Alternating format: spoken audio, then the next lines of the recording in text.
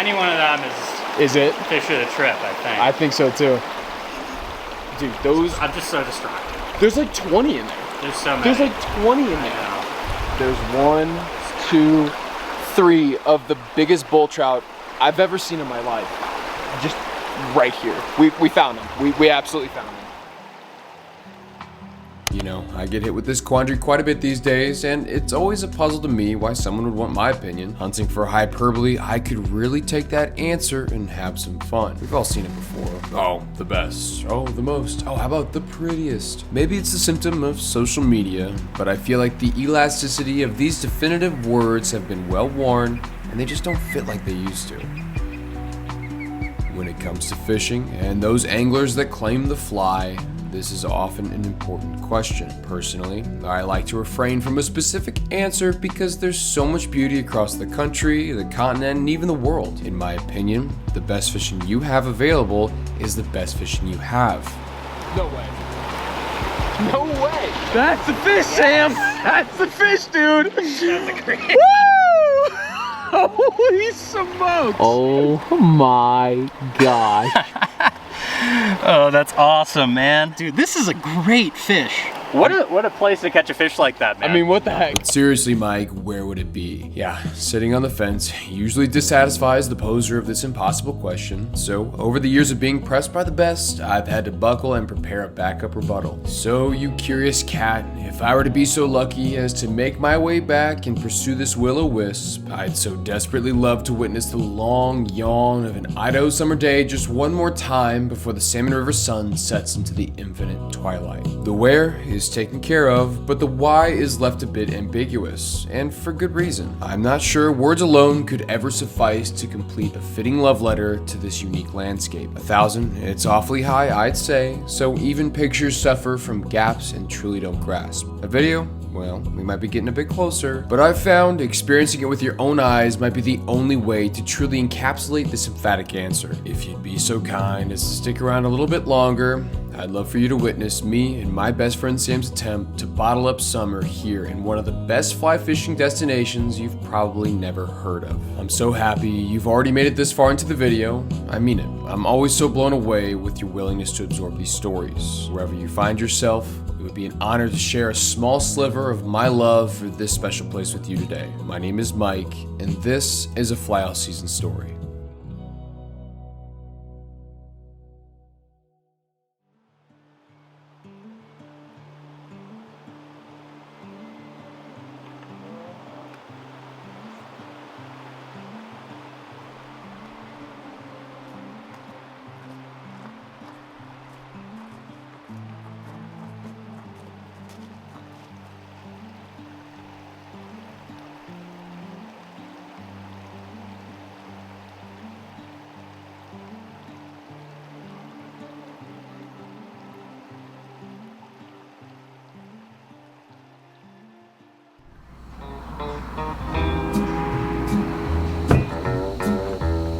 Did I drive past? You drove fast. I did. Holy shit. So look at you, dude. So good to see you. I know. What a spot, too. Give me something not bad. Well, I got steaks on. Awesome. I had to stop in and say hi to the fly shop guy. Gave me. Still there? Yeah, he is. He's like, oh, where should I go for big bull trout? I'm like, yeah, that's more of a Sam question. He knows those. That's like funny. Has he reached out? No. Yeah, we should have been maybe 5 miles further upriver, classically, but that's awesome looking water. Is it the road right next to it? Yeah. I mean, that could be a Stanley stop. Yeah. I remember that not being too far away. Yeah. It's not only the Joels, but I talked to another guy, and they're just kind of tough to relate to. Like, this isn't something my buddies can just go and do. Yeah, it's sunset. It's where we are. It's where we are, man. Golly, Jones. I mean, yeah, give me the 4-on-1 because as the sun's setting, plans are changing fast. Yeah, we have made plans a year in advance, and we got here and immediately changed. Because that's just, well, that's what your doctorate's in, right? Yeah, indecisiveness. Indecisiveness. Yeah, that's like my MO. That's all I'm good for. I love it. I'm honestly every single leg of this. I'm like, yeah, that's gonna be so fun. Except the leg. Yeah. I think I've been having such a hard time motivating myself to go up to those lakes, and I'm like, maybe I just don't really like lakes. We are in Salmon River country. Yeah. It's We not don't have to do Salmon it. Lake country. No. It's Salmon River country. Yeah, we don't have to do it. Getting unpacked and organizing gear should have probably been a higher priority, but I can't say either of us took it too seriously. Our occasional phone conversations throughout the year just can't quite stack up to chewing the fat on the front porch, especially when accompanied by some dirt cheap beer and a friendly evening breeze. Jerry Reed was going on about that Amos Moses, and the roadside crickets were singing a symphony while we laughed and clapped for a sundown encore. With the pressure of dying light, we condensed the time apart into one diamond-like conversation as the prospect of what we were about to embark on really set in. Anyone could do this. This wasn't special in theory, but we both understood that very few would actually ever be able to make it all happen. All we needed was the sight of new light, and this roller coaster trip would reach the apex of its first drop. I need my shades already. I know. It's gonna be a warm one It's today. toasty. Kind of forgot how hot it was In Idaho? in Idaho in the summer. Well, it's so misleading because, yeah, it's probably gonna get up to, some crazy, but if we're, going into the backcountry, it's gonna be chilly. Backcountry will be nice. I'm looking forward to that. I'm looking forward to hanging out around here too, but Yeah. I don't know if I want to be out and about when it's 93. We need to be crepuscular. Yeah. Mornings, evenings. Yeah. Sun's getting pretty high. I think might just be about that time. About time I can finish the rest Yeah. of this coffee. This is gonna take me a sec, but Cool. I can take it on the road. Yeah, let's do it. She's locked up. Let's go. Excited to be back in Idaho. Catch your first fish in Idaho. It's gonna be good, man. I'm loaded up on water. Today was all about getting reacquainted with this familiar stranger, plus we still had a few stops on our to-do list to fully facilitate our fun. So I filled up gas while Sam got the download on some potential prospects to keep in our back pocket. Good stuff, man. Good stuff. How good? Really good. Okay, let's do it. Let's hear about it. Some stuff I didn't know about. Okay, now we could officially dive right into Salmon River country. And as the walls grew around us, we briefly discussed the game plan for today. Even with the shade of the canyon walls, we both had a hunch summer weather would be working against us. Despite the wavering back and forth, it only seemed right to wet our line in the lifeblood of this dry and dusty land. All right. First glimpse of Salmon River country on the big river. I like what I see so far. Here we go.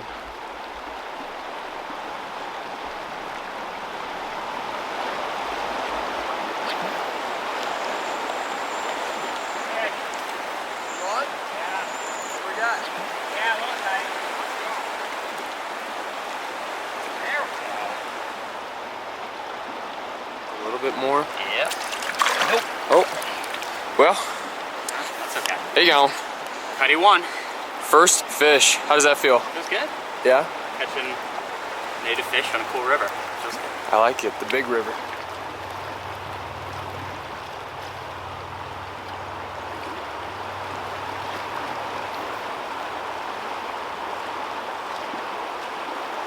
Nice. Yes. Nice. Whitey. Hell yeah. Yeah, I'm just gonna let him go real quick. He was in Davy Jones' locker, dude. He was so far down. Yeah, see. A bunch of guys. Yeah, the little guys. Yeah. That one looked alright up Yeah. there. Yeah, I think we might be able to walk. We're following it. But I don't know if this is worth our time. Okay.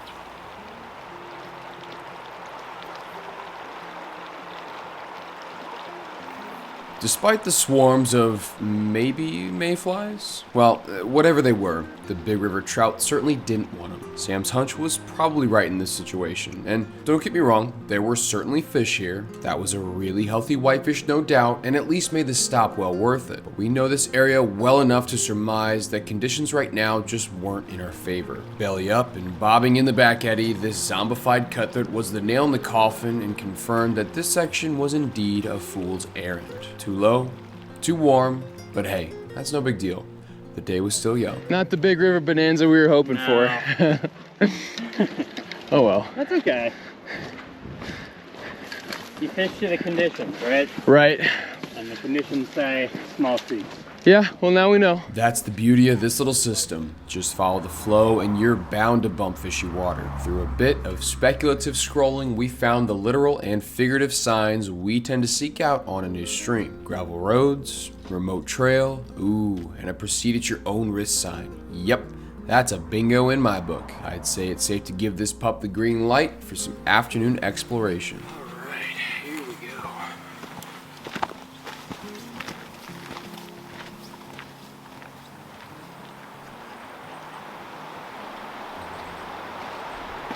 All right, holy cow, dude.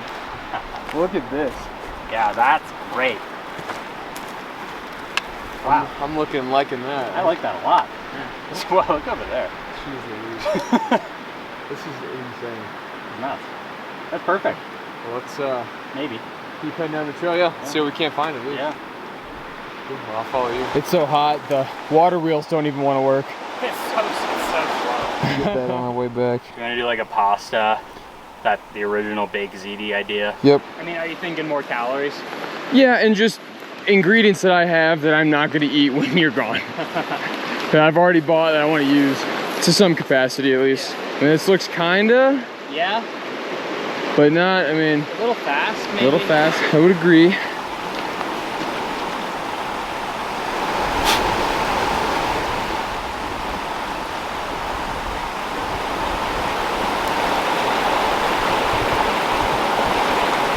No way. No way! Yes. Dude, nice. Whoa. Hey, I don't have a net. I got you. It's all kind of messed up here. I got you. Give me one side. Help me, brother. Help me.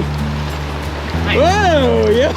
Whoa. That's much. Dude, I'll take some nuts for that. Would you look at that? Oh, would you look at that? That's number 2. An idiot. My net's not even. Oh no, that's okay. Mine was actually clipped in my backpack too. Dude, let's go.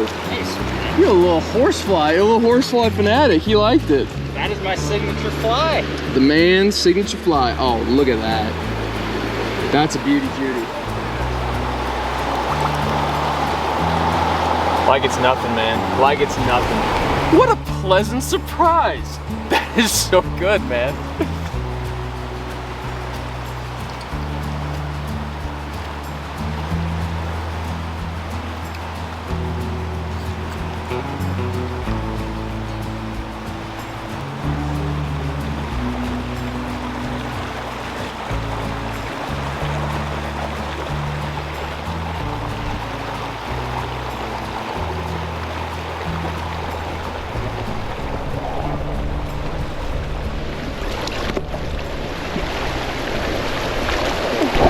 Finding some diesel? I did and I dropped them. It's hard to do it and Yeah. put the bugs in. That's fucked up. Think that's one of them spruce moths? Maybe. Oh, I think I win. Oh yeah, I think you win. It's gonna crawl out. It literally is gonna crawl out. I have to close it. There's one more caddis for the road. That thing is a tank. He says, I'm out. I'm out of here. That thing is so big. So big. Those caddis are crazy. They're huge. Yeah, something tells me we could throw probably about anything Yeah. and be okay. I mean, so we got mayfly, caddis, huge stonefly, Huge. small stonefly, Yeah. and then there's all these little tiny things too. Just Like, everything you could ever want if Yeah. you're a trout. that's Cool. trout buffet. We got that in one hand, and then we've got that in the other. This is a healthy, healthy stream, man.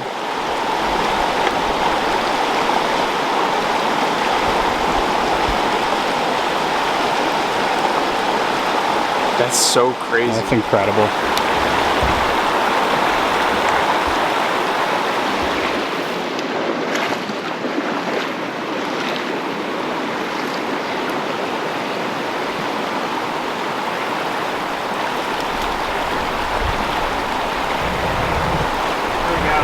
Yeah, baby, that's a good fish.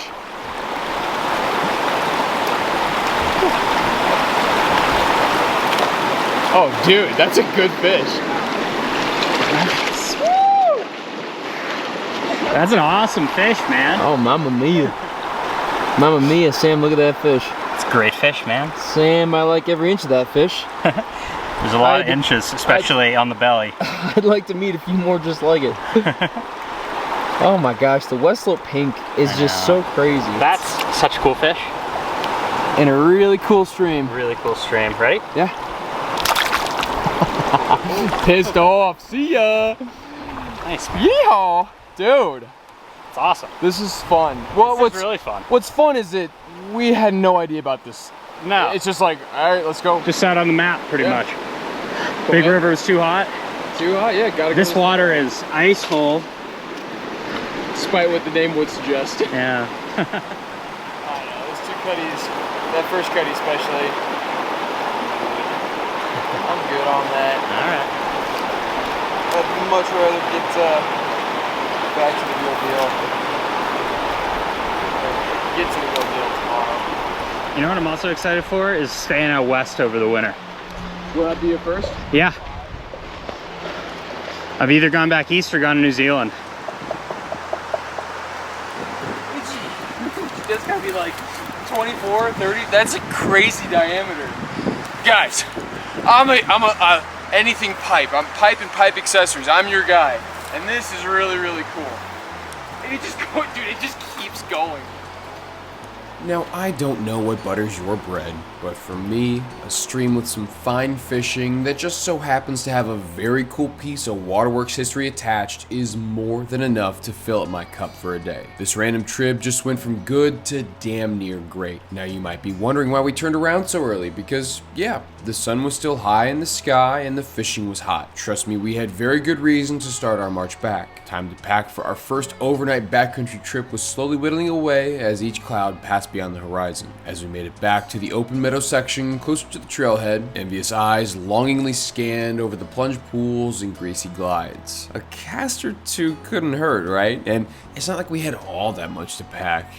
Yeah, we couldn't help ourselves. Upon approach, I had spotted a subtle sip on the far side that was worthy of an inspection. I zeroed in with a well-placed chunk of foam and connected with another stunning West Slope cutthroat. Underrated in many regards, the propensity for these fish to display such vibrant pinks will never cease to amaze me. With my official last fish of the day back safe and sound, I reconvened with my fellow enabling addict to see how he was faring. Nice, that's it. Dude, and the sun came out right on time. Those par markings are just so cool. Yeah, they're like boom, boom, boom. They're everywhere. I don't know if I've ever seen that many par marks. All right, we should probably go. Yeah, I think it's time. Fish are getting too small. Yeah. Oh, the bird! That was nuts, dude! Yo, he's after it. I love it. Yo, he's got a little bridge down there. Oh, yo, this is so cool. I don't think there's any other way to cut this cake. Today had been a crack out of the park success. Of course, it's a shame we had to hike out right as things were getting good, but now it was well past crunch time. We had to focus on the next big adventure. First on the docket was to quiet down the guttural grumbles with some killer homemade guac, and as we sat there enjoying the soft buzz of a few tall boy kokanees, Sam and I did our level best to recount every single detail of our last venture into this hallowed fort. Would those 2 days be better used doing something else? Well, and that's something I'm leaning towards. Pink sky at night meant sailor's delight, and we were both fully convinced that we needed to make our first foray into the backcountry with our old friend. It had been a few long years, but with bags completely repacked as the light faded away, we could now ease into the porch and ponder what might be waiting for us when the cover of night lifted. But before we could dream sweet about the hopes for morning, we were lucky enough to meet our first nosy neighbor of the trip. Ladies and gentlemen, I'd like to introduce you to Hambone the field mouse. Yes, his name is Hambone. Short and sweet, his first visit wrapped up as soon as he polished off our leftovers. We politely asked him to watch over the place because we were going to be gone for the next few days.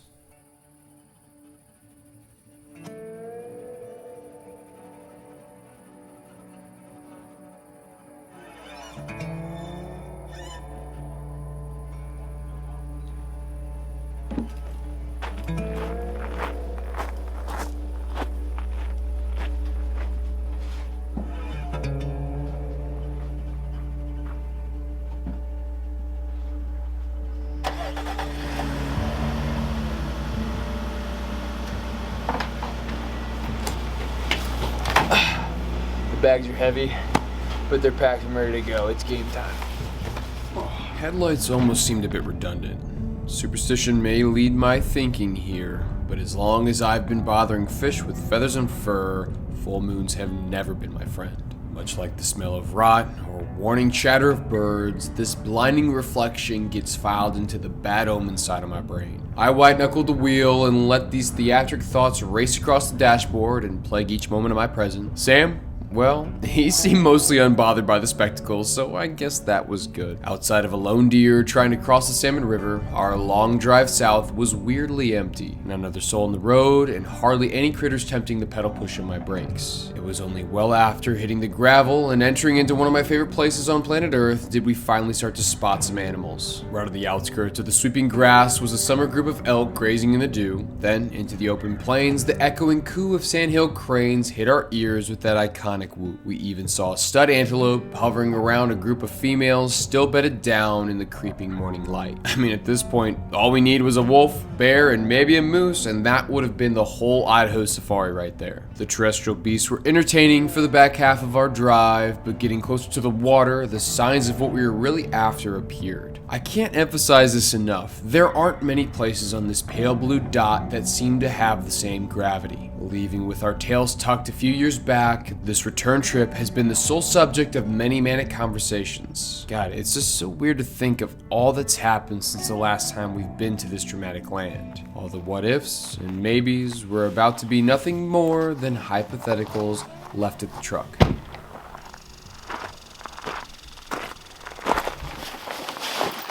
I don't know about that. How are we feeling? No, it's fine. It's heavy. Survivable? Oh yeah, survivable for sure. And that's just one day. No, that's actually really isn't that bad of a backpack. Oh, listen, if like there's a good person on, I'll give it a try. Like Yeah. they had Adam Sandler on. Oh yeah, that was like a week ago. Right, and it was like, again, I really like Matt and Shane's secret podcast because they don't have that ego at all.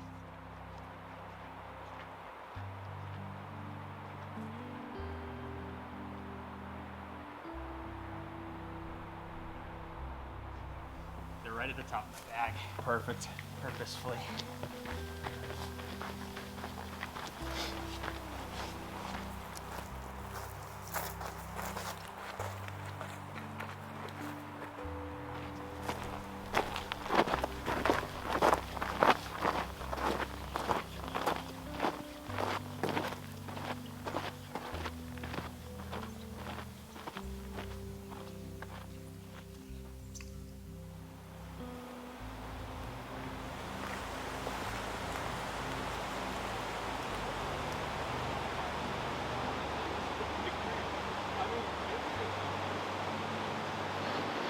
Yeah, holy cow, buddy. It feels good to be back. That's looking great. Yeah, that's kind of what you want right there. That's the perfect looking water. Perfect water level, looks like. Damn. Not too high, not too low. Well, got a couple more pack miles and we're in this, man. More than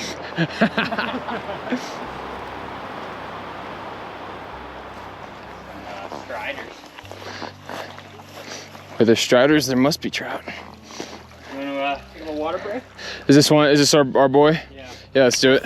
Because then we can like, that's like a, There's a lot of up and down. right. We can work up if we want, or we can work down. This is how I normally hike when I'm doing personal trips with this thing. Headband, man. Yeah, I'm a headband man. Yeah, I might do me a little. I'll be man bun boy if you be headband man. Good combo.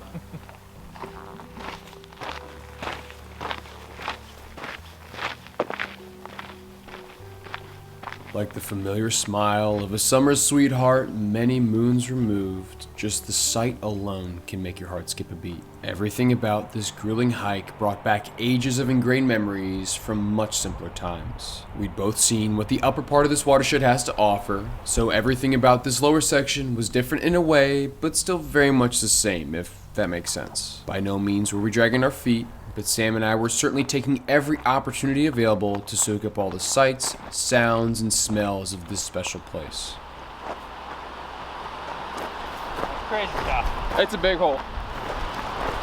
They should call that the big hole.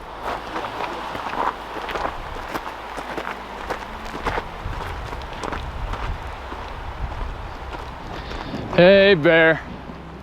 I don't know if we got to do it, but Yeah. this is getting a little bit where I can't see. Yeah. This is no berry. Hey, bear. Oh, there's a bunch of rafters down there. Oh, yeah? Oh, I think they might be at our camp. Ooh. See them? Yeah, there's some guys in rafts. Guys and gals. They wouldn't be stopping for the day, would they? Maybe they're taking lunch. It's still so early.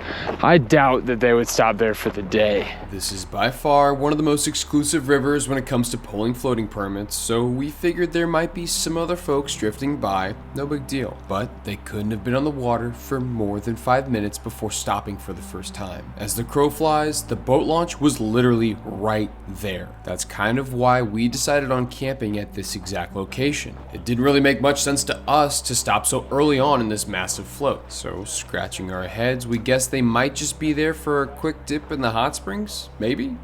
Can't be sure. Fingers crossed, we pressed on, but the prospect of neighbors was enough to chap our asses and sour the last downhill stretch of this brutal hike in. You guys have a little beach That would be so nice, man. and a little hot spring.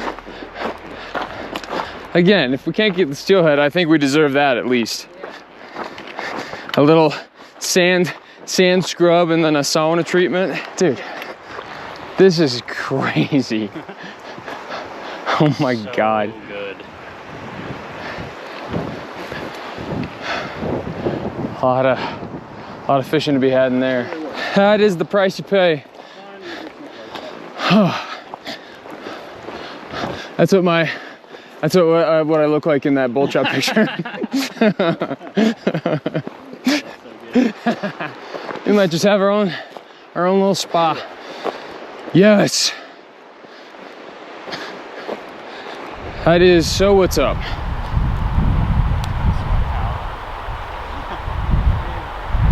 you have a preference?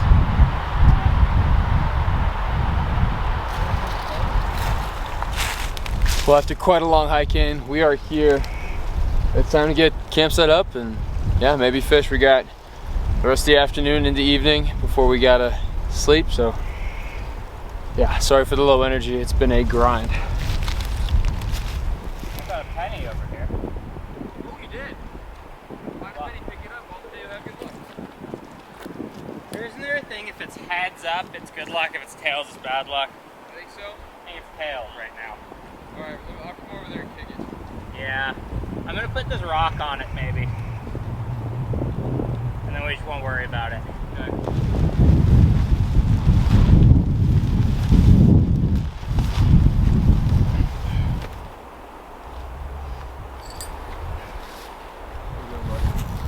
Almost there. Just setting up the streamer.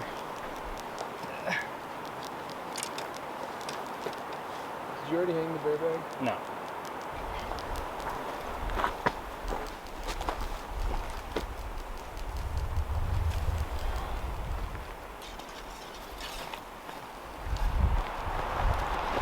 I mean, I can't see the rope. I guess it's a new rope, and I used to have like a neon green one. Yeah. How about that? That'll do. That'll do? Yeah. Oh, going big dog chubby. Yeah. Okay, and then the classic, Yeah. obviously. Well, you had all the other streamers. Oh, and I've got weights too. We can get weights on there if I need really be. just wanted to tie something on so I could Have it rigged. have it rigged. Yeah. And I'll probably, I mean, we can use it and see how it does. Yeah. Want to fish that tonight? Yeah, let's save that for tonight, because that could be good, that little I bet there's a fish or two in gut. there. Yeah, and then maybe on the inside of that one. Yeah, but let's save it for later. Let's save it for later. Definitely. Clearly you can tell We're going a bit insane here. A little bit. How far was that hike? 10? 10 grueling miles with heavy packs.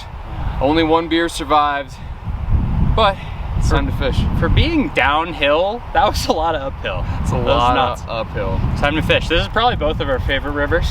I would say easily. Yeah. Definitely. So we're excited. Alrighty. Very excited. Let the potential bonanza begin. Steelhead. Oh, please steelhead. We deserve it at this point. Yeah. Love that sound now. It's similar, I think of that similar to how I think of the red-winged blackbird. Oh, yes. That's the sound of summer. They're both like, yeah. Well, I say the red-winged blackbird's the sound of spring. Yeah. And then the vice versa is the sound of summer. Yeah. I agree. The chitter-chatter, the pitter-patter of big old scripmunks. Yeah, the red-winged blackbird is like, when that starts, you know things are turning around. Yep, the cattails are starting to get their get going. Oh. Such a good bird. Good bird. Kind of strange, isn't it? Windy, smoky. Very summer. But like, the wind has helped a lot, actually.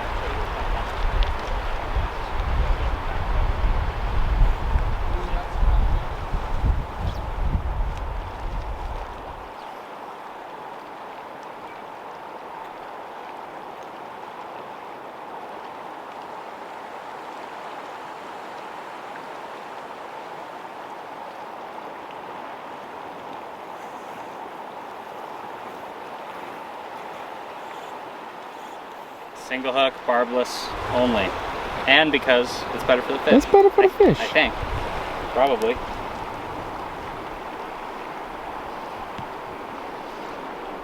I do remember this happening last time we were here, just like a lot of mist. Yeah. Alright, I don't know. I forget what you were doing, but I remember missing a lot myself. You get that cast down now. I think he missed.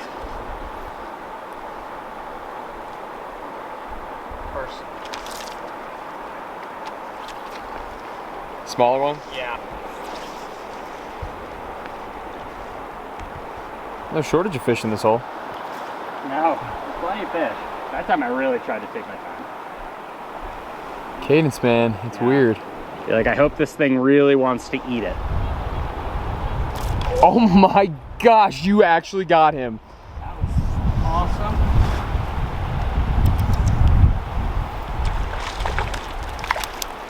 Wow. Man, the redheads, dude. I thought there was so good. I thought there was no way I hooked that fish. Ready? Oh, okay. I guess he's ready. See you. Nice. That might be acrobatic fish of the day. Yeah, I don't, that's gonna be tough to beat. I mean, that was so nuts. Yes. Oh no. because it's hard to get the line totally tight without messing up the drift. Well, yeah, and then by the time you do that, like there's inevitably going to be some slack in there. Yeah. But you can't touch it. Right. It's like, okay, just pray, basically. Like, I hope this thing really wants to eat it. There we go. Dude, that's awesome. That's so much better. There it is. I mean, come on. How much have you missed these West Slope cutthroat, man? A lot. They're so pretty. Some of the best. They're like perfect fish. We're looking for a little bit bigger though, I think. I think we can find some. I'm happy with that, but we can do better. The last time this cold water touched our toes, a rather rude flash flood and mudslide combo robbed us from the dry fly daydream we'd been hoping for. But by the grace of the river gods, these slow-sipping cherubim had found their way back into our reality once again. After so many years of friction, wondering what could have been, our pondering was put to rest. One after the next, these emerald green ghosts would materialize right underneath our downsized dries and so graciously baptize each without a second thought. The barking in our shoulders and whimpers in our knees were all but silenced by this summertime circus. We were flying high, knowing the hours left in the day were still many, and the water to fish was only governed by our willingness to walk. Handing the baton back and forth, there was never any pressure to hammer down because the quantity of fish really seemed to match the description of the quote-unquote good old days. Oh, have I mentioned this was only our first run? This right here is why we willingly undertake so much suffering to go play in the backcountry. Sam was cleaning them up left, right, and center manner, and my turn was almost up. But right as I was about to jump back into the action, a glint of aluminum flashed against my aviators, and the unmistakable sound of a portable speaker fought against the peace. Ay, ay, ay. Looks like we had company. Here comes some more rafters. Do you want to let them pass? Yeah. I kind of do. It is a crazy amount of dudes. 1, 2, 3, 4, 5, 6, 7, 8, 9. 9 dudes. Well, there's another kayak. Did you count him? Yeah. It's like I'm counting Dracula. We can say official raft count, up to 11. It'll probably be like 50 by the end. It would be fun to keep a counter though. Yeah. Just to. Why not? All right, Sam's making his way upstream. He's gonna go check out a little, looks to be sandbar, beach, island thing. We just counted 9 guys on boats, you know, kayaks, rafts, whatever. And they're supposed to go camp at our same campsite. They did blow over this hole, so we've let it rest, but we're really not quite sure what to do. The whole point of being out here is to, you know, be in the wilderness, be by ourselves, enjoy our time, and not have to worry about guys with speakers and a buttload of other people in the camp. So we'll see. Maybe they pass on, maybe we move. I don't really want to put on a backpack, that would stink, but I'm not gonna think about that right now. I'm gonna catch some fish.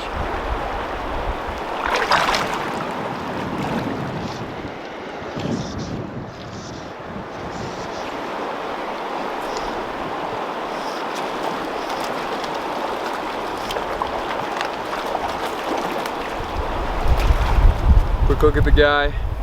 He's clearly been caught before, no worries there. I'll let him back. Easy as that. You said it's a half mile? Because if it's only a half mile, we could maybe go back, check. Yeah. And then make our decision. That's kind of what I was thinking, is we fish here until we're good, and then we can decide. Yeah. That's something. That's something nice. Oh yeah. Nice cutthroat.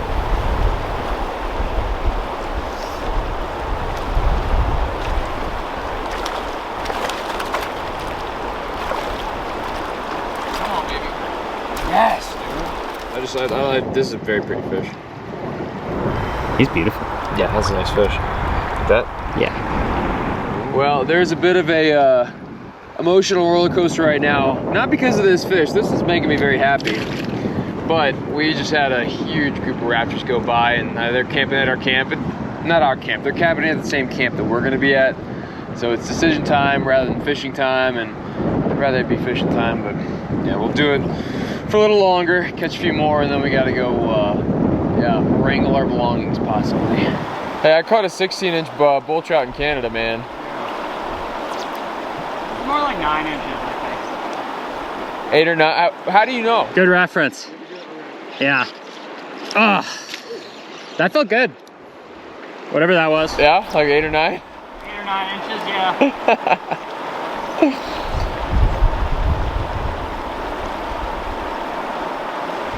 That's a nice fish. Yeah. You need net dog.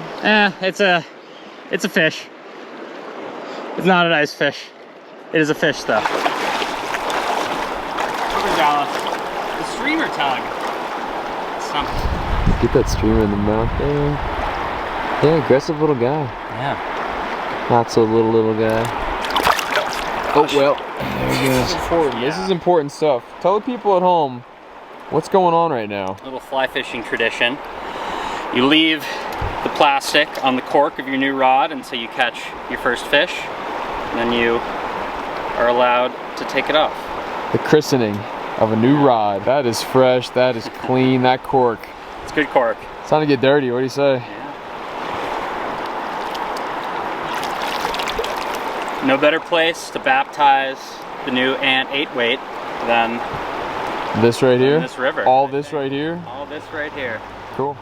Sticking with the trend, I busted out the trout spay, and ever since I got this dang thing, bringing it to a river like this was high on my priority list. Just the inkling of hope that this cathartic snap and swing would somehow intercept a big old bull trout made my fingers tingle with each passing tick. And I really thought I did it, folks. The initial hit was like a horse, and I was convinced that it was what we were after. Same color, same profile, but once it hit the net, yeah, that is not a bull trout. Somewhere between a carp and a minnow, I've only ever known them by their colloquial name, the squawfish. Recently I learned they've been given a bit of a rebrand, and now they are called the northern pike minnow. Cool fish regardless, and technically native to this system despite a negative public perception across the Columbia, Snake, and Salmon River watershed. Anyway, enough on that. Our time at this run was quickly coming to an end. The ominous smoke rolled in and gave the misconception of a fast approaching evening. Even though the sun was still far from touching the ridge, we needed to start thinking about contingencies, especially with our new neighbors. All right, let's run through the game plan one more time.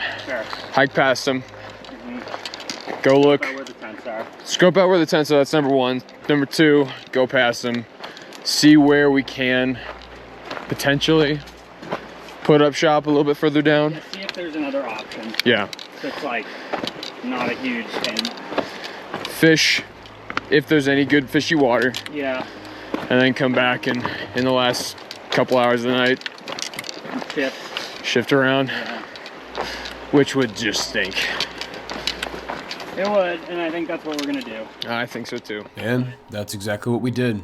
The horde of rafters was all up in our junk, hollow notes just blasting away. With daggers in their direction, we slid by undetected to scope out some potential water downstream. The insult to injury continued with the discovery of someone's river trash. It shouldn't have to be said, but I'll do it. If you pack it in, you ought to pack it out. God, it is just not that hard to figure out. But anyway, Sam got first crack at what would eventually be our home base pool for the rest of this backpacking trip. The smoky sunset seemed to hang in the west for hours and hours as if we'd entered some weird twilight zone. The resident fish, they were mostly unbothered, but it certainly added a bit of tension in the air. I gave the deeper section a half-hearted once-over, but with this big old move on my mind, the swings lacked any real intention. Each minute here meant another one lost to the dark, and personally, I was hoping for a bit of light left over to enjoy dinner and maybe suffer through a bath. Grumbling back and forth, we agreed to just get this thorn in our side out of the way and move camp sooner rather than later. The drunken dancing from the hot tub party was merely salt in the wound at this point, so we loosely gathered our belongings in defeat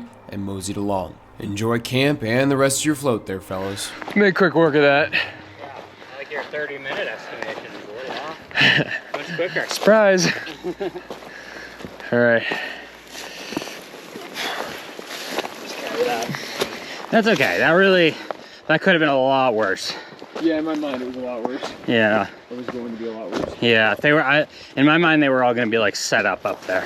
I feel certainly better. Yeah. Certainly better. Yeah.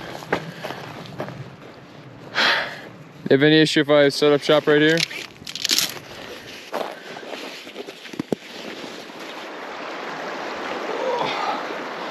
Water's gonna be a huge part of this trip, so it's time to fill up my old grail a couple of times and get this bladder filled up so I can drink all trip.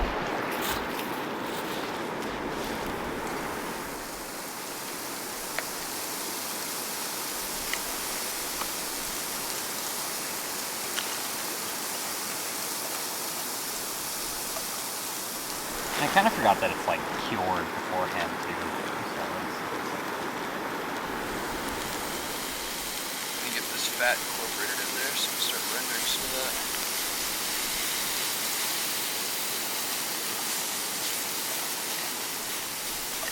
Or were you just gonna do the cinnamon rolls in the pot? Yeah. Can we just dump some of this into the that pan? Yeah. And then cook those or get those warm, and then we can just cut the heat.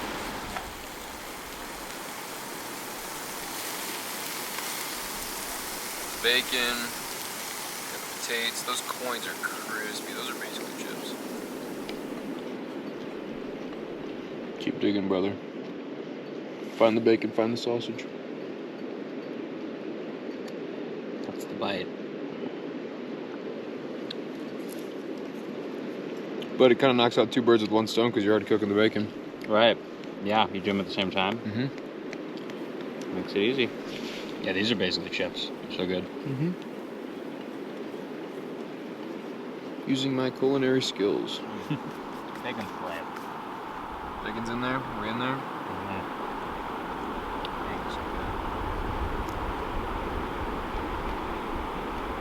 Let's go, dude. That's a little strange. That'll be alright. Just like me. I think you might have nailed these. Yeah? I think so. It's pretty close to being nailed. Okay, alright.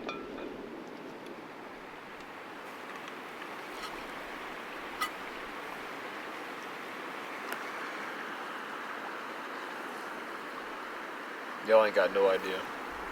It's all over now. It's our last one.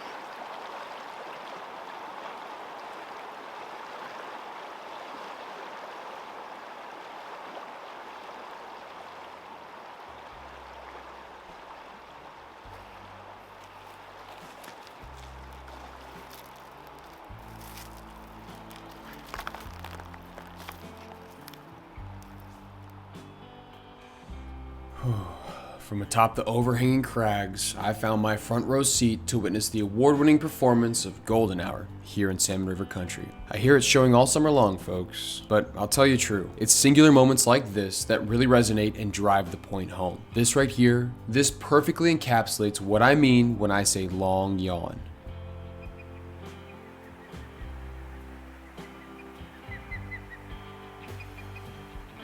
The sinking sun, emphasized by distant wildfires, had a long fuse. Some might say this fizzle borders on infinity. Far removed from the Redneck Yacht Club, our meager camp amongst the trees had fallen back into a much preferred state of serenity. Maybe it's the slight evening breeze carrying along the dulled sounds of rushing water, or the distant chatter of the ever-vigilant valley rodents packing away their belongings for the night, but it's almost as if you can feel the collective cast of the canyon exhaling one last deep breath in preparation for the impending short span of darkness. Off in the distance, I could hear the echoing whistle of the Sandman making his slow approach.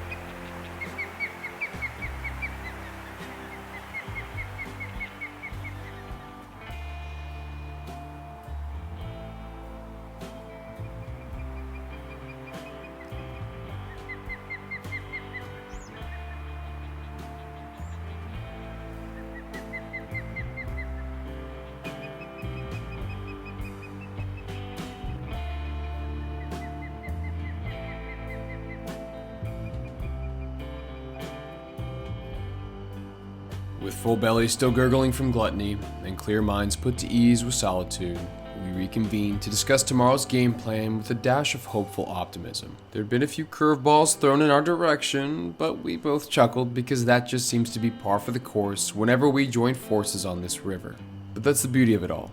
There's no telling what the next day might bring. So, as the sun made its final exit and the curtain closed on this masterful rendition, the purple light of dusk took hold, and 2 distant tent zips had to suffice for the fading applause.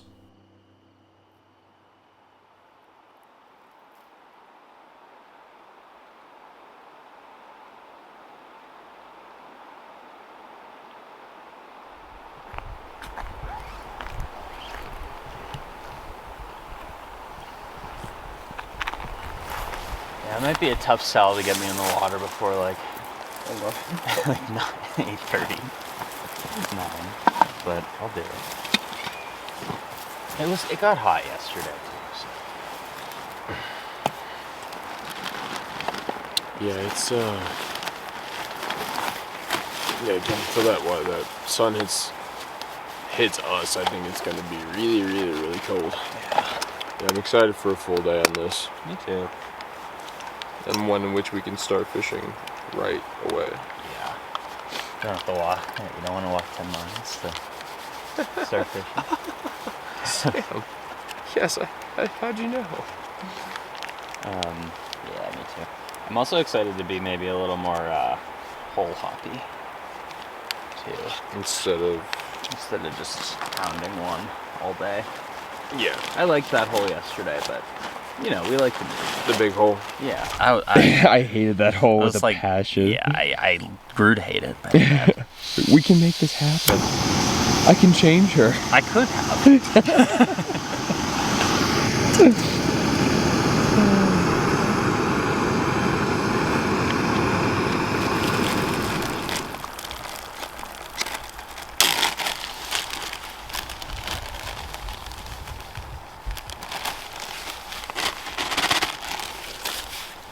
Have all this coffee, Mike. We need to. Yeah, we need to crush it.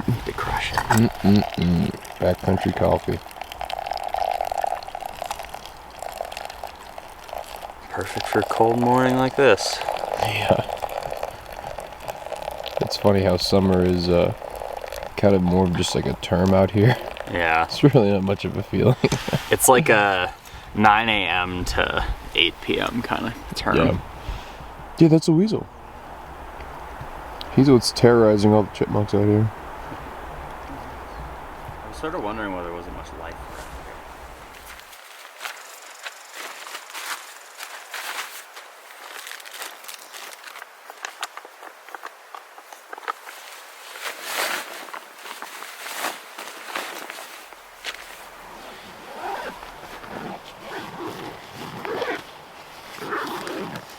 Thought my socks were gonna dry better.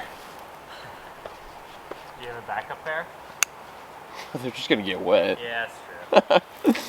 This is more of an immediate discomfort that I really don't want to deal with right now. Yeah, my shoes are wet, so. But yeah, it's gonna be cold as soon as we step in the water. Yeah. Alright, I think I got everything. Cool, yeah. Just put my shoes on and then I'm good. I just love this. I love this squirrel. He does the same thing. He grabs a huge pine cone. Oh yeah. He goes up to the very top of that broken tree, lets out a big screech or whatever that is, chirp. Yeah. Sprints down, sprints all the way over there, lets out a big screech, and then runs back and does it again. You gotta, number one, you have to respect the hustle. Yeah. And number two, you have to respect the consistency, because that's, you know, you can be a star, sure, but can you show up every night Right. and scream at the top of that tree and then go down there and scream at the top of that other tree day in and day out? Yeah. Well, we'll see. Because I also...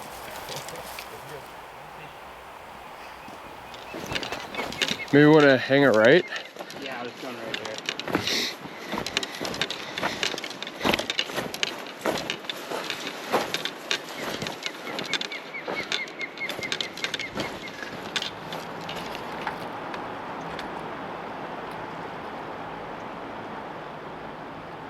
The land of extremes. There was no doubt in my mind that in just a few hours, the power of the sun will be bleaching my hair blonde and the subsequent heat will cause no end of cottonmouth. But as I balance on two numb nubs and desperately cling to any level surface, I sure was wishing for greener grass. Even with the elevated heart rate navigating the variable topo lines, I just couldn't quite shake the frost. I so generously offered my comrade first go once we made it to the river, and not because I'm some good guy, my focus was on simply feeling my fingers, not so much tricking fish. Stepping into the morning bite, Sam made quick work of some overenthusiastic steelhead smolt, and we say smolt because if they survive long enough, there's a really good chance they'll most likely make the migration back to the ocean. If they're extremely lucky, they might make the long return journey as a full-blown steelhead, but resident rainbows are fairly rare in systems like this. Regardless, satisfied with this start, we doubled back to hunt for more water. And we'd alluded to it yesterday, but as if walking through the wardrobe, Narnia seemed to appear with each step. The land was either growing or we were shrinking. Every detail about this big land pushed towards the sky was dialed up to 11, which obviously made maneuvering tough. It took us quite a while, but we eventually made our way down to a seemingly productive section, and even for Sam and I, This is big water. Prioritizing time spent can be plumb overwhelming. Where do you cast if everywhere looks fishy? Well, that's why we work so well together. We prefer to fish fast, because once you find one, you can be sure he's got a friend or two.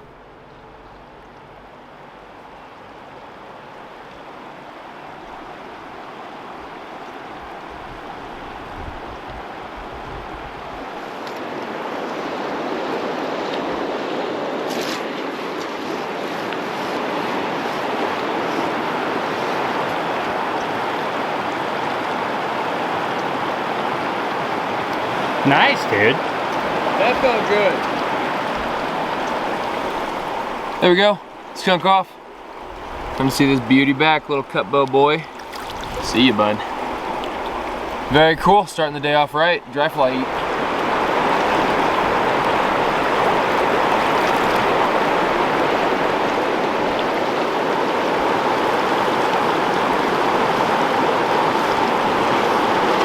That's a better fish, buddy.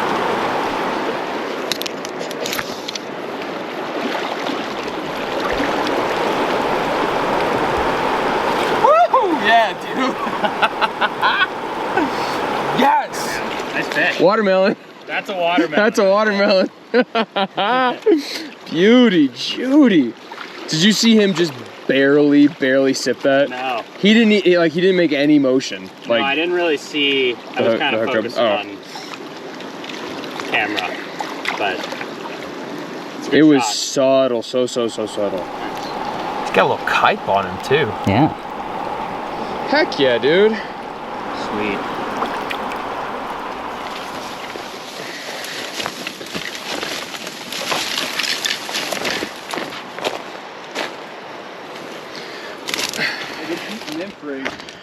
We got dialed in. Yeah, I think so. You can reach with the stove. We can get down to the center. What do you reveal to us, Mr. Cliff? Golly, Jones. That's deeper than the day is long. I mean, we could, it looks like there's some boulders we could climb along. Yeah. Definitely we could get to the top of it. So yeah, somebody's been fishing recently, but Man, this is where your BT would be. yeah. That's 8. Dude, that, I don't know if, maybe if we could swing through the top. Ooh, I don't know, buddy. We might have to go up and around to get to the top. Yeah. We can definitely dry fly fish this though. I think we probably should. Yeah, oh yeah. Is that a fish down there in that sand? I was looking at that too, I don't know. Your roll casts almost get better. Yeah, I know. Better distance. Judging this book by its cover, this looked to be one of those pools that we could post up at and catch a staggering number of fish. But much like the last couple runs, things were quiet. And I'm talking dead quiet. At least in the others, there would be an occasional kiss from something. Here, nothing. Both the bottom and the top of this pool were an empty infinity, and it didn't really matter if it was the dry or the streamer. We kept knocking, and no one seemed to be home. Sam's confused frustration was reaching an understanding boil right as the sun hit the water, so I picked up the yoke and pulled the plow further upstream. Now this fish was a welcome sight because it had now been a few hours since we'd even seen a sign of life, but I gotta be honest, it felt more like a one-off fluke, a Judas fish if you will, not so much the bite turning on. Oh, and almost as if on cue, would you look at that? Yep, looks like the Rafters were back at it again.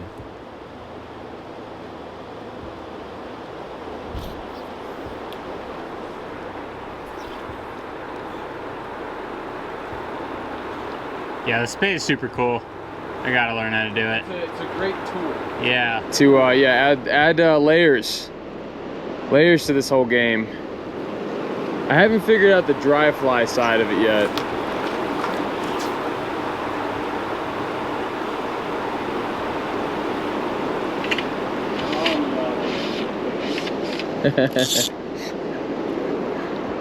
It's gotta be getting cold, like I said. Oh, they look like super stuck. No, they have not moved. Do you see that big rock? Yeah. That boat's like 15 feet long. You can take that in the ocean. You're gonna have a lot of problems. as they continue, like, I don't know what side they're gonna go down. They gotta go right down the middle. Yeah, but those two big rocks right there. Oh, the river left center. River left, yeah. But even that, like, you can still see there's kind of one sticking out, Yeah. and then angle. I don't know. Yep. Just got over the hump of being cold, and now it's time for the next one. Yeah, there's like no gap in that. For not giving out many permits, they sure were giving out a lot of permits. The number of boaters moving down the white waters swelled and seemed to overtake what we'd consider quote-unquote occasional. And my god, some of the rigs they were running were just colossal. The straps and bungees were straining under the weight of all the gear adorning these inflatable mule trains. I guess you can bring all you really want when the boat's doing most of the work, and when the wealthy clients had already paid for it. Sam and I both pondered on what it might be like to have money. That's it. It just would be interesting to have money. It must be nice. But anyway, desperate for different results, we needed to switch something up. Unsure of which direction would serve us better, we opted to continue following this trail downstream until something of note stuck out. Faith held firm, things would turn. It just might take a bit more sweat equity to reach, that's all. Yeah, I don't know. My mom was telling me that recently. I mean, I don't think they like, tourists from every corner of the world coming and ruining the park.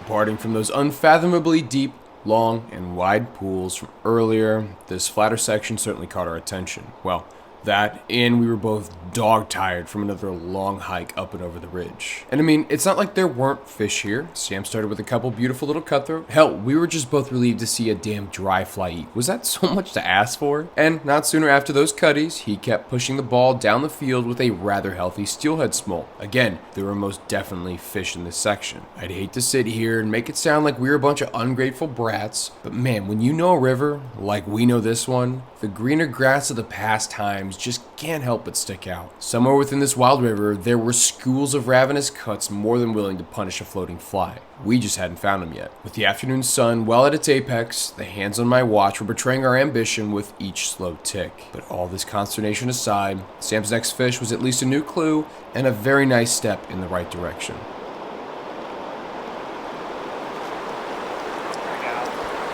Feel better? Feel like a better fish? Yeah, that's probably a cutty. Yeah.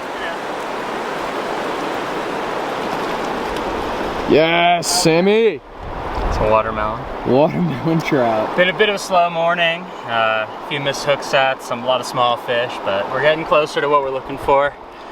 It's a great West Slope cutthroat watermelon trout. The watermelon trout. And cool, man. let him back. Happy to see ya. Thanks for sticking around, brother. I mean, on paper, this might be the best hole. So far? Like, visually. Yeah. Yeah, I like it.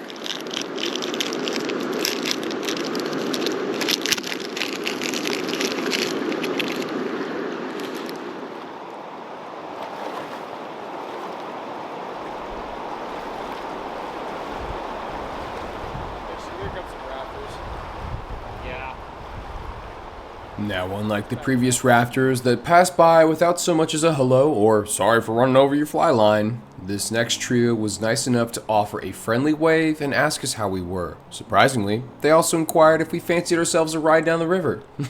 What? A free ride, you mean? Our boating bellyache started yesterday back at camp, and quite honestly, it hadn't let up much steam. But now, things had taken a total 180. I'm sure a few miles down the river didn't mean much to the kind soul that picked up a couple sweaty trout bombs, but that small act of mercy meant the world to our twisted ankles and bruised up knees. And I mean, come on, how lucky were we? What a life, just to carelessly float down the river of dreams and enjoy a lovely conversation with a new wilderness friend. Obviously, I don't want to name names or use any of the audio from this conversation, but to the absolute gem of a human being who shuttled our sunburned husks down the river, thank you. Sam and I meant it in the moment, and we sure as hell mean it right now. Find it so funny how something so simple in theory can flip the mood and shift momentum in such a dramatic fashion. This was the good omen we'd been looking for. No more messing around. It was time to find these dang fish.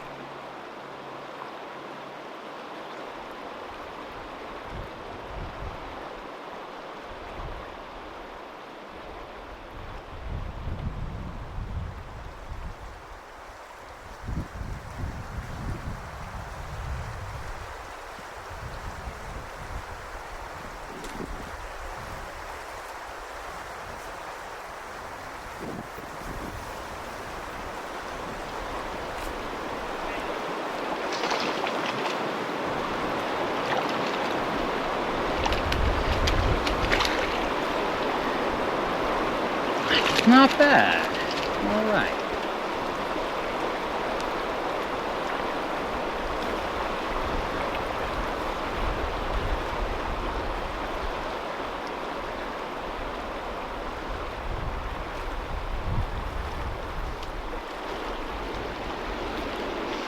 Oh! Good fish.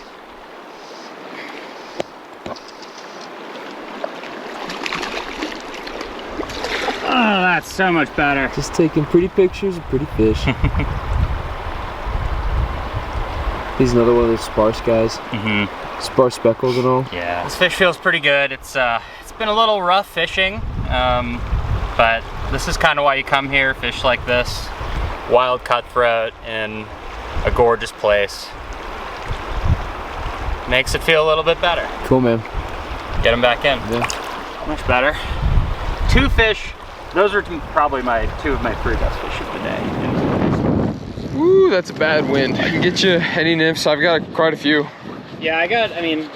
If you want to take a gander and wait, I think that's gonna be another thing is wait. Well, still, I mean. Yeah.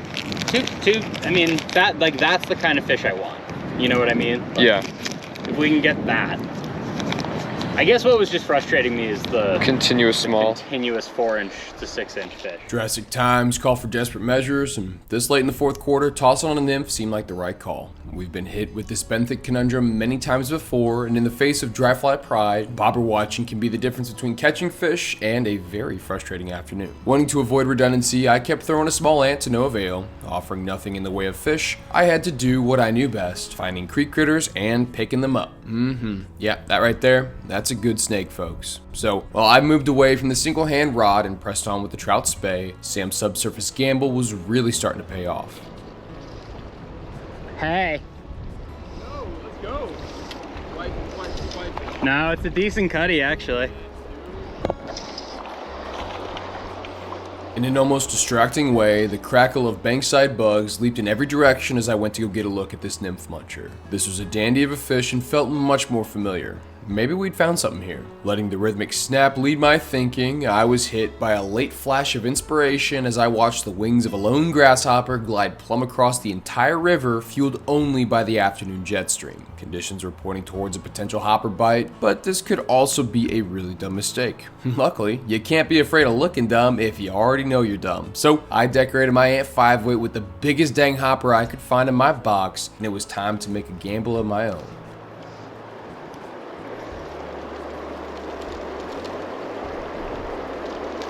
So let's actually be able to see where your dry fly is because it's giant. Oh, dude. I just had, oh, hopper. Yeah. Oh, yes. Yes, yes, yes.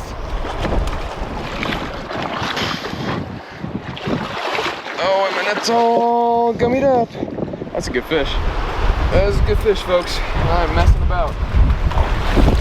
That's awesome, a hopper. That thing, the hopper's huge. See, some like, some changes are good sometimes. Well, and I saw a hopper fly over from one side, from this side to the other side. He eat that 2 times in a row? Either him or multiple. Yeah. I think it might have just been him, but it was 2 bites in 1 cast, and then the next cast it was him. Yeah. Basically, it's just like a back cast almost. Like. Okay. Didn't you just kind of like put it on the water? Oh, I've been fishing it downstream, kind of, just because the wind's coming at us. Right. It's nice when an angling hunch works. Yeah. You know, it's always like a like kind of like putting on the nymph. It's like, ooh, that feels good. I'm glad that worked. Something where it's like, okay, windy day, give these fish something that they, you know, want to eat, something that's bigger. It's like, all right, cool. Oh. That was a turn. That was a turn on that. Oh, damn.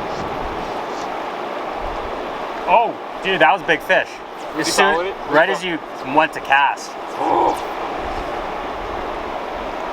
That was probably like maybe biggest fish of the day caliber. Yikes. Yep. The hopper bite. What the hell? Who would have thunked it? You figured something out. Not I, sir. Not I. Of all things, the hopper bite. I might grab the nymph rod and go down below you. Sure. Seems like they're in here. Go up. Yeah.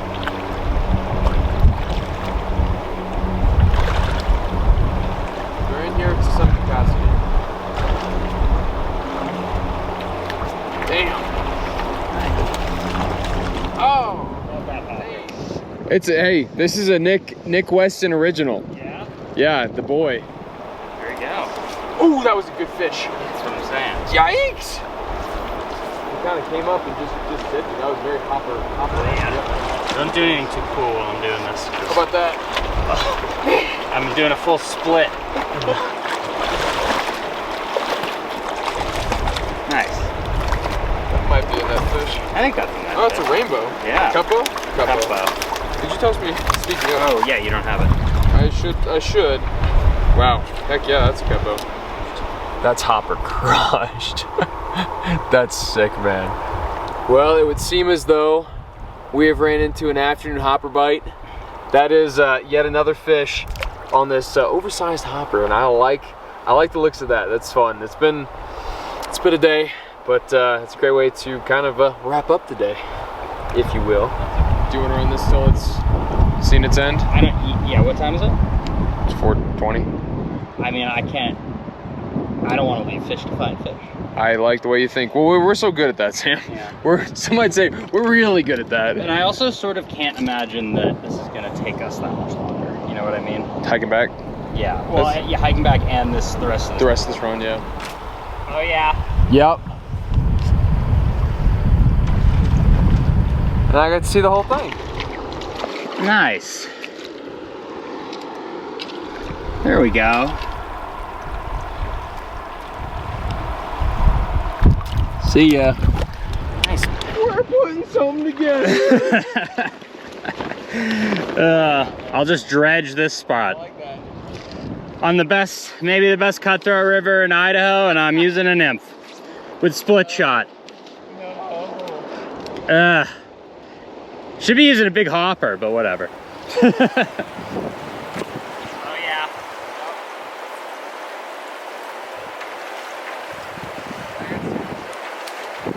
That's a whitefish. No. Yep. Sam, go land this fish. Woo! I didn't even give you permission. They have really awesome scales. The scales are like none other. So cool. All right, well, let him go. Yeah, I think I got her. See ya. Whitefish Boom. City. Let's go. I'm gonna pull out like 6 more whitefish. Who knew wanting to be an angler might require a bit of patience and a whole lot of perseverance? This was exactly what we'd hoped for when taking such great efforts to bebop our way this deep into Salmon River country. Neither of us wanted to acknowledge the irony of figuring out these fish on the eve of our departure. That detail was mostly irrelevant as Sam hit one more corner 3 to finish out our day. The sun was now getting noticeably low, and we had to start thinking exit strategies sooner rather than later. I'm gonna do a little water sunscreen snack. Yeah, I'm gonna do the same. Is there a good spot up there? Who needs dry flies, you know? Nah, not me. Oh, you do. You have a hopper. Top water. Yeah, you are kind of twitching and you're putting some action on it. That was fun to see him react on it. Yeah, so you're thinking one big biscuit pot, essentially. Okay. Because little... Yeah. That's sort of what I was imagining. Little guys? Yeah. Kind of similar cinnamon roll. And do a little, like, flip. Yeah. Like 5-minute flip.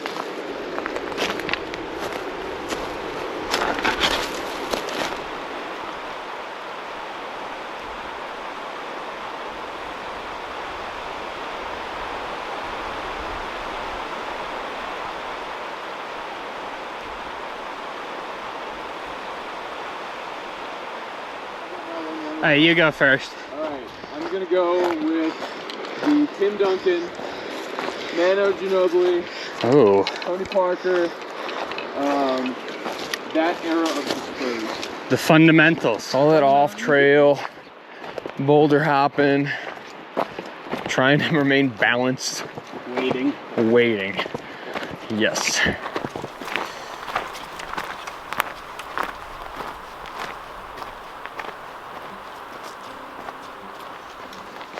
Yeah, not our best percentages, but I mean, we did get a lot of takes. Yeah. Just cutthroat.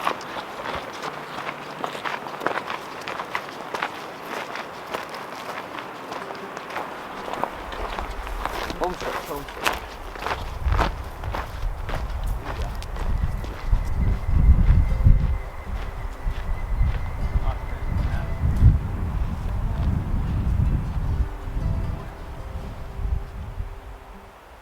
Now, I'd really like to know how long the wait list would be to wine and dine atop the tallest pine in the whole river.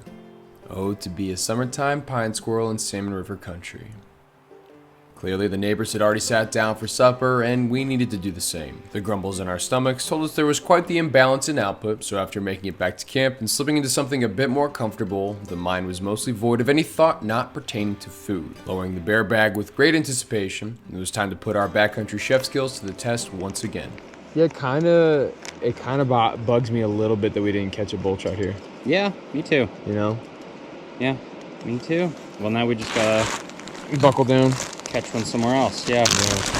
Might just have to wait for Yeah, other junk. that's okay. Might have to be a piece or two for the boys. Oh, twist my arm. Do you want any cheese in there now? It's already in. Oh, it's in. Oh my goodness. Oh my globbing goodness.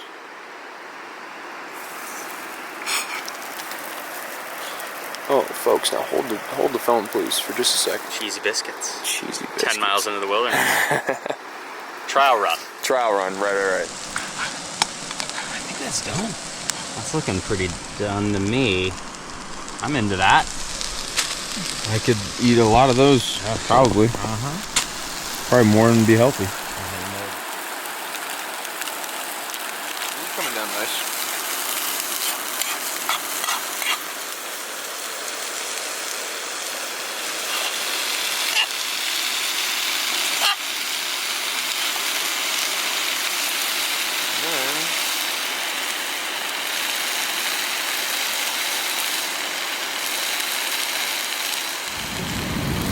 Even if there ain't much left.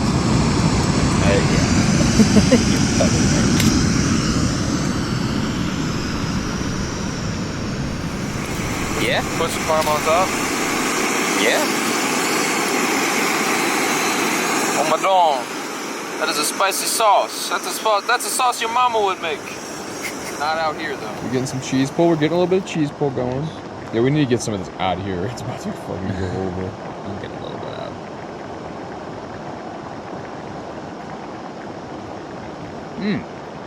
Oh yeah. That's really good. That's excellent. Oh, the crunchy bacon. You weren't ready for that, were you? A little texture change. I was unprepared for the bacon. We're living, dude. Yeah. We're living high on the hog. Yeah, so I bet we got like 8 to 10, 8 minutes. Okay. However long pasta takes. Turn that boy off and keep taking those shovels. Keep taking some shovels. We got plenty of time to wait. Yeah. It'd be a shame if this tipped over, so. Or if it spilt over, not tipped over. Don't even say it. Can't have that.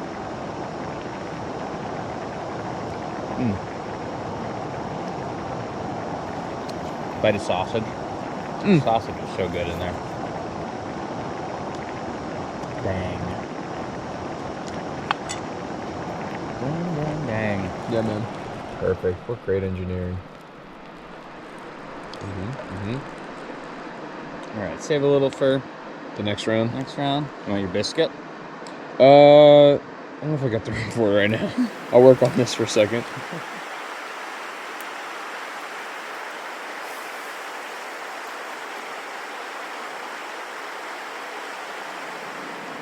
This is like functionally something I would eat at home for dinner. I've made this before. It really does just mean more just because you're out here. Yeah. You work so hard to pack it in. It's a shame this feeling is relatively infrequent, but I suppose it wouldn't hit the same if made a daily occurrence. Like many folks, trips like this aren't happening as often as Sam and I would like. We both have work, loved ones, and other activities outside of fly fishing that keep us busy to say the least. But God, I wish there was a way to truly bottle this up and share with the world. This level of satisfaction far surpasses any series of letters I could ever scramble together to truly encapsulate the feeling of an accomplished adventure, a full belly, laughing with your best friend, and witnessing a shared sunset in one of our favorite places on earth. Yeah. Today had been a good day.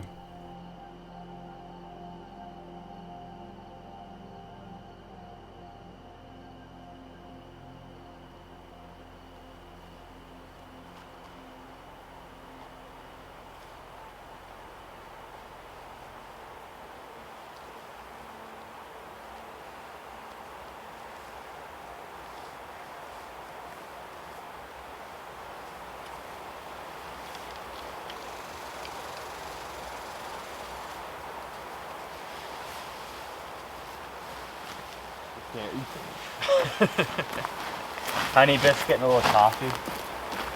Come on. How'd you sleep? Man. Again, 2 of the best nights of sleep. Yeah. Yeah, I slept phenomenal. Awesome. It was a quick good night and then a quick or a long good morning. I did not get up.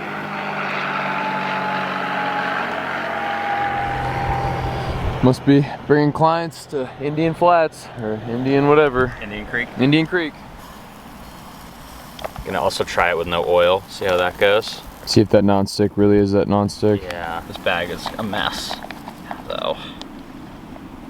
You can't ask for much more than that, man. That's a crazy cake. Pot cake. Pot cakes. Biscuits. Pillsbury pot cakes. All right, give me a backcountry biscuit rating. That thing looks like a 10. It's gotta be a 10. Yeah. What are we working with here? Just a little bit of biscuit mix? Biscuit mix, honey, pot, spatula. You Easy. got it. You got it covered. Yeah, that's a 10. That's so good.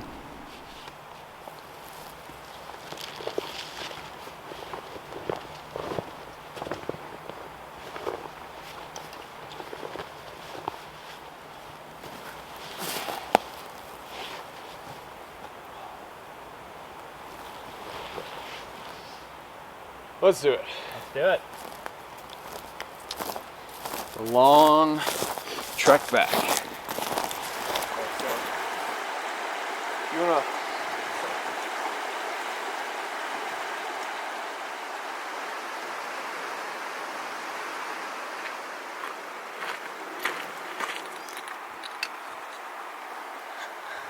still got a little bit of horse on it. That's a good luck charm right there, I'll take that. I know we're just starting this walk back, but I think it's time we talk some tendies. Oh baby, UFC's been treating me right. I have no one to blame for myself. I did bet on Tony Ferguson. Well, it's not that I like Patty, but it's like, come on. Tony's been down. Now I would say that Sam and I, we're both fans of the UFC, wouldn't you say? Yeah, we've been watching like 3 or 4 years. Yeah, and it's fun to, you know, put some stakes on the cards. Not literally stakes, more like tendies. We don't like to bet money, but we'll explain the chicken tender bet in a little while. We have some hill to go. All right, let's eat this. I will say, it's fun to be a little bit more risky with the picks. Yeah, I mean, that's probably why we've kept it so close all year.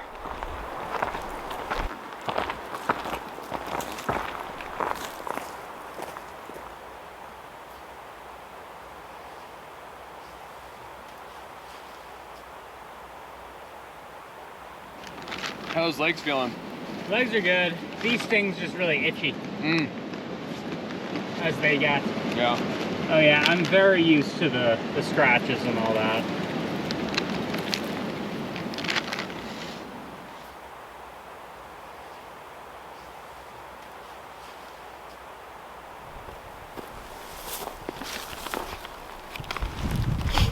MB granola, 1 cup. Perfect, I'm glad they left it there. Useful out here. In such a wild, amazing place. Thank you for your trash.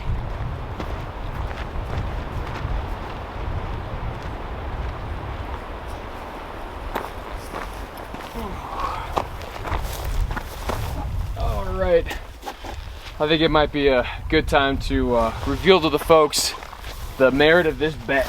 I like that. The series of bets. Yeah. Whoa, okay. Last break of the day, too. Last break of the day. So, we got that we're both fans of the UFC. We got that we like a little bit of steaks. Yeah. Something to put the, you know, a little bit of mustard on. But then 3. Sir, you like chicken tendies? I eat too many chicken tendies. I do. I'll stop for good chicken tendies. So might be 5% chicken tendies, my body mass. All right. So explain to the folks. Kind of the back and forth nature of this bet. So what do we do? Yeah, it's pretty simple. Every UFC event, we pick one fight, and one of us picks one fighter, the other one picks the other fighter. Whoever wins, 1 chicken tendy on the board. And we've somehow managed to go 12 months being completely even until This last one. this last one. So I've got a hot plate, a steaming hot plate of chicken tendies waiting for me in Stanley. Yeah. On the house, so sweet. Mwah. Can't wait. You better enjoy them. But Thank yeah. you, Dricus Duplessis. Thank you, DDP. But it's just, I don't know, it's a fun thing we like to do, and it's good motivation, especially on a hike like this, to get out and get them tendies. Yeah. But the slate is clean now. Mm-hmm. We're back to 0 and 0. Yeah. So, yeah, whoever's next. I'm gonna be next. I need tendies.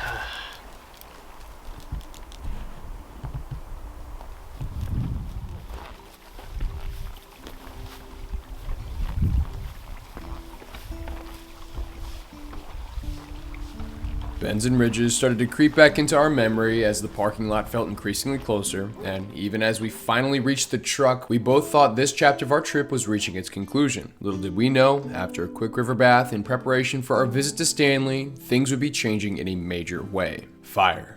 It's truly the final menace of the frontier. The signs were subtle, and quite frankly, we didn't notice them at first. Smoke's just something you have to be comfortable with anywhere in the Rockies. Fire season, it really is an unfortunate part of this summertime playground, but as long as you keep an eye on things, you can avoid the worst of it. The further down the road we got, the more our concerns grew. We had enough shared experience to know that this smoke wasn't just the product of shifting winds, this fire was close, and with how dry everything was, there was no telling the scale at which it could grow, even in just the few short days we were away from cell service. With our white knuckles finally hitting 75 northbound, the source of this smoke was revealed, and my god, it looked like we were driving into some bombed out war zone.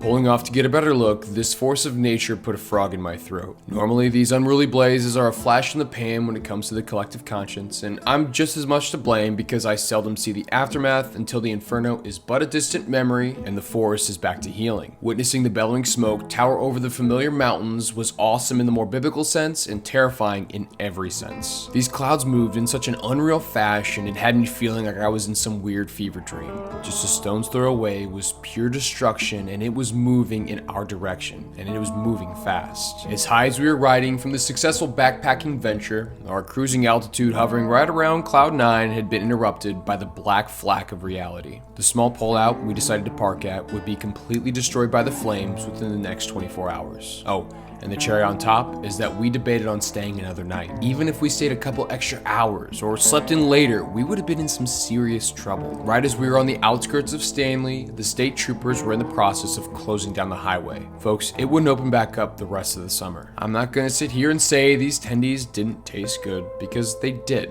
Free tendies are free tendies, but they were bittersweet knowing the destruction looming within arm's reach of Stanley.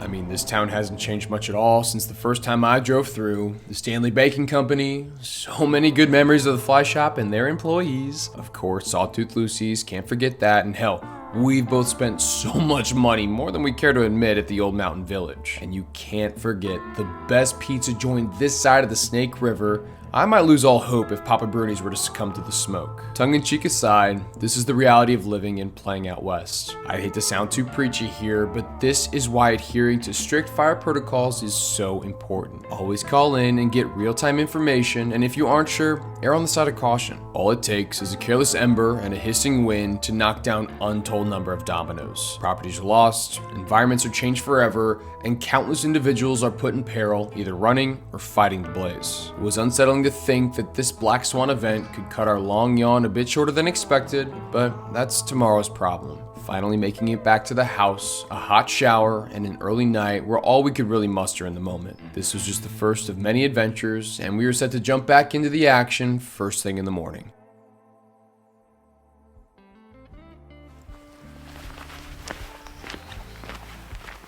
This is dry in here.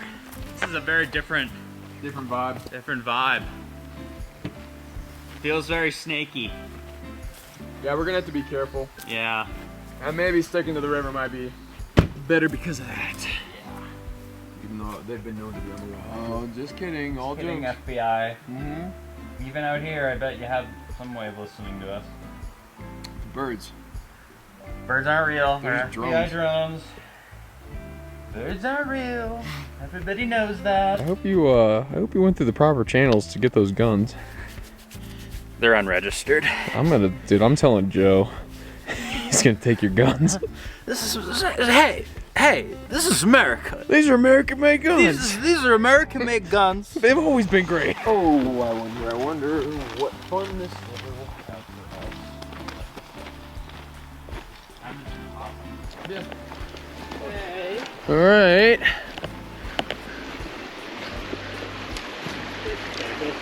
Yeah, no, it's a bit more than nothing.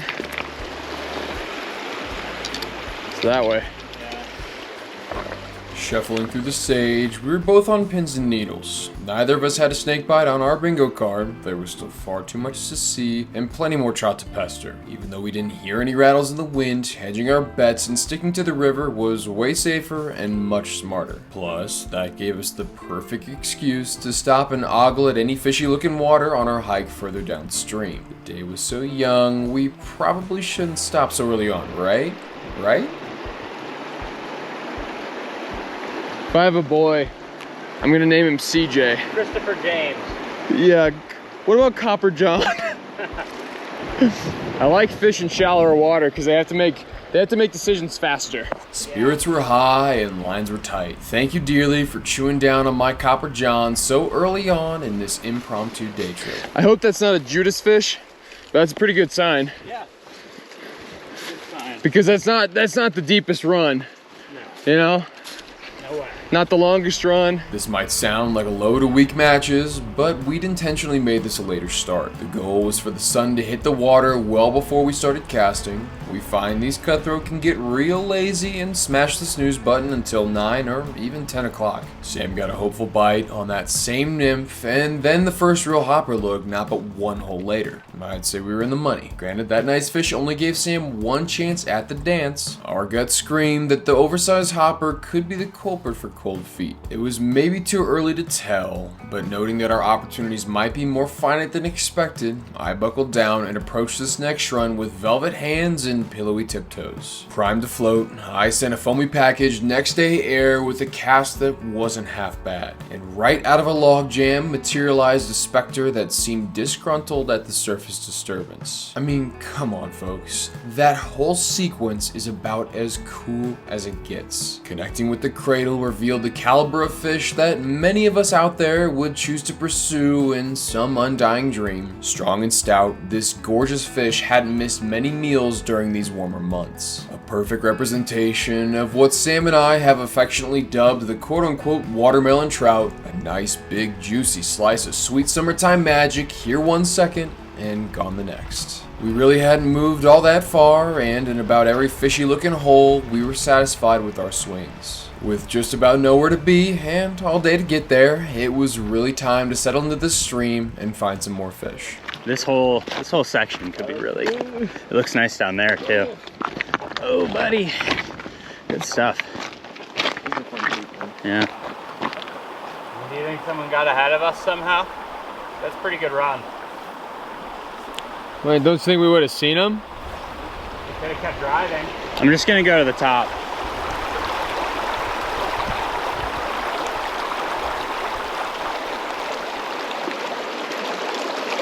There we go. Nice fish. Nice fish.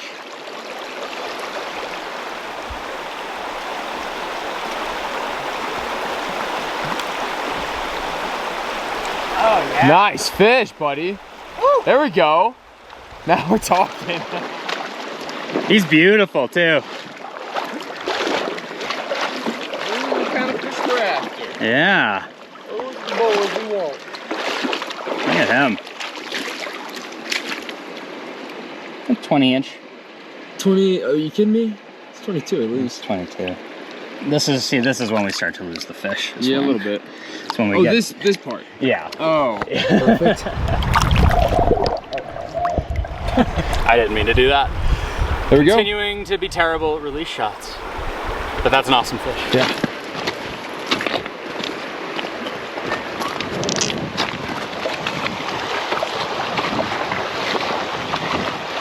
So how many salmon does that make it?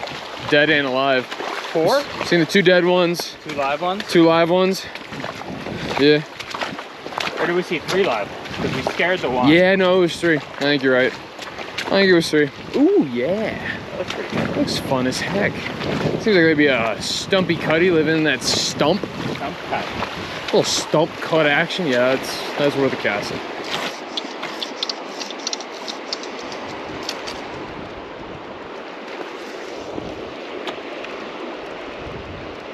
Oh. You see that? Yeah. That was a refusal. Yeah. And that's a big fish. That was a pretty big fish.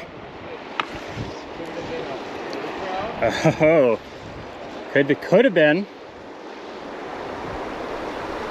Oh, he refused it again.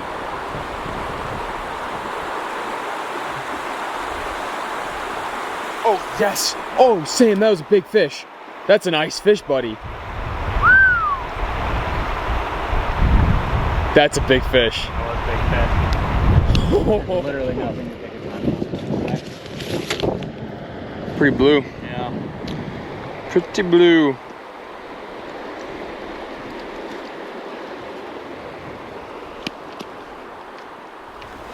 R.I.P.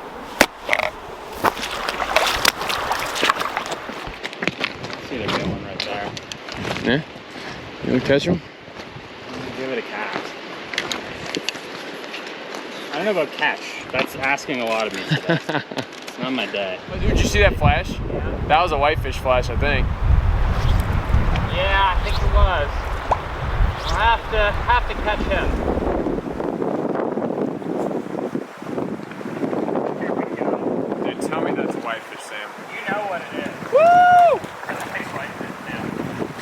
That's actually really nice.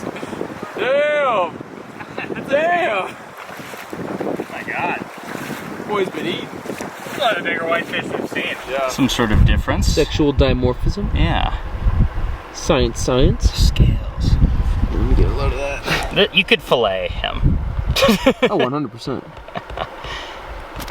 You could say he's immense. That's a big dog. Go, my dude. Come on. Kick. There it is. There it is. There it is.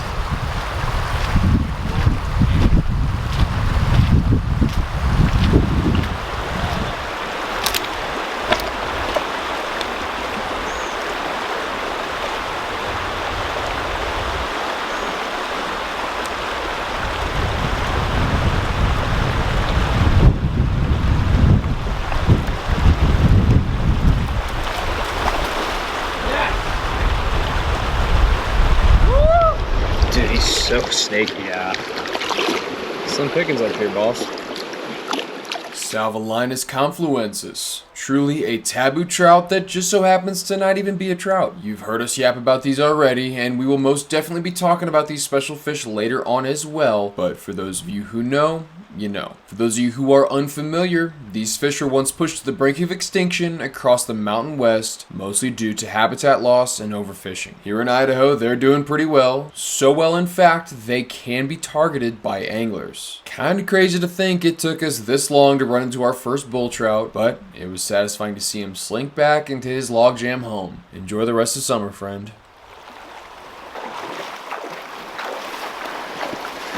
Because they just don't seem well fed. No.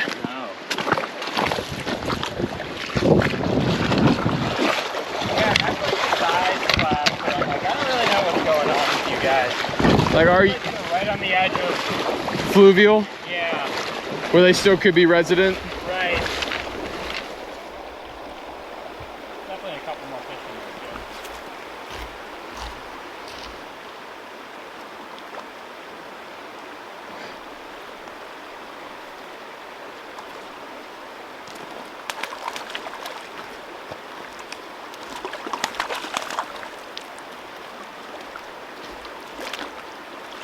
Boom. It's really pretty. Not the big guy though. Let's go. I saw him rise. That's the one I said I saw rise, but I thought it was like. You went. Yeah, I didn't know.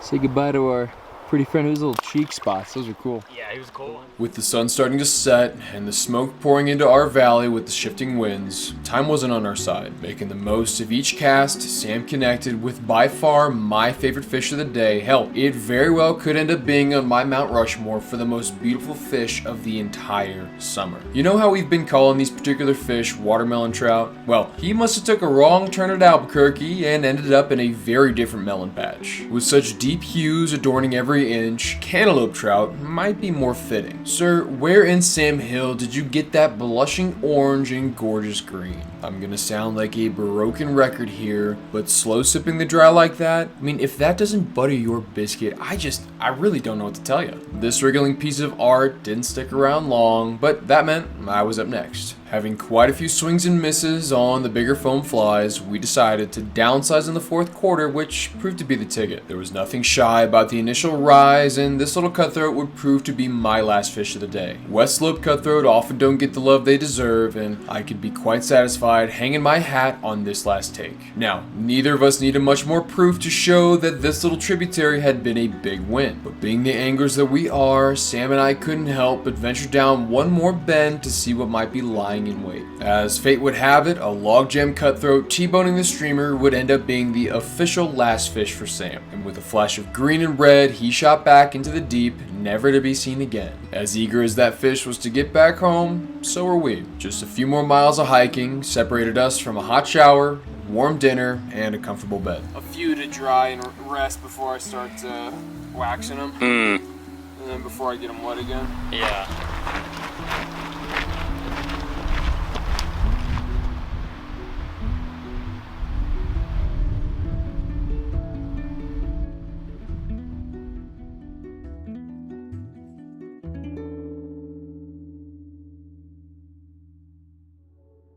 This summer adventure was meant to be a marathon, not a sprint. So after our first long backpacking trip, stacked on top of all the other fishing we'd done, the next few mornings were gonna be slow. Even though no casts were thrown, the days were still eventful, just a different pace. This front porch was a little slice of heaven and where we spent the majority of our time at the house. It was good for editing and for the occasional tune-up workout to keep us ready for the backcountry. And if we ever wanted to have a little fun with our workout, we'd hit the local courts and chuck up some shots. Now y'all probably know by now, but we talk about the UFC all the time. But old Sammy D and I are also quite fond of some quality hardwood action, or in this case, cement. Anything with regards to the NBA is easily our number 2 outside the octagon. Today, our jumpers had just about as much rust as the hoops we were shooting on. It took a few minutes to get back into the groove, but after a few wet ones started to fall, we began to muse about giving belt to ass to any other fly fishing duo out there who dares step on the same court as us. With my handles and post presence mixed with Sam Sharp shooting from the outside, we could already hear Mike Breen screaming his iconic bang as our howling laughs about this fictional dork beatdown would echo through the empty afternoons.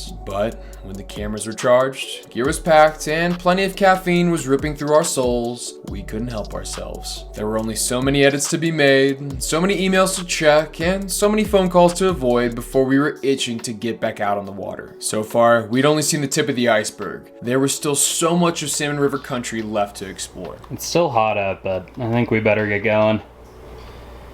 Yeah, it's good to be that time. We got a little bit of a drive, but yeah. It'll be good, hopefully, for us and the fish. Let's do it.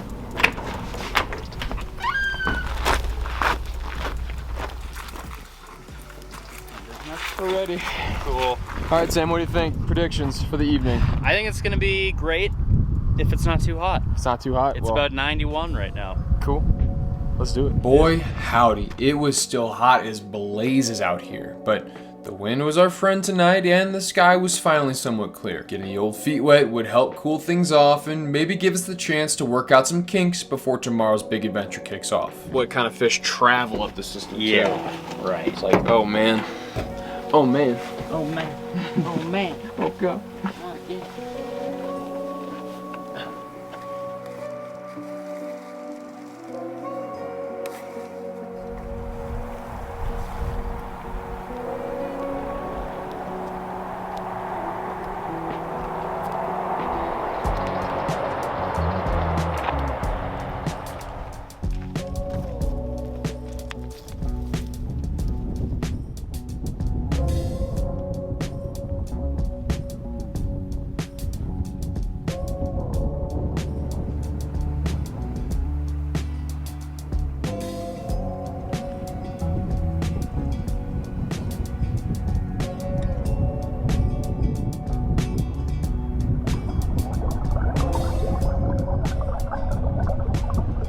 So we meet again, Big River.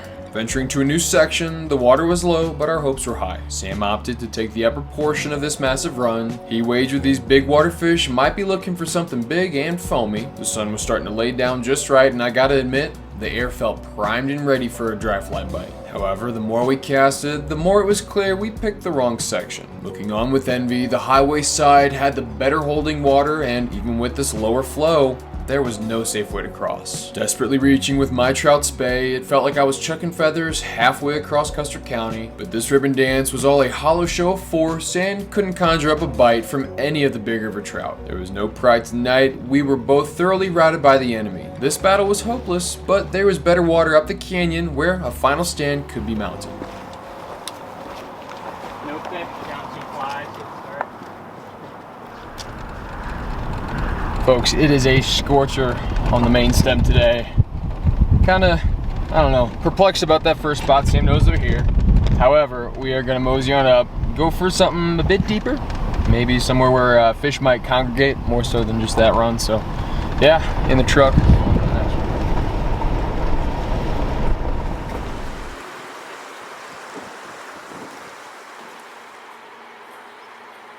I don't know, man. It looks good, but it just doesn't look that good. Well, scouting isn't going to plan, I suppose. No. But that's what we're doing here. We're just scouting. This will probably be the last spot, though.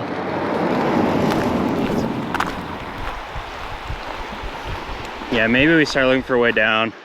Yeah, I think right here is probably gonna be a best. Yeah. All right. Mate, yeah, probably. It looks like there might be another way up there, but.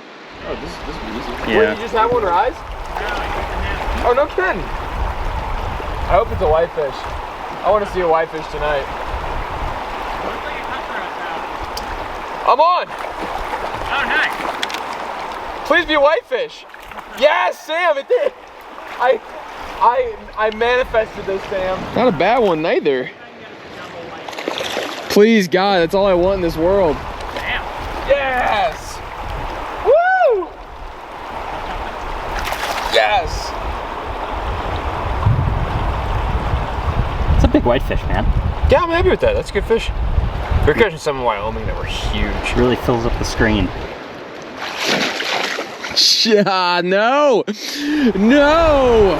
He flopped. He went away. Tried to get cool pictures, and this is what it got me. Whatever. Skunk off. I'm okay with that. There is nothing technical about that. Just a big old stonefly under an indicator. Drifted it through, lifted at the end, and there he was. Sitting there, pretty for me, but yeah. Next one, I'll try not to make flop, but yeah, no promises. Might not be deep enough for the white top. You might not be deep enough. Oh, that's a cutty. That's a cutty. That's not a whitefish. Dang it! Don't they know? Oh, he's taking me to town, man. Come back here. I mean, he's for real. Oh, you're on too? Are you on? Yeah. Oh, no, I was talking about my cutty. Oh, mine's also a cut. Yeah, dude. Oh my gosh, it's beautiful. Mine is not beautiful. Mine's a rainbow. Oh, that's a gorgeous fish. Isn't that crazy? Look at mine. Dang it.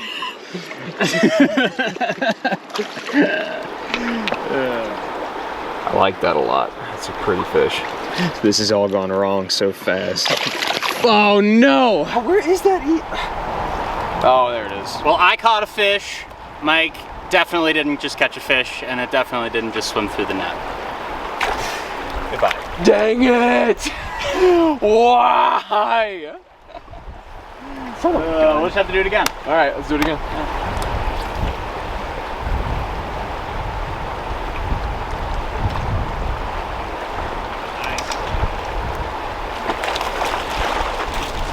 That's another decent whitefish. That's a nice one. Yeah, I saw him go. These are notoriously floppy fish, so he might go any second, but I love a good whitefish in the even lane.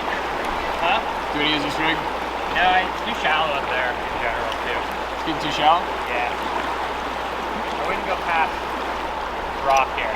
Okay. Oh.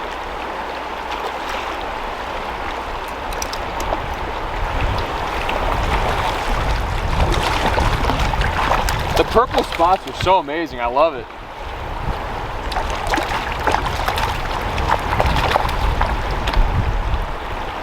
I'm the whitefish warden, floppy boy. Be gone.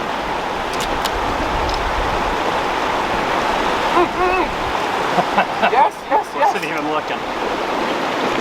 Here's rainbow. What are ya? Yep. Yeah. Another really beat up stalker bow. Look at these terrible, look at that fin. Look at that fin right there. Oh my gosh. That's an Iowa driftwood special. Yeah, Why look is at it? his, look at his adipose. Oh, Okay, fuck, I don't know. adipose more like adios. Now, why do you think Idaho Fish and Game is stalking rainbows in maybe the best wild cutthroat river in Idaho? And whitefish. And whitefish and bull trout and salmon. No sense. Doesn't make sense to me. While Sam and I stewed on this perplexing issue, the sun was fading fast in the west. Stalker bows aside, this was exactly the kind of outing we'd both been hoping for. A few native fish to hand, some laughs shared between the canyon walls, and a cool reprieve from the scorching summer sun. We could barely see our flies, and it was time to pull the plug. Any later, and there was a good chance a rogue 18-wheeler would turn a corner and make us both into roadkill ravioli. Just a couple of road bums making our way. You can dodge the deer, you can dodge us.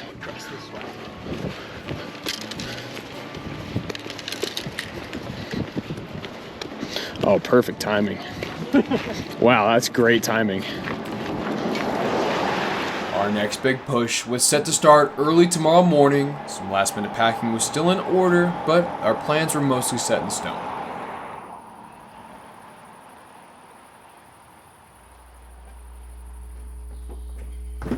You think we got enough stuff? No, I think we should get more. Just want to start packing up this apartment.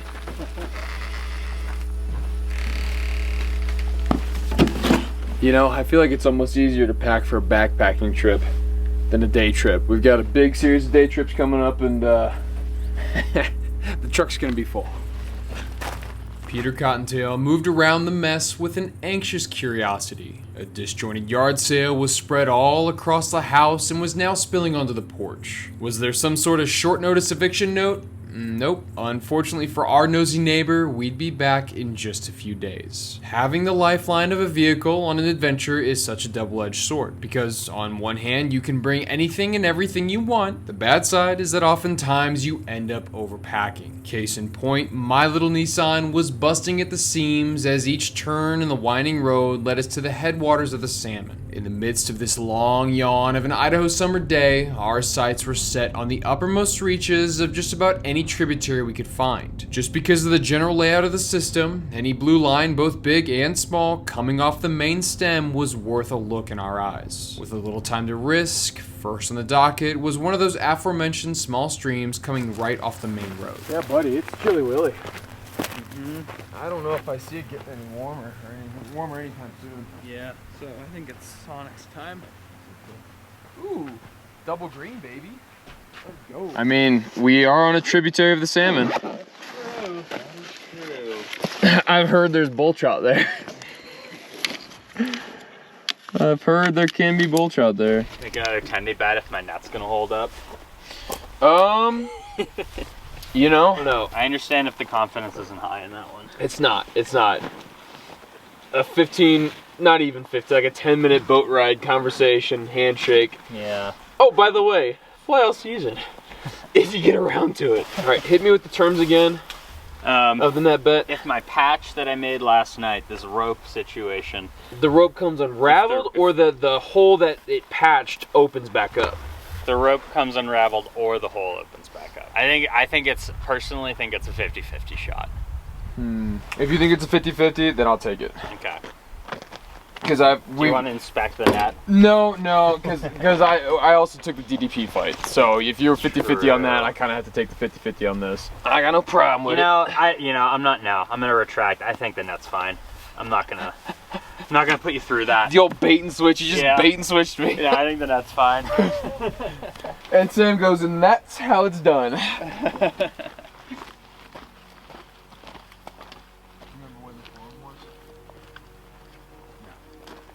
Sorry, buddy.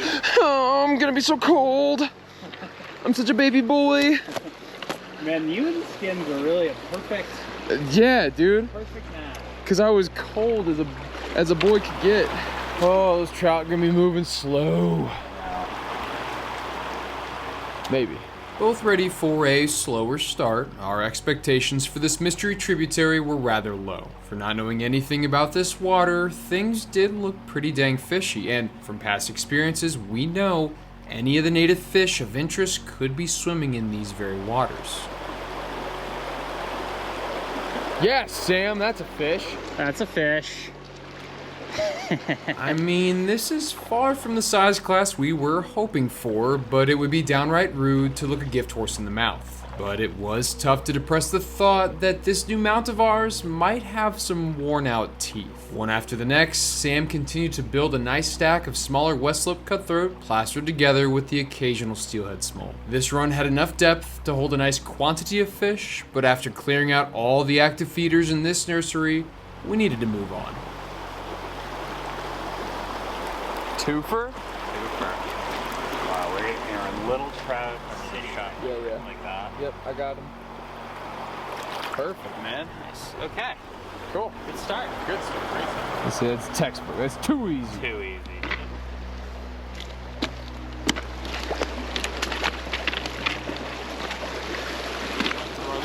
I bet we'll come into something more interesting than those fish. Hopefully. I have a hunch. It's stacking up that way, right? Yeah. A little shallow. moving up, but there's maybe some chance. Yeah, it's a little shallow. The burning curiosity of what might be around that next bend can really get you in trouble on a creek like this, and I say that because I know it's burned salmon eye before. The quality holding water was few and far between, and it seemed like when we did finally run into fish, they never extended past that healthy steak fry size. Don't get me wrong though, beautiful as the day is long, just not what we were looking to do for an entire day. Man, you're setting the hook like it's a tarpon. What do you mean?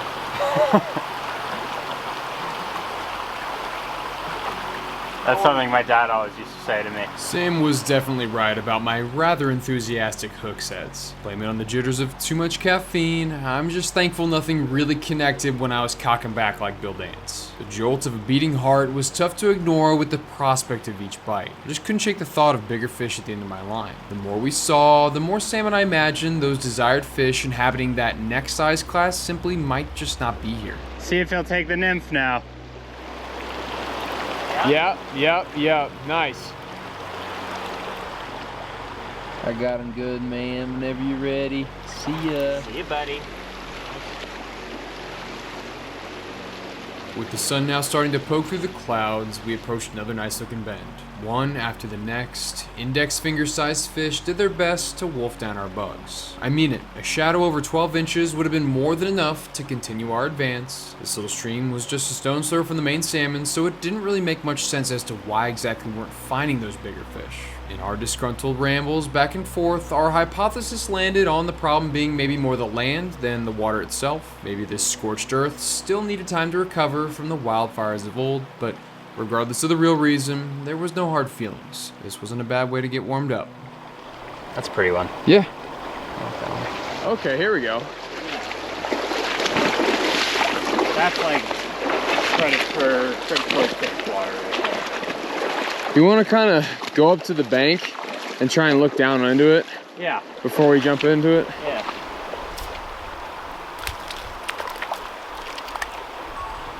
Dang it. Oh well, still got something, but I'd rather, if this is all that it is, I'd rather just go. Yeah. How do you feel about that? Yeah. I'm good with that. Do you want to give it till like 11:30? What time is it now? Like 11:10? Dude, I'm good now. Yeah? Alright, well I'll fish the rest of this out and then we can... I don't see the need for more of those fish, you know?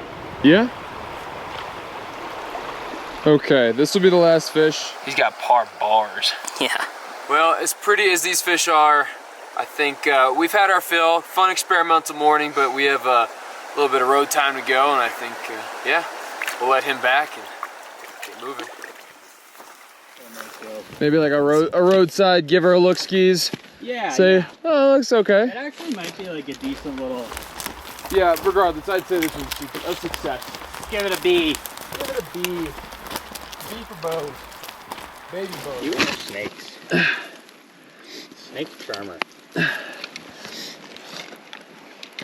It's all good. Hey. Hey, it's all good. Oh, you're cold. Oi, g'day. We're in the wilds of Idaho, searching for the rare ribbon snake. Quite common, actually. Alright, pal. Thank you. Yeah, I did do. Remember that Crimson Lake I was talking about when we were debating lake strip? Sure. Yeah, nice quarter of the battery used there. yeah. It's a good quarter. Whew.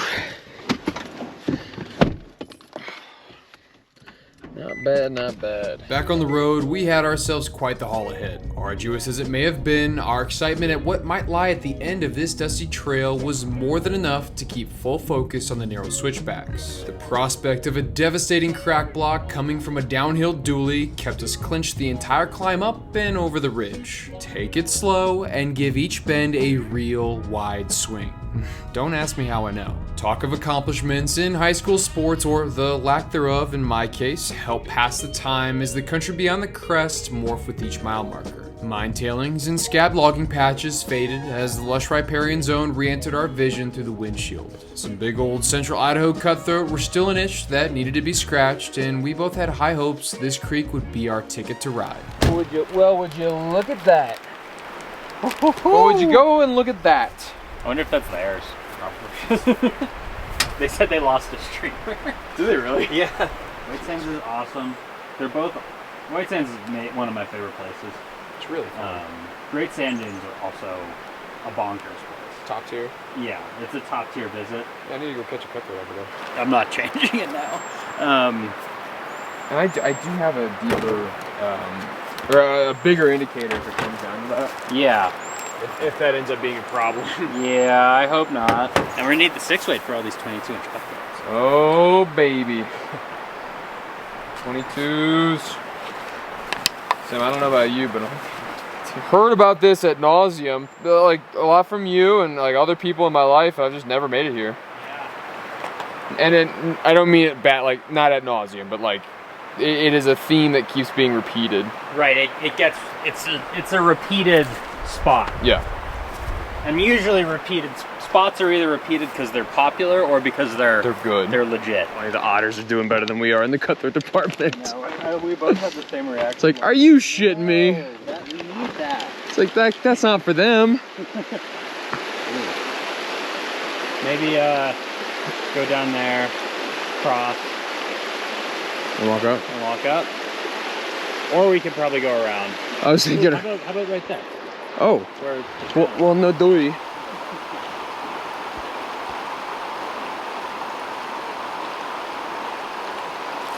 There we go. Yeah, baby.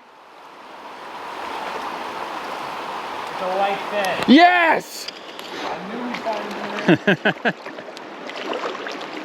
Ah, yeah. Oh, yeah. So you ate the stonefly, huh? That is a killer fly. That's a great fly. That is something I need more of. That's a great first fish. I like that. Give him a little lift. Cool. Right. No, I know what you're saying.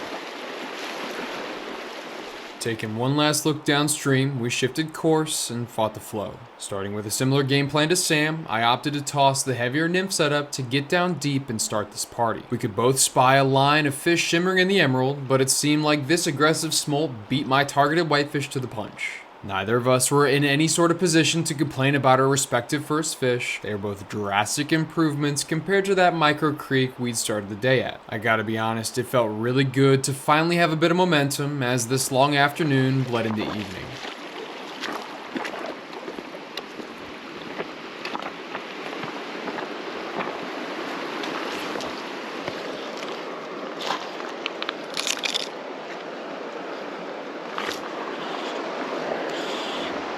Oh, dude, Did that just get chased? this is getting chased right now. Look. By what? Bull. Bull trout? Yeah. Decent one.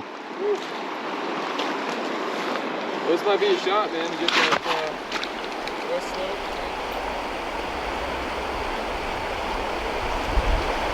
Looks like there's some pretty fresh stonefly shucks. Oh, Sam. Yeah, buddy. Admittedly, wasn't really paying attention. Yeah, I know. I feel like I had to kind of tell you to set the hook on. Well, I set the hook and then I had to set it again. Oh, nice fish. Whew. Huh, that feels good. Feels very good. Nice fish. It's a great cutthroat.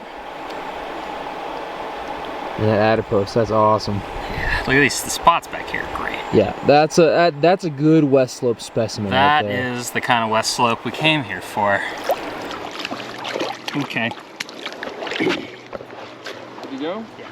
Sam's first nice fish was an invaluable data point to grab so early on in this later session. This not-so-little canary in the coal mine told us that the bigger cutthroat were holding in only the deepest pockets, so for the time being, we both agreed being selective in our choice of water might lead to more fish just like this one.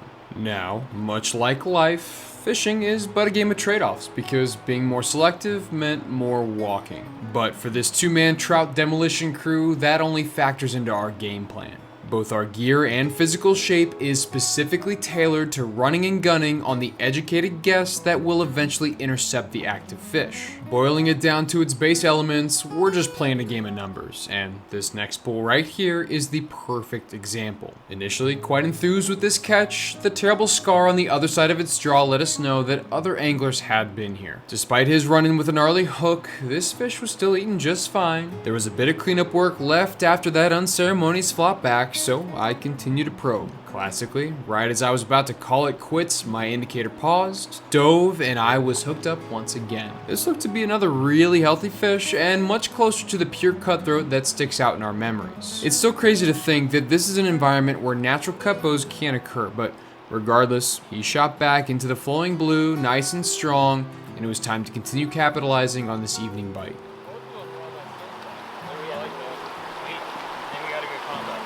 I would agree. Man, this water's awesome.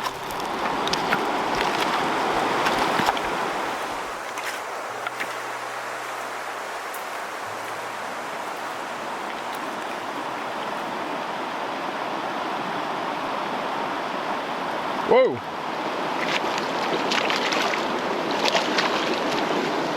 That was kind of a fun one. Oh, it's a bull. Oh shit. Yeah. Bulls just behave. Look at him.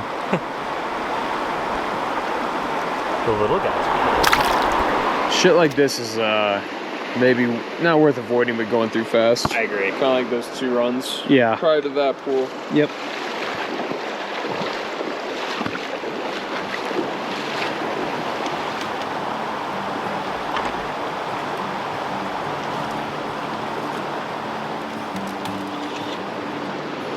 Nice whitefish.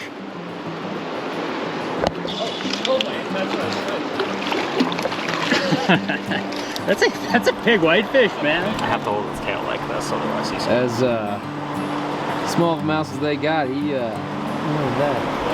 Say goodbye to your favorite fish in the world. This is a great fish. No, it's actually really I love that.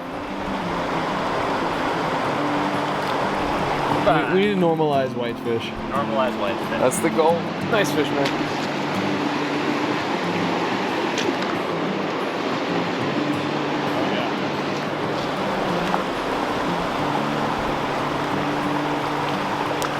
Finally found the whitefish we were looking for. Finally found the whitefish. Nice. Yeah. Maybe I'm the whitefish warden now.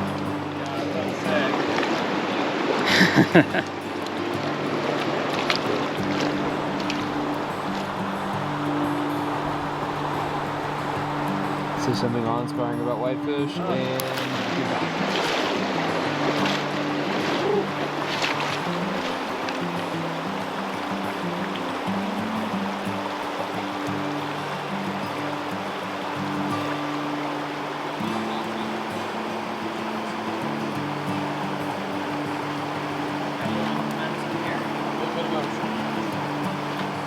That's all we asked for, is a little bit of motion. They worth anything? All right, I guess we gotta cross.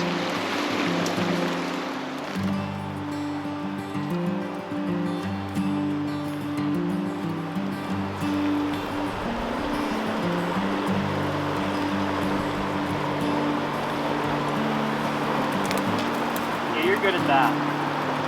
That's cutthroat.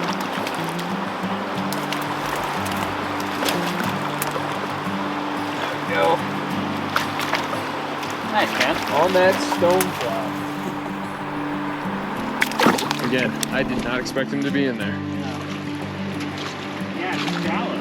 Pretty shallow. Well, compared to what we've been.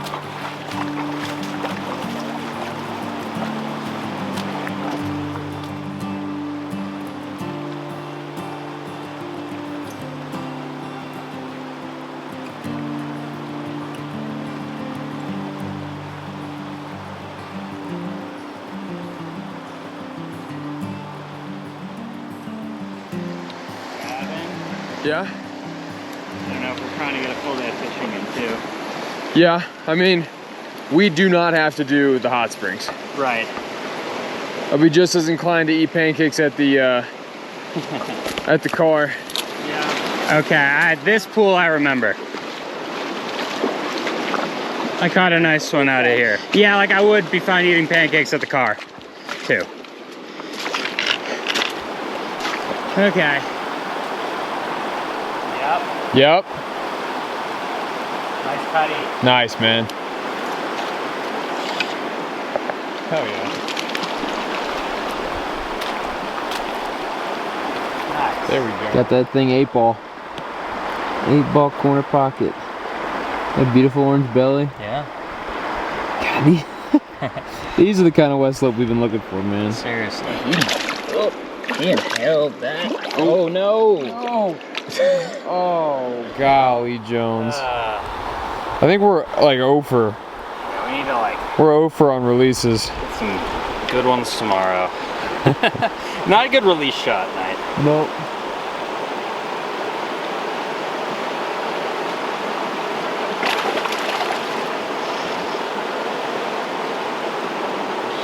That's another cutty.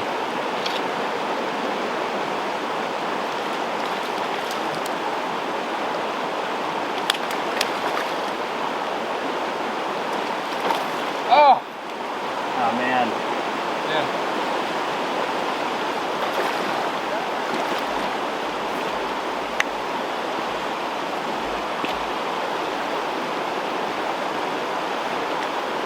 Whitefish.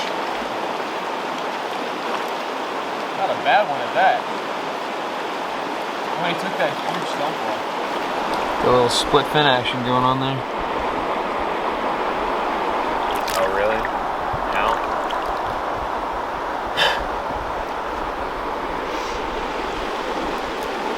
Probably the best release shot of the day. Of the night. Exactly. Oh yeah, no, All that. I think that was a perfect stopping point. Yep, I agree.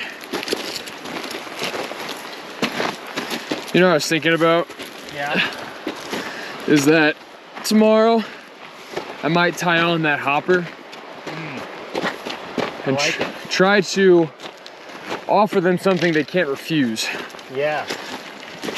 See if that does anything, because similarly to the streamer, you know, it's like, okay, I want to eat that because it's big. Right. And I might not see another one of these for a while. I think it's safe to say this evening could be added to the growing list of great nights here in Idaho. Walking through this quiet valley and soaking in the beauty of these long summer days made every step worth it. My boots had never gripped the gravel on this creek before today, and I can see why Sam had offered so much praise about both the scenery and the salmonids. So far, his fish stories had more than stacked up to the simmering lore, and he offered that tomorrow was where the boil ought to begin. Bigger land, bigger fish, and, as always, endless potential. Yeah, I don't know.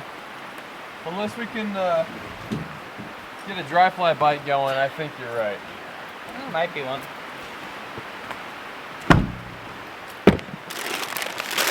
Snacky tonight. I think I might be poking at some stuff. Definitely. I mean, use it or lose it. Those maple cookies have been like on my mind for a little bit.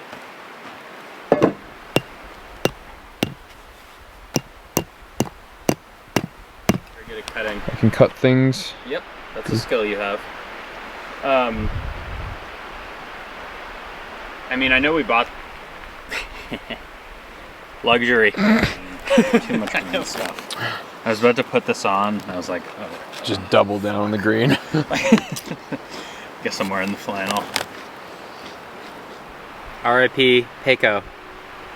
The best brewery dog, He was a good boy. apparently. Blame could be placed on that old pup Peiko or the sweet lady from that Idaho sexy can, but the rest of that evening kinda went by in a blur. After the day that we'd had, our main concern was clearly food. I was handling all chop duties while Sam manned the grill. The idea of camp tacos slowly morphed into monstrous burritos with all the overflowing fixins. Sam, he'd assembled a truly remarkable playlist that would make even the most stiff among us want to tap their foot and sing along. All my meal prepped ingredients and marinated chicken allowed for a quick cook without sacrificing quality. We both agreed having a fire to dance around would have been nice, but it was far from necessary. Our headlamps were a cheap imitation that still helped throw the shadows of our white boy moves high into the darkening sky. Talk about a cherry on top of what had already been an excellent day. Any other words offered would simply do this whole experience a bit of a disservice, so I'll just leave it there for the night.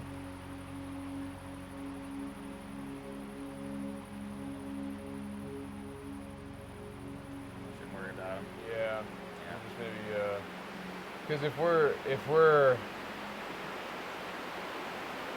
I felt not rushed last night, but I certainly could have given those holes a little bit more attention. Yeah. Like, we could definitely have pulled more whitefish at minimum, which is, You know I'm on that. I'm down for a whitefish. And the holes down there are a little more robust. Yeah. So yeah, okay, maybe we just really nail the 3 miles. Yeah. And then we can get out of it. And then we don't have to get out of here in the dark. That's always an option. Yeah. Yeah, I don't hate that. Backup plan. If there ends up being a little bit more water, Yeah. we wanna hit. It's early. Yeah, there's no rush, it seems like. Kind of seems that way, right?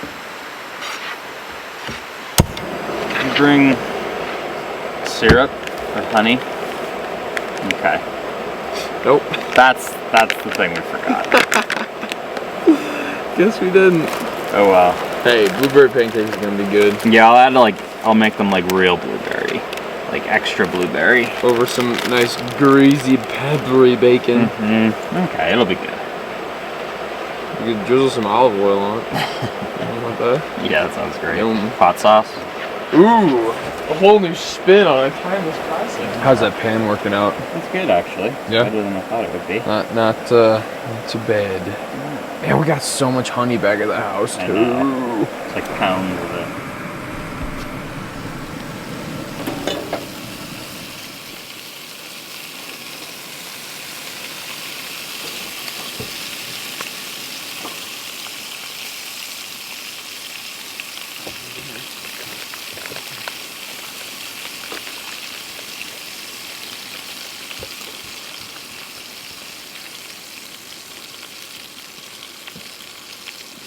Well, I should be doing a time lapse or something. Whatever. Pancakes will suffice. Pancake precedence, right? Friend bacon. What are you gonna do about it? That. Yeah, true.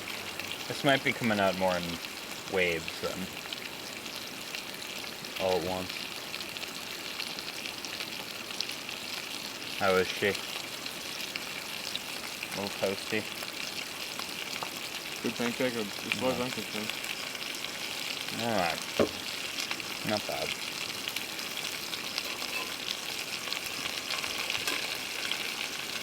Oh yeah. Oh. That one's much better. Round 2 always goes better than round 1. Hey man. Round 1. Not bad. Not bad. I'm picky with my own cooking. Oh, the boys are getting busy. Fine squirrels ripping across the lawn. Oh, buddy, go! And he's doing the equivalent of like a full football sprint to get back to the tree. He's like holding a sack, like a 10-pound sack of flour, running across the football field. They're athletes, really. Truly, their necks. They don't need a cowboy collar. No. Their necks are crazy.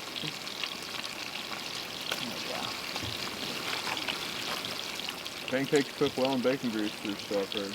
Do that. Yeah. Everything cooks well in bacon grease. Maybe about halfway through them.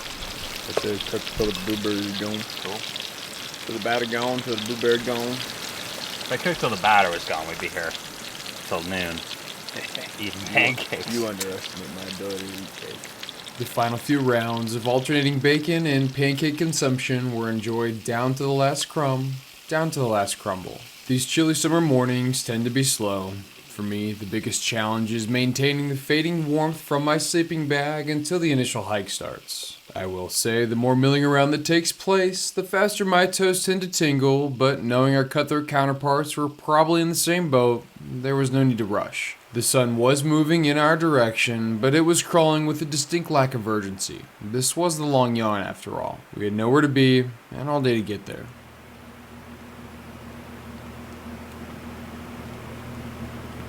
Trash skins. Probably not a bad idea. Brush the old teeth. I forgot to do it last night, so it's sort of in a potential. Yeah.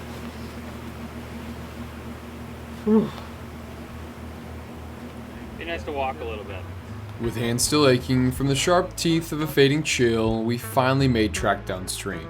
Judging the light dissolving in the shadows around the ridge, we might end up meeting our loose mark with prime precision. I've got to give him credit. With all the trail work Sam's done over the years, his backcountry GPS was a fine-tuned instrument at this point. And just based on what the trail was telling us, our dusty blueprints were the only two-legged critters out and about today, and that didn't mean we were alone. And apparently, we weren't the only anglers. Flashes from the water caught our eye, and would you look at that? From up above, we spotted an adult river otter with 2 cubs. And as cool as this wildlife encounter was, Sam and I couldn't help but slump our shoulders just a bit. Not only would this section be blown out for the time being, but these voracious predators can hoover up 2 to 3 pounds worth of fish every single day. And you know, it's certainly hard to blame them for their choice of water because we were here for that exact same reason. The only difference is that whatever we end up catching would live to sip another day. Theirs would end up being a one-time tasty snack. That little otter family swam off, and not soon after, we hit our first sign of bear activity in the area. The presence of Ursus is something we are acutely aware of, but getting to see and smell the proof in the pudding always raises the hairs on my neck.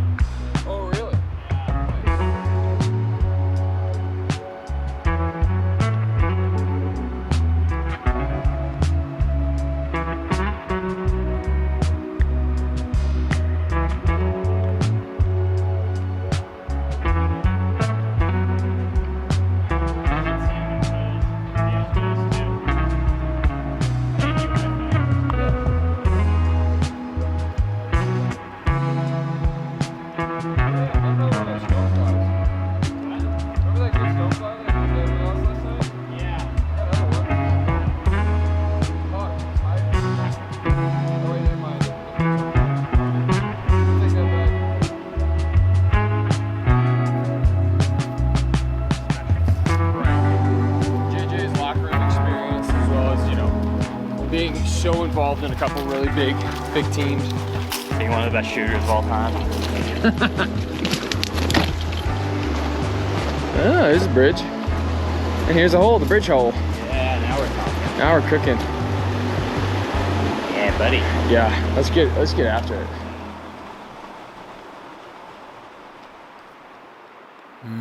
The bridge hole wasn't supposed to be this quiet. Moving further upstream, we could both see a smaller cliff pool that looked like it'd be worth a cast or two. We could at least rip through quick and keep the pace until we found these missing fish. I was up, and it was time to put that hopper I talked about earlier to the test.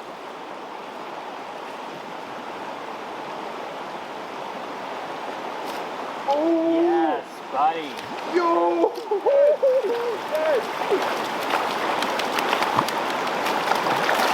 Take that! We did catch him on dry flies. Yeah, buddy. That's a nice fish. That's a great fish. That's a great cut. Oh, let's do this thing, baby. I am satisfied with that. That's good stuff. Number 1 on the board. They said we couldn't do it, but we did it. That's a great start. Big old hopper. We'll show that in a second, but I think it's time to get this beautiful west slope back. There's just something so satisfying about that gut feeling working out, especially when it leads to trout like this. After that first hopper munching cutthroat swam back, the rest of the dominoes all fell in one short but sweet blur of silver and green. Did you see that? You were right in front of it. Oh no! He sipped that one. Ooh. Who says these fish don't eat dries? Not I, sir, not I. Ready for the nymph? I think it's ready for the nymph. Let's see how many are actually down here.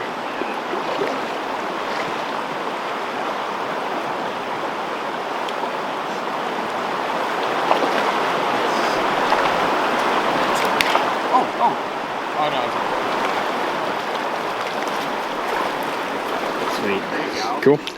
What a behaved little whitefish. Wow. Well, it's already 11:30. Yeah. I think we ate too many pancakes.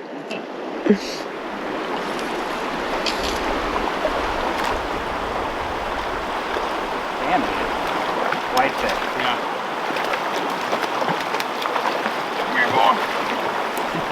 I've read some, like, I guess you call them blog posts about this place. Yeah. And a lot of people say they fish a hole until the whitefish start biting and then they move on. Blasphemy. Losers. Loser. Clean. Nice, man. We nailed a clean release shot. We got one. Yeah, there's the cutthroat point. Right? Right, you guys? That's a rainbow?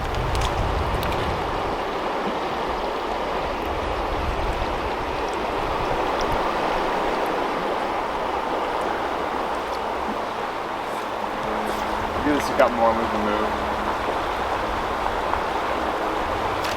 Ah!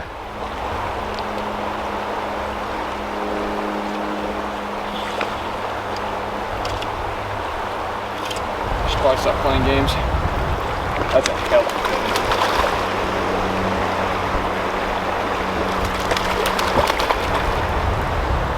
Golly.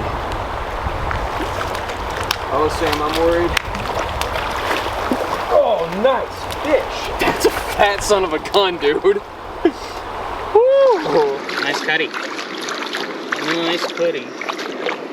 Wow, yeah, that's a It's a really good fish. Really nice cutthroat. That's a fat fish. Dude, this little copper Jones. Nice fish, buddy. Boom. That's good stuff. It's good wholesome fun for all the family. Woo! That'll look good. That's gonna be good. Well, I mean, again, do you want to jump in? I mean, at this point, if you want to make any more casts, I think you should. Yeah, I think I will. Oh well, I mean, that's what I'm saying. Like, this thing's kind of fished out, or it should be.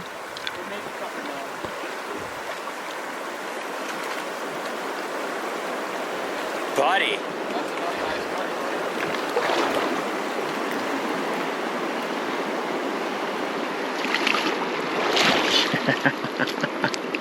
Dude, that's another nice fish.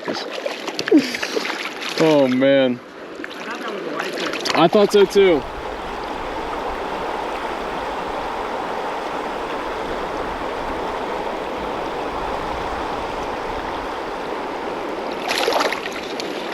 Yeah, that was electric.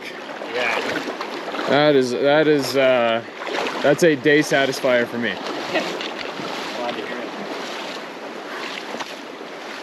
We turned our attention upstream once again, and Sam got right to work with the hopper. Granted, this run wasn't nearly as good as the previous, but to rid the skunk with an enthusiastic cutthroat, yeah, I'd call that an okay start. His first fish shot back, and we could feel the pressure of urgency starting to mount. The bite was red hot, and capitalizing on this momentum would be key.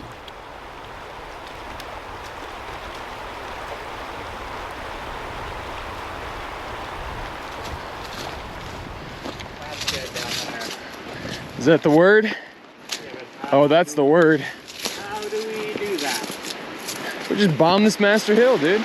Yeah, that's worth a cast or 10. I'll give that a cast. We could probably slide down that. I'm gonna let you get all the way down before I fall down.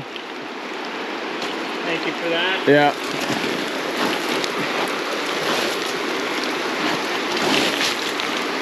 With grace and beauty, he sticks the landing. That's bull habitat too. I was gonna say, it could be a particular bovine that we're looking for. Yeah. Need a lasso.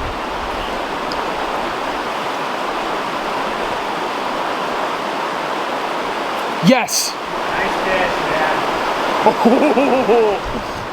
Oh Oh shit! Oh Sam, that's a really good fish. Oh, on the hopper too. You've got to be joking me.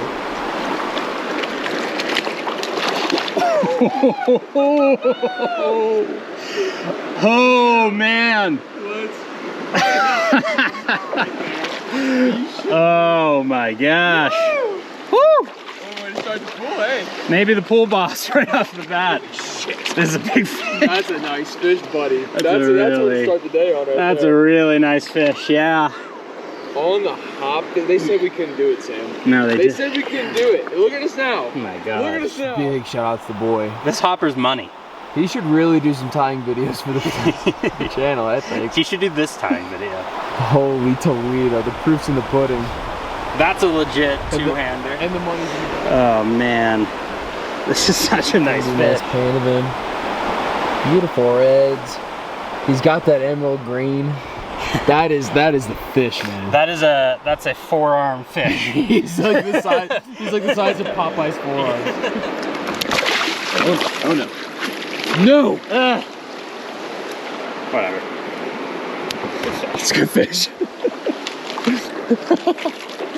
Can't do a release shot or a line. It's just where we're at right now. That's just what it is. I love that they're eating hoppers, man. Oh, it's so fun. Yes! Oh! He missed it. He straight up missed it. Oh no.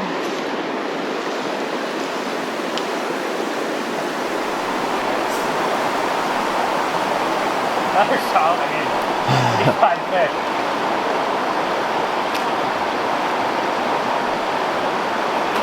All three of them. It's another Give us a little cut, Bowie. Yeah, he does. I thought that right away. Spots you can kind of tell.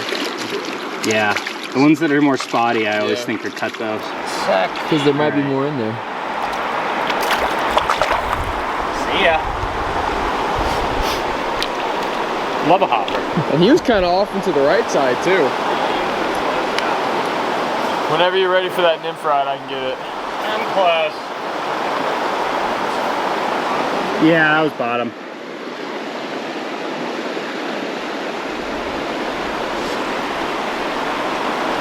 I find it really, really, really hard to believe it'd just be 2. Yeah. Unless there was a bully bull trout in here. Oh, hey, there's another one. Oh, that's perfect. You get that red, tell me. Yeah. It's a pretty one. See ya. See ya. There's a bunch of fish down there. Crisp and refreshing, this well-deserved apple and long overdue break was the perfect pause in action. We both just sat back and reflected on how well today had already gone. I mean, shoot, I don't want to toot my own horn here, but clearly the solo hopper was the right call, and cleaning up the remaining fish with the nymph rig was a solid plan B.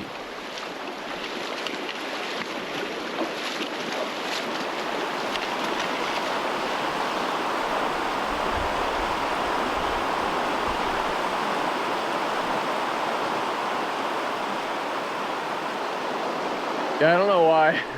Easy money. Do you know Easy Money Sniper? Yeah. Do you know what? Yeah. I'm so happy that you get that, man. Oh, all right. I guess we'll put some more down the gut. Could you tell he had a little bit of that black mark on him, on his lip? Yep.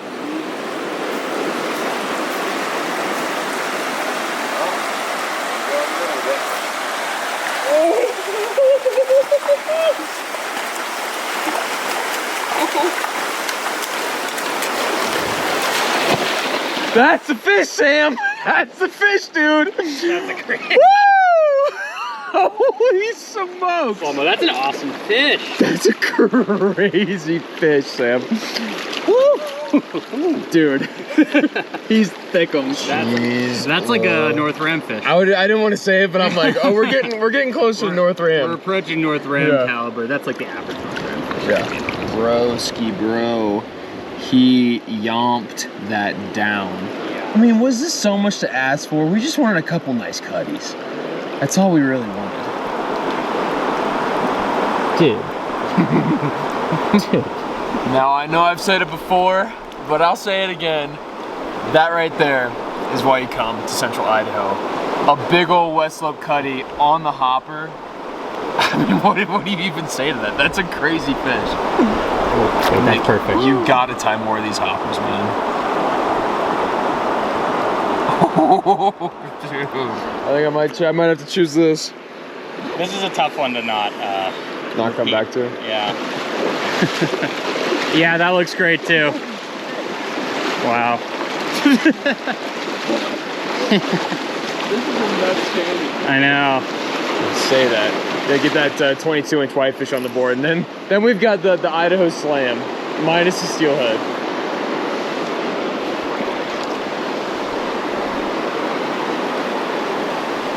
Eat it. Did you see that? Yeah. Oh. Oh man. So cool. Good guy.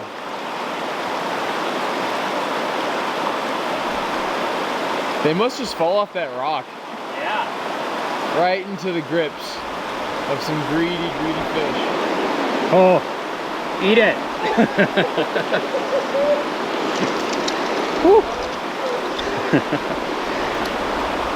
Rainbow. Oh. No, see you. Oh, immediately. Oh, there it's better. No, it's the same. Oh. And now he's spooked, I think. They are, they're mad at that hopper. They really are. This is future steelhead. Future stuff.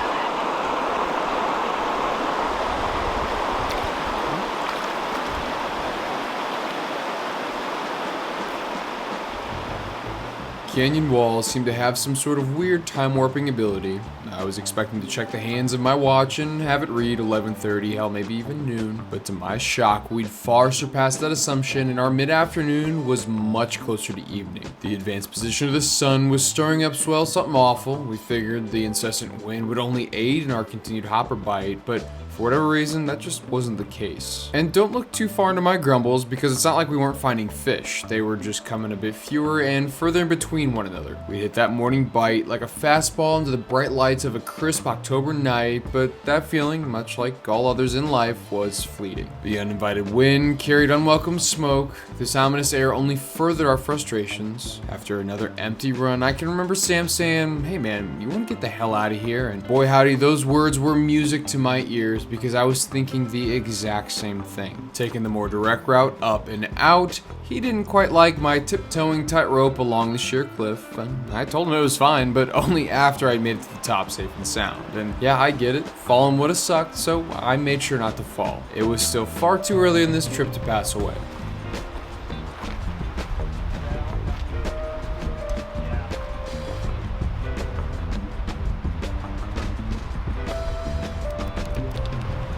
So, turn around, buddy. Ursus americanus, my old nemesis, and now from a distance, my new friend. This little guy was a welcome morale boost to this slow afternoon. We'd seen some sign along the riparian corridor throughout the day, but their general wanderings can place them a far cry away from any scat pile on the trail. But you gotta love to see a bear act like a bear and do the boot scoot boogie as soon as they catch wind of people. Sam and I have both seen plenty of these guys out and about in Sand River country, and I'd go as far to say they were common. Black bears like to walk the same trails and riverbanks that us anglers do. I mean, that tends to be where the berries are most abundant, so it makes sense. This little fella clearly wanted nothing to do with us, and it seemed like the swirling wind and smoke-filled air put a major nerf on his superpowered nose. He sat there and tried to wind us for quite some time to no real effect.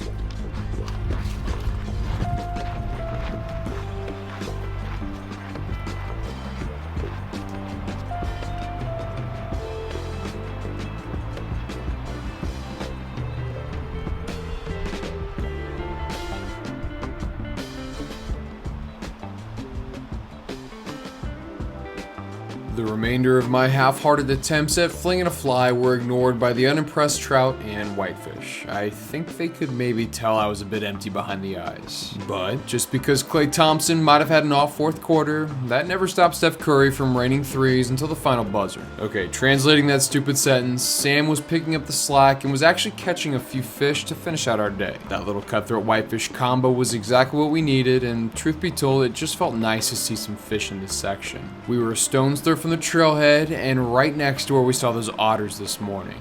That's why what we saw next kind of surprised us. Oh no. I don't want to say anything. I didn't want to say anything anyway. All right, well, could that be the salmon right there?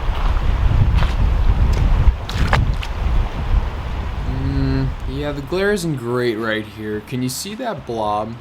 It's next to impossible if you really don't know what you're looking for, so tell you what, let's go under the surface. Here, how about that? That, ladies and gentlemen, is a high-flying, genuine Pacific salmon, and not just one. There are a few in this pool alone, and to that point, Sam and I bumped into pairs in quite a few of our rivers we fished throughout this trip. Now, to be fair, he and I had gotten our eyes on many a pilgrim in the past, but the ones on this trip in particular all seem to be in quite the advanced stage of decay. They'd no doubt be festering food for the flies and wandering bears here in the next few weeks. In fact, the whole river, it's going to be better off for it. It may seem strange to say, but we should all stand up and applaud these ecological champions. Their rotting corpses were a massive and nutritious win for every living thing this deep into the interior of Idaho. Against insurmountable odds, these massive fish raced their way back to the stream they were once tiny eggs. I know for a fact I've talked about this in the past, so I apologize for repeating myself, but the context surrounding the fish who gave this river system its namesake is worth stopping and rediscussing. Now, you go ahead and try saying that Latin name. My attempt stops right after Oncorhynchus, but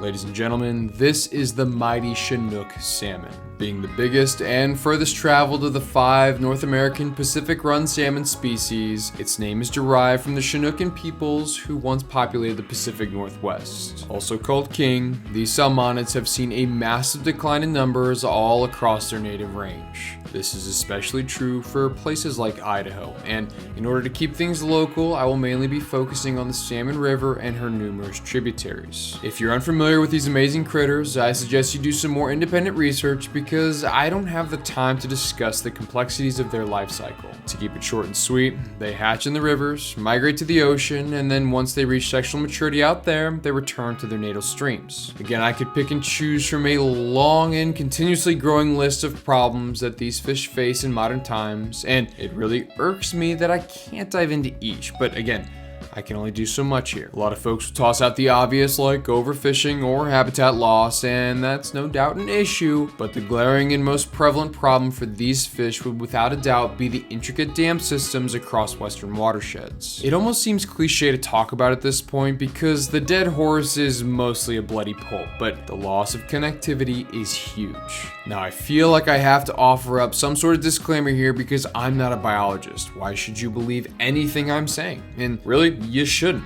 Go seek out eggheads with paper degrees if you want to be bored to tears. Right now, I'm just speaking my mind, backed by a bit of research. This basic research told me that these salmon make the longest run in the lower 48, well over 500 miles with 8 major dams along the way. Do you understand how detrimental that is? Not only for the adults that are trying to return, but especially for the juveniles trying to make their way back to the ocean. The dams chop them up, and the non-native warm water species have a field day on the fingerlings. They're getting pinched from both ends of the life cycle. Less fish make it back to the ocean, which means less fish bring back those extremely valuable nutrients to the otherwise barren systems. So again, if we expand our scope, the dams don't just affect the migratory fish like the salmon, they trickle down to hurt cutthroat, whitefish, bull trout, and steelhead smolt just in a different way. There's some really cool information out there showing the correlation between the dams being made and the cutthroat size diminishing. And could you even imagine applying that to the resident bull trout? If they had access to really solid runs of Pacific salmon, the eggs, the flesh, the smolt, man, they could get so big. And I really need to stop because I am opening up a huge can of worms. No, it's more like a whole bait shop. I do need to stop. It's time to step off my pedestal and get back to the fishing because this day was nearing its end.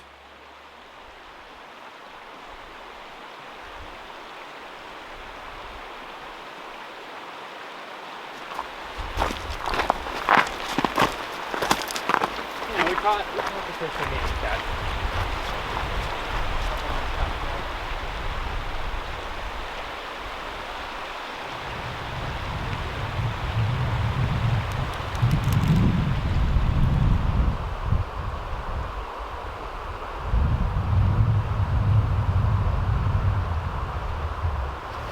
5 minutes. This is it. This is the one. That's the one. It looks great. Yeah, it does. Oh, I see flashes. I see whitefish flashes. Maybe the Copper John was the play this whole time.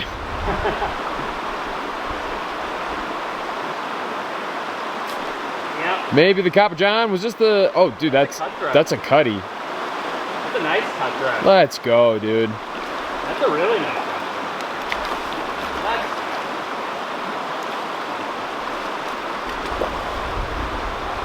Should have been throwing that damn Copper John this whole time. I know, I'm sorry I made us change.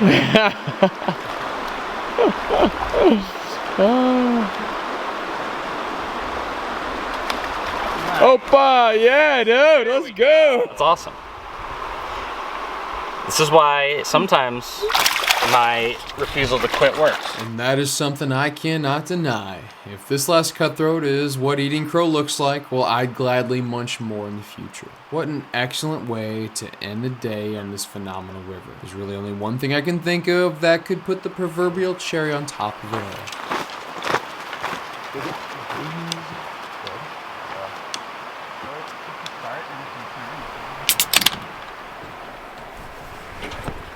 Hard earned, much deserved. Thank you, sir.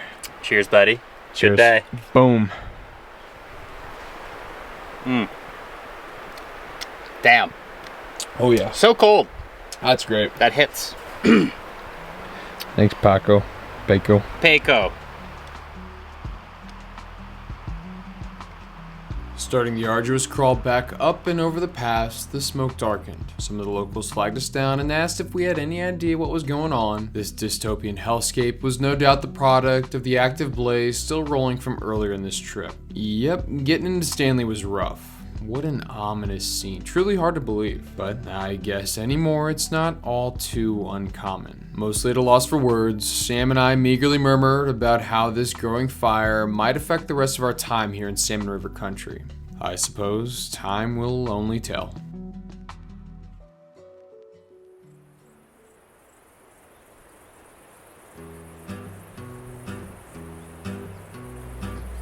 Yeah, I think a 5 and a 3 and a 6 would be perfect. Yeah. For our purposes. Yeah. Is that one ready? Yeah. I'll break her down. Sure. This one's ready too. To start this recipe off, give your questionable mountain town veggies a rough dice. Work with whatever you have on hand. For this go round, a white onion and a green pepper will have to suffice. And once you're done rigging up the rods for the day, feel free to put on the bacon and really render out that fat. After you've given all the current ingredients due time to sweat and sizzle in a separate pan, go ahead and put on those eggs and start gently whisking.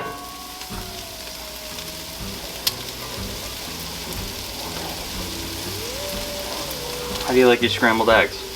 I think I'm pretty soft. Now, all that's left is to toss on a few corn tortillas over the burner and give a crisp, but mostly just to warm it. Decorate with a sprinkle of cotija cheese and a few good glugs of hot sauce, and those, ladies and gents, are a mighty fine breakfast taco. This is the stuff. This is the stuff. Talking about this guy. Fish and fuel. Every day we would check, and every day the sign would still say the same. That doggone fire wasn't slowing down. Still, with a few more big trips out ahead of us, it took quite a bit of shuffling to paint the back nine of this trip. For today, our day packs were loaded up, and any expectations of what might transpire were left at the house. We were purely using today to explore, and if anything, just have a little fun. With how vast all this land can be, a fella could spend an entire lifetime in these parts and really struggle to rustle up every single hidden gem. So, as we made our way up and out of the Salmon River Canyon, we followed this little valley until the ag influence was no more, and the trailhead into the mountains was our final beacon. Yeah, no flannel's probably the right choice. This feels really good. Yeah. Actually, yeah, the pants t-shirt combo is the one. Not too bad. Almost broken in a couple, like it needs to be taken care of. Yeah. It's a relic. It is kind of surprising. There's a lot. I mean, I get that there's lakes at the top of this and hiking might be nice, but still, on a Friday. Yeah. I'm not hating it. It's still Howdy. Gonna try. Good one. Yeah, I mean, that's a pretty good flow right there. Ooh, is that just green through the trees? What am I seeing? Yeah, we can always go down. I mean, come on. You can't tell me that something like that doesn't have fish in it. I know. This reminds me of some like Arizona streams. Would you be opposed to starting, or do you want to find? I don't know. I think it wouldn't be the worst thing in the world to just kind of get a gauge. Yeah. If you want to mess with your camera, I can think. Yeah. I'll sit right here and do that. All right, I'm gonna. Vlog right Yeah.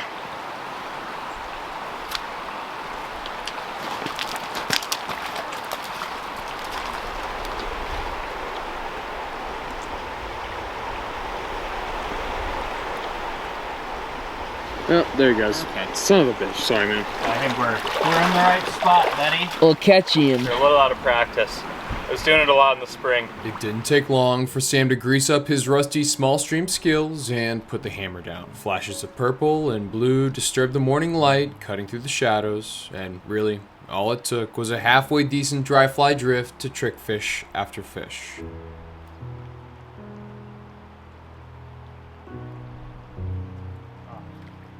Good save.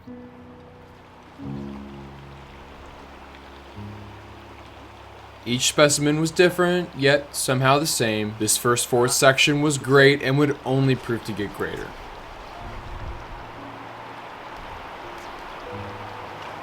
Whoa. Yeah.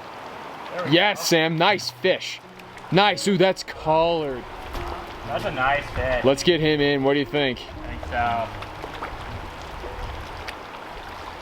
Yes, dude. Sam had mentioned the fish in this system might just knock my socks off, and by golly, this one right here was making a very good case for that statement. I gotta be honest, folks, their scarlet bellies and deep purple blotching all along the sides really did it for me. I mean it, so seldom does a freshwater fish display this many colors all in one little package.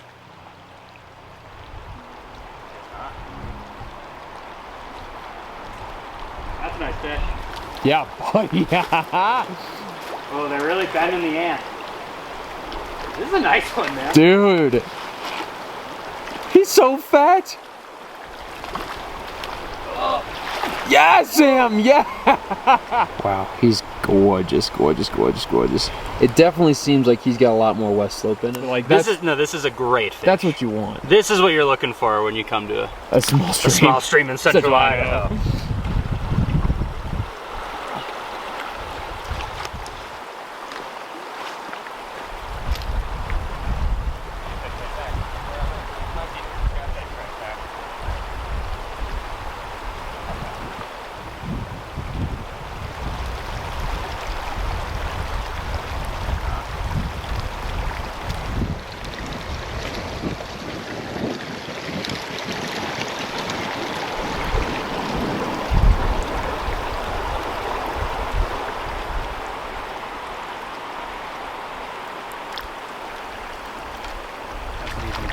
There you go. Oh yeah, buddy. They're really pretty. They are so well fed. Yeah.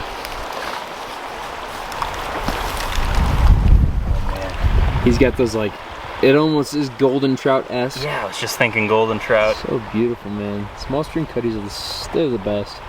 Cutty rainbow hybrids. Yeah.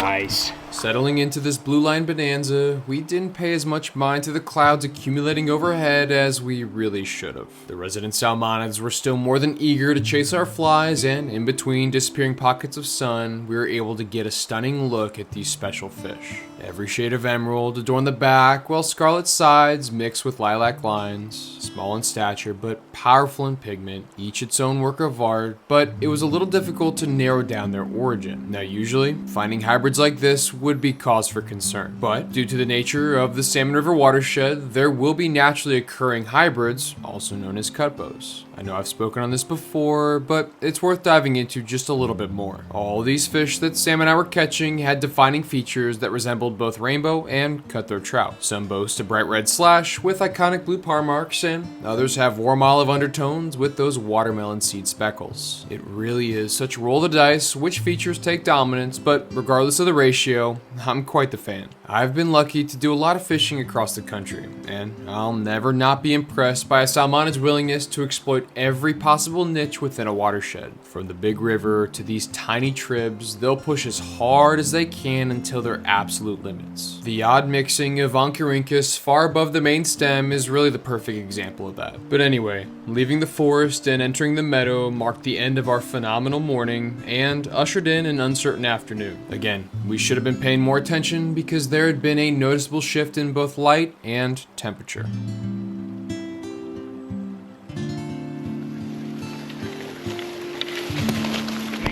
Maybe, yeah. Oh, bridge. Bridge fish. There's got to be a bridge fish, right? There's a bridge bull trout. A bridge bull trout? A bridge bull troll? BB. Because, yeah, that's looking nasty. It's coming like. Straight at us. But, I mean, it doesn't look... it doesn't look bad. Can you see rain? Not yet. I bet we have a little bit. If we want to like try to catch a few more and then Dipskis? and then dip or hide under the bridge. You know, it's weird. Everything was pointing towards making a quick exit and just being happy with what we'd found at this little oasis. I can remember specifically telling Sam that I would have been more than satisfied if this were my last fish. I mean, just look at this thing. A blushing red cheek bled into a tangerine belly with indigo polka dots all up and down. Yeah. That was a phenomenal fish, worthy of a smile no matter where you go. Again, against better judgment, for some reason, we decided to go around that next bend and see if this next hole had anything worthy of a cast. I was dropping my bag to put some things away for the upcoming hike and fast approaching rain, but that right there is when Sam saw them. Yeah, that's a meadow for sure. I don't see any. You need to be able to see them, but Yeah, keep pushing them. yeah. Oh, I do see one. Just kidding. Big? Medium. Oh yeah, he's decent. Oh my God, dude. Oh, Get fuck. down. Oh. Sam, my man. Oh, Give me that streamer. oh. Oh my God. Yeah. Might be perfect. This might be perfect with the cover of the rain. I'm nervous. No. Anything? No. Oh yeah. Yes, Sam. Oh my gosh. Okay, I can help you out. Yeah, if I can get him down to you. Yeah. They're all spooked. Dude, I can't, this is like a really strong fish. I might have to. Okay, here he comes. Okay. Come on. Trying to get it. He's like. Yeah. Don't. Can you help me up here, actually? Do you want me to come up? Yeah. What do you want me? He's getting like in the Shit. Do you want me down in the river? Yeah.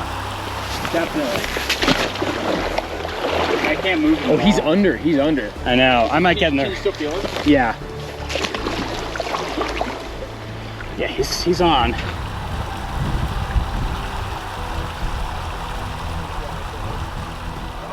Oh. Oh my gosh! Oh my gosh! Woo! Dude! Wow! Oh my God! That's a big fish. God. Holy cow. Oh my gosh. Oh, that's awesome, man. Yeah, I don't think I don't think he's going anywhere. yeah, I don't think you really didn't want us to get that back. No. Dude, this is a great fish. Wow, man. Oh my god. I can't believe this fish. Well, Up here? right as it started raining too. Yeah. We were just like considering bailing. Ready? Yep. Oh my gosh. What a place to catch a fish like that, man. I mean, what the heck? Heart's pounding a little bit Well, still. it wasn't just one. There was a lot of them. It was 3, and this is really the first pool I would have expected to see anything like that. So That's so crazy. So did you see him eat? yeah, he inhaled. I had to put it kind of in Near his him? In his zone? in his path, but it just, I didn't twitch it at all, it just drifted into his mouth, and he like, Wow. they both went after it actually. Holy cow. And he was just closer. Strong fish. That was such a crazy fish. He fought really well. Really well. That was a crazy fish. He knew where he wanted to go. Wow. Yeah. Unbelievable. The weather's cleared up on us too. Knock on wood. That's just a good vibes all around. It really doesn't matter now, right? We could go home. Yeah. We sat for a time and just soaked in the elation of what just happened. These busy bees didn't understand our whoops and hollers, nor did they care about this accomplishment. This meadow section offers a rare deep-water refuge on the way to the upper spawning grounds, still many miles away. A few bull trout studies we'd run across mentioned they might be in the area, but really, we had no clue. They were still weeks, hell, maybe even months away from pairing up and beginning their spawn. So if you think these fish were pulled off of reds and are upset, you can rest easy. As soon as the conditions changed here and a large rain event rolled through, they would be off to the next holding pool, never to be seen again. Lady Luck was on our side for once, and simply put, we were in the right place at the right time. That looks super bully up there. I think I see one up top. Yeah, I do. He's on the right side. Oh? Just We're swam. spooking him. Sorry, say that again. Where is he? Kind of in the current. There's a few. He's in the current. And then there's one up top, I think. Okay, I believe you. I could be wrong.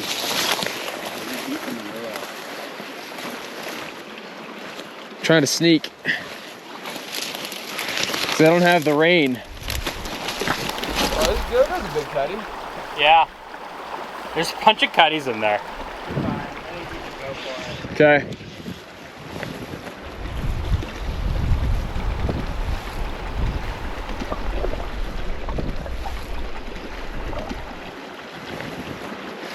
Oh shit.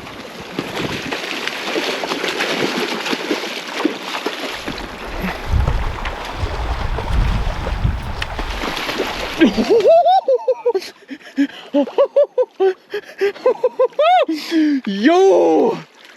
Dude! Sam, this is a huge fish. Yeah? Oh my gosh. Is that like the I've never caught a bull trout bigger than this one, man. No? No, all the ones at the middle fork, I mean, even in Canada, they were tiny. Yeah. What stories could you tell us?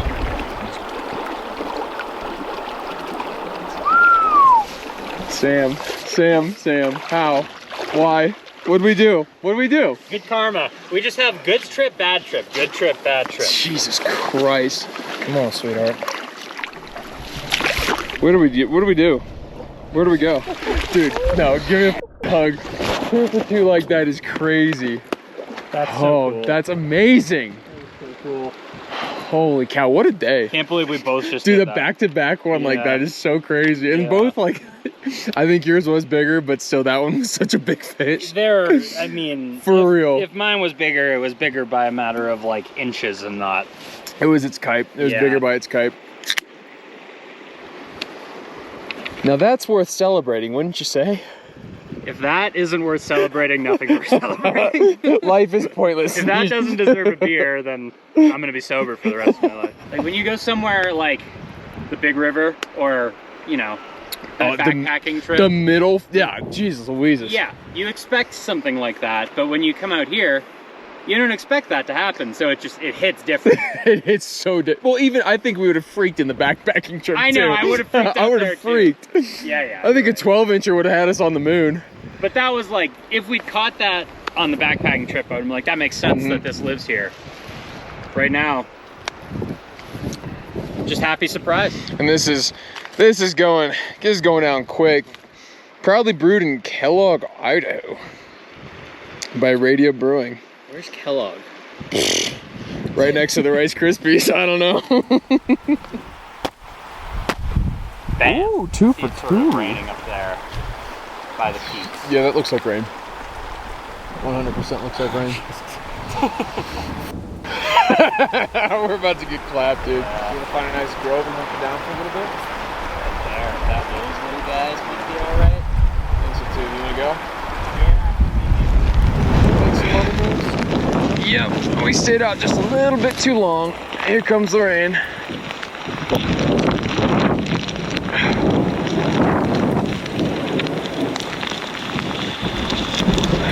What do you think of this? Kind of perfect, actually. Kinda.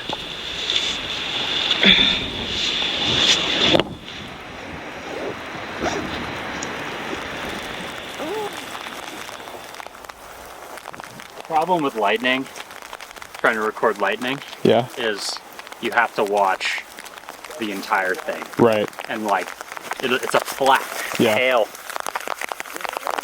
I think. One piece.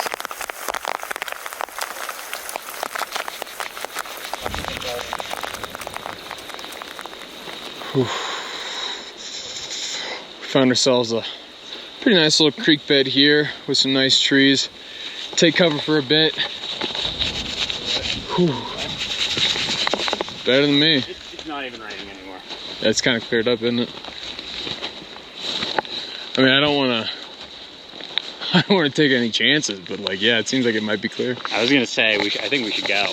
Give it a go. We should Strike while the iron's hot. yeah. Strike while the rain is stopped. Strike while the cart's before the horse. Pitter patter, the steady sound reverberating off our drooping hoods tapered off, only to be interrupted by the now distant sound of thunder. With how volatile backcountry weather can be, old Sammy D and I know better than to leave home without a rain jacket. Because just like this rogue squall, as quickly as she'd screamed over the ridge, her thrashing winds were now starting to be just a memory. Bottom half's already soaked to the bone, our core temperatures were in slight peril with everything else now dampened by the cold rain, but the bull trout buzz from but a few minutes ago acted as an infinite inferno to keep the heart pumping warm blood to our extremities. The pocket water cutthroat were just as beautiful here, and with the sheer prospect of more monsters lurking in the deep, why stop now? I will say, putting some distance between us and the exposed meadow section, the forest stream was visibly beginning to climb, the glassy glades turned to turbid plunge pools, but the fish, they were still here. The quick precipitation hadn't doused out an ounce of their enthusiasm, and if anything, the cold and overcast weather had only made their fiery colors stick out that much more.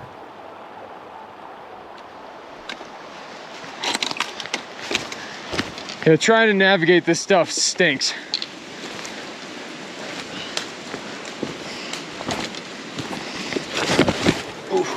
Yeah. Yeah, it'd be nice if these came back together. These are the days you think about the winter.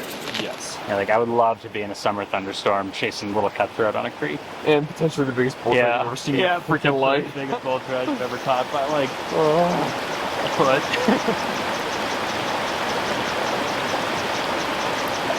There we go. Yeah, buddy. I don't see a cut on him. I think he's Pure? pure bow or mostly bow.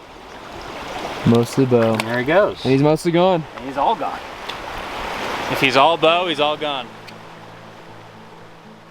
Anywhere it made sense, we'd try to exchange the dry dropper for the more aggressive streamer. It's funny, even though we weren't casting these big bugs at monsters, the resident stream dwellers were still more than happy to take a swipe. I mean, shoot, you don't survive long in this environment if you aren't willing to take a risk and try and make a meal out of something half your size. This eager beaver shot back, and I had a hunch there were still a few fish left. Lifting and lowering right back into the strike zone, I connected with the fish I really wanted to see. It was still very much calving season for this baby bull, but by golly, he sure was pretty. Sam and I were both ecstatic to see proof in the pudding.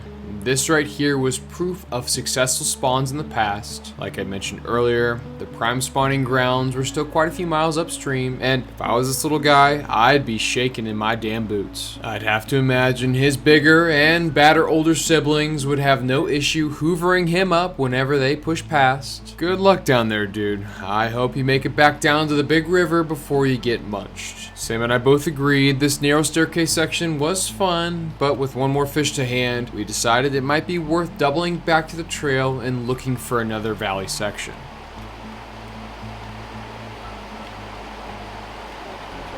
Should be right there.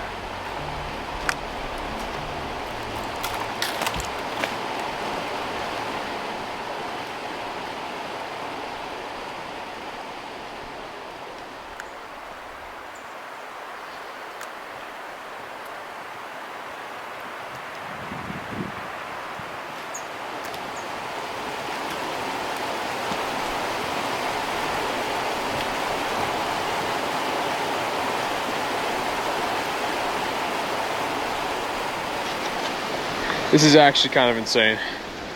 Can I have you shove that in my pocket somewhere? Yeah. I think this one's got some space to it. Leave no trace, right? Yeah, Jesus. I'm very impressed with this creek. I mean, the size of water is maintaining really well. Looks like we're pretty much there though. Yeah, we're getting there. You can kind of see it open up right up there to the left. Yep, oh, big time, big time. Wow. I feel like worst case scenario here, get some cutthroat. Or it's a pretty place to sit and eat a snack bar. Yeah. There's nothing to that either. Soak up the sun for whatever it's worth.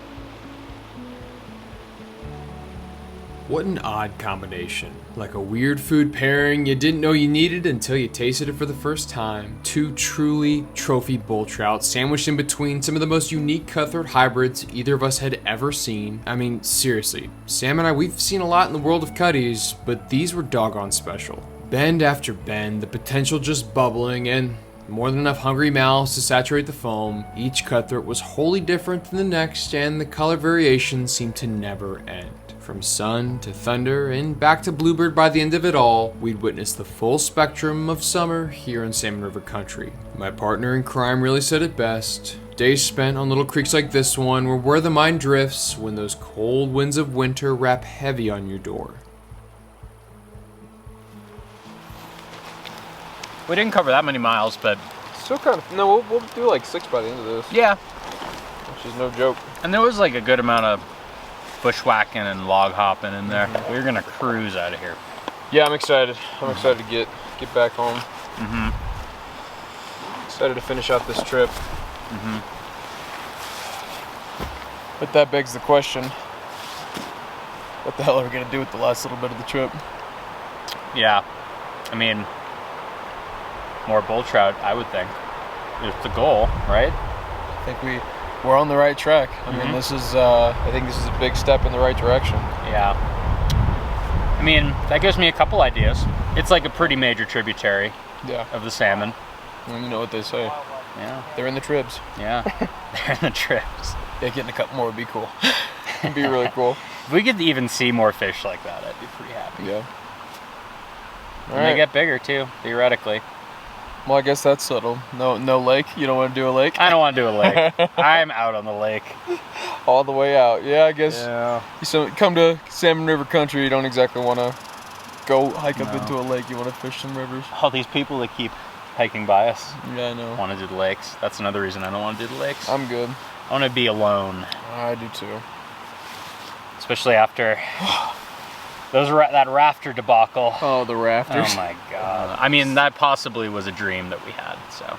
True, a fever dream. We just like slipped and hit our head on a rock and then floated downstream. Kind of like Yeah. where the bull trout.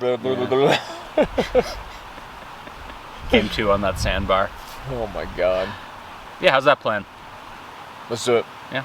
You be ready here? Yeah, we gotta get going. I mean, we gotta pack, so. Let's go. Yeah. Big water like that trout, they act like it's been a lot of water. Yeah. Like when you're over the last year, and then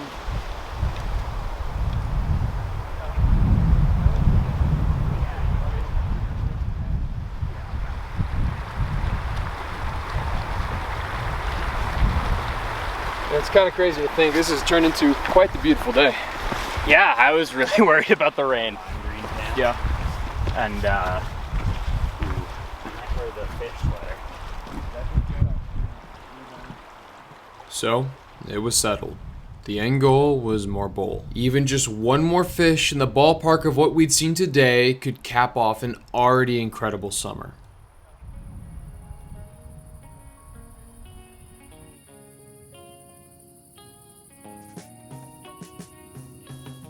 The now familiar creaks of the floorboards accompanied the sound of jostling gear, much like the cries of crickets accompanied the rustles of the sagebrush in the pre-dawn breeze. We'd been at this little shack for so long now, it kind of felt like home. Almost hard to believe that this was going to be the last trip of our Salmon River summer. By all accounts, you'd be hard-pressed to put a price on all the mountain memories made so far. In the twilight of this fleeting season, two friends had managed to see and do more than most folks could ever even imagine. Old Sammy D and I had stacked up quite a few more miles on the dash, but there was just enough left in the tank to muster up the effort for one final push. The gas was expensive, but the air was finally free of that suffocating smoke, and that's something you can't really put a price on. Each mile marker up that main stem seemed to bring a general tightness constricting my tired chest. The beauty of the scenery around and the smell of warming burritos couldn't quite quell those nasty, nagging thoughts. What if someone was already there? What if the road was closed? Or even worse, what if the gate was locked? Gosh, not to say all our work and preparation would have been foiled, but it sure would have put a damper on this so far epic trip.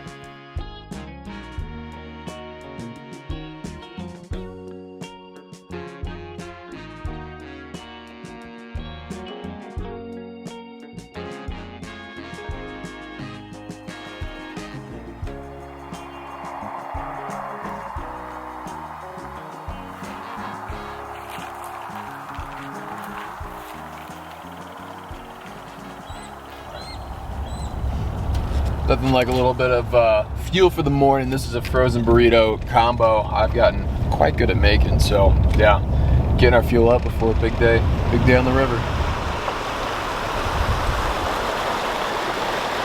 can smell that, right? Those bull trout. Chili. Once we get moving, we should be okay. Oh, absolutely. I mean, I'm leaving the sweatshirt in the car. Yeah. So, yeah, I'm pretty much ready whenever the lapse is done.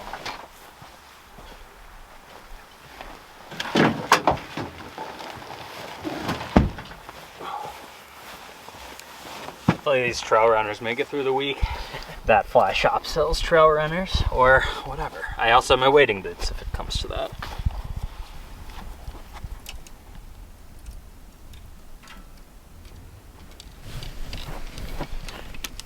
Ready to roll if you are.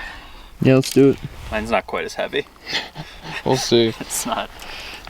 Oh, that's light work. All right, brother. All right.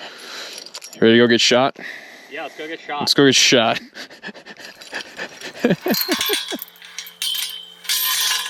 Hold these for a sec.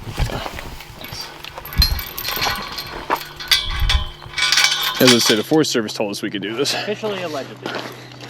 We'd indeed spoken with the Forest Service about this somewhat unclear access point, and they gave us the go-ahead. Granted, that's all well and good on paper, but in practice, we were both uneasy about walking through this particular bit of private land to get to the public, easement or not. Our head down and hurried pace approach had us past this inconvenient barrier and back on public land after a few nervous miles. Finally where we needed to be, and with nothing but an empty trail ahead, both of our minds could rest easy knowing we had this whole valley all to ourselves. It's fine. We'll be fine. Just not gonna worry about it. Anybody home? Yep. Not now though. 7 days ago. Oh, you kidding me? Jane Doe. Ooh, we should put John Doe down. I'm gonna write John Doe. Sam, I'm gonna die. It's too steep. You promised me an easy hike. I'll go catch the bull trout and you can sit. Can you preserve them in that hot spring for me? Yeah. So I can at least see them once I catch my wind? Yeah, I'll do my best. It's like a holding tank. A hot one. He could have come from one of those box cars, or the box trucks. There's another trailhead up on the other side too. Okay.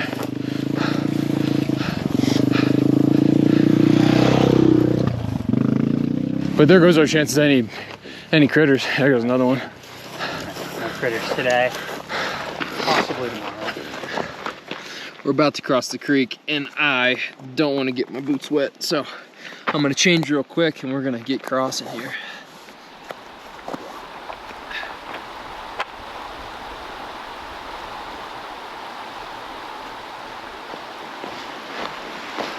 Fish. No fish? Well, we should turn around probably. Yeah, it's cold. A little bit. Deeper than it looks, too. It's so crystal clear. Yeah. Like even something like that is knee deep. Pretty good. It'll be a cold morning. Okay, well, hold on. When I said vibe, was there a, you know, a mixed plate of charcutes, you know, some good drinks, maybe some other people there to distract between? No, so we were like, we took like a little weekend getaway. Oh. Yeah, I think I remember that. Yeah, and I think I made steaks. Damn. It was a good vibe. You're trying to tell me you can, this, are you not pleased? Are you not entertained? Damn.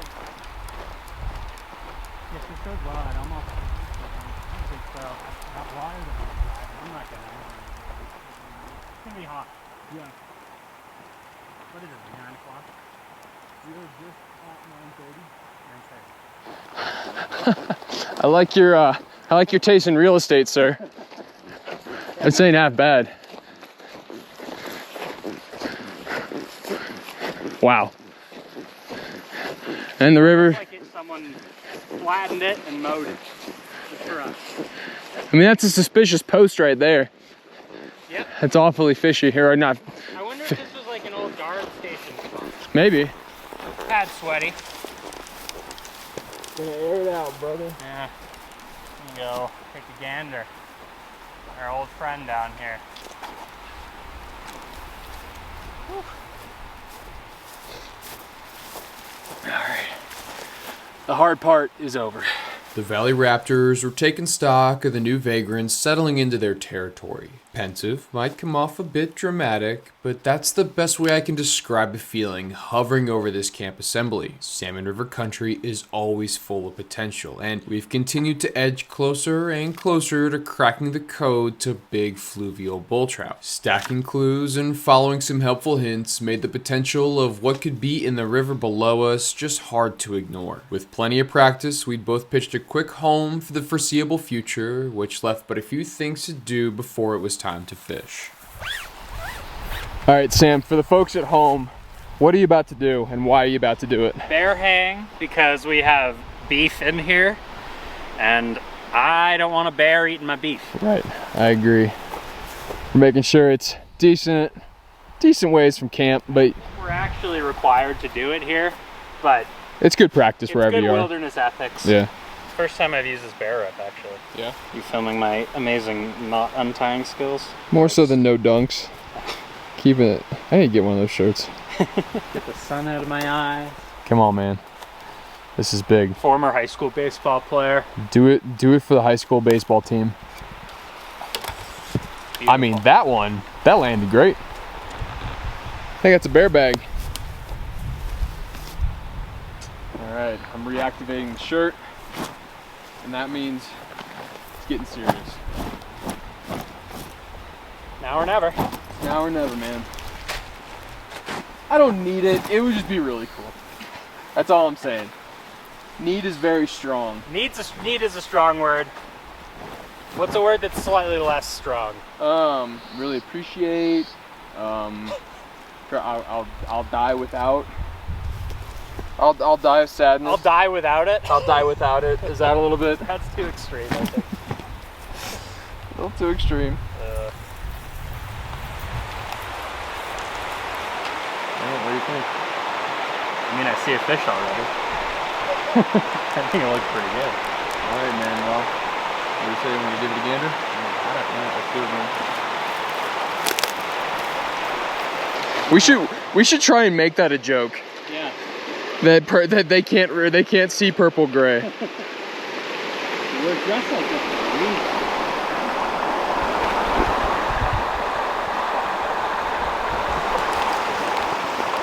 Yep. Nice, Sam. Nice, Sam. What are you? Not a bull trout. Yeah. Whoa. Whoa. Cool. Yeah, he's beautiful. Really is. I really like those. He's got like 3 or 4 really big blue dots on his cheeks. Whenever he's ready. Okay. Well, that's fine. And where there was one, there ought to be two. Just as willing, but maybe not quite as big. It was reassuring to see that we'd brought some party favors that could quote-unquote match the hatch, as the kiddos say. But pressing on as the morning went to afternoon, our sight fishing conditions were only getting better and better. It was a little worrisome, with all the walking we were doing, how many ghosts had we potentially walked by and never even seen. We both agreed to go slow and be steady in order to thoroughly cover any stitch of holding water where these behemoths could sit. Now, piecing together the relative mystery of Salvelinus confluensis is so factor dependent from system to system. Some folks swear by certain things here or there, but those bull trout preferences never seem to translate well in the salmon system. We spent far too much time seeking out individuals and holding water that was awfully shallow by just about any metric. Holding on to fragments of faith, we sent prayers up to the fish gods with each step. All we needed was just to see one.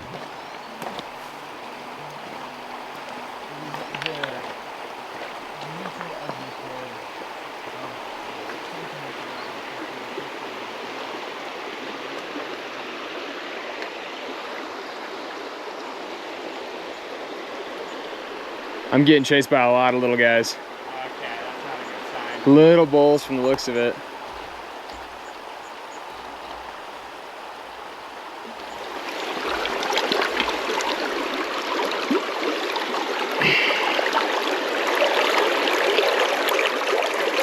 Cool, one sec.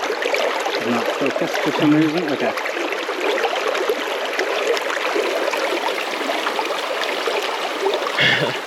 All right, we need something about 1, 2, 3, 4, 5, a lot bigger than that, but that's good. That's what we're after. It's the next generation of big salmon river bull trout. That literally could be that fly.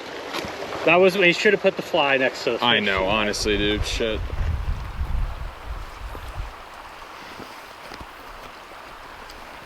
Oh, hello, check it. Yep. Keep him pinned, buddy. I got net if you need it. Yeah, my net's sort of, All right. Yep, another baby bull. Another baby. So it might be a 1-year-old? You think? 2? Definitely kind of up from that last one that I caught. Yeah. A little beat up. Scarring. Yeah. Somebody's munching him. Yeah. Oh, he just skirted off. I'm having a hard time with the releases today. They're very We jinxed it, dude. We absolutely jinxed it. We know how to handle fish. The sluggish momentum of the day had turned into a sap-like consistency as the sun reached its apex. The small but infrequent bull trout weren't giving us much to work off of, and our eyes were starting to play tricks. Every potential sighting would pump the adrenaline for just about a second until the fish was confirmed to be another log or rock. Trust me, I put eyes on a lot of log trout along the way. Taking a second to look at our maps revealed our progress hadn't quite stacked up to what we'd expected. Agreeing to double back to the trail, a few points of interest we drooled over during the planning phases of this expedition were still the tiny light at the end of this dark tunnel. Down, but not out, we followed the dusty trail and forged a new path forward.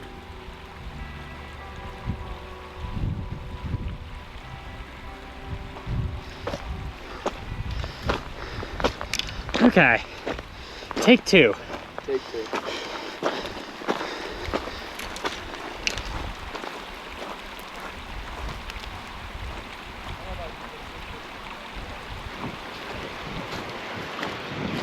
Woo! That looks juicy.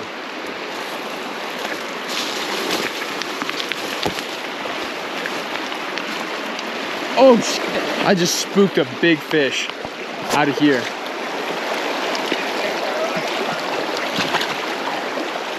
Oh my God, Sam, there they are.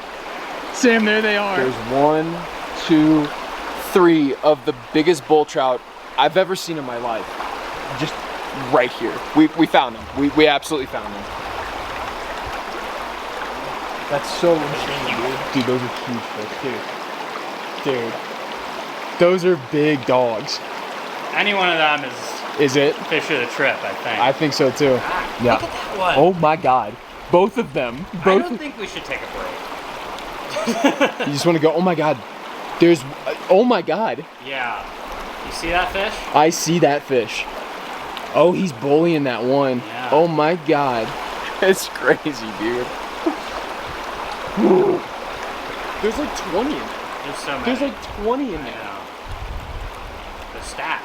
That's why we didn't catch anything for the last 4 hours. I'm kidding. The shifting baseline of fisheries we endure in modern times is always a fun math equation to calculate. And by fun, I mean depressing. When trapped by the trail, no matter where we are, this is one of Sam and I's favorite topics of discussion. My mind immediately jumps to the behemoth Mississippi River brook trout in the driftless region, and Sam likes to contemplate gargantuan Rio Grande cuts swimming across southern Colorado, but I digress. Not but a few generations removed, this spectacle in front of us would have been mere commonplace. Native people in the region used to make the annual trips to rivers just like this one to intercept bull trout along their lengthy spawning migrations. Carrying out multiple fish up to 40 pounds has been well documented in the annals of forestry journals, and I'd have to imagine that even the grandparents of some of you watching would be familiar with this fluvial assembly. But things are different now. Overall, conditions across the Salmon River watershed still weren't great, but they're certainly better than they were and are moving in a great direction.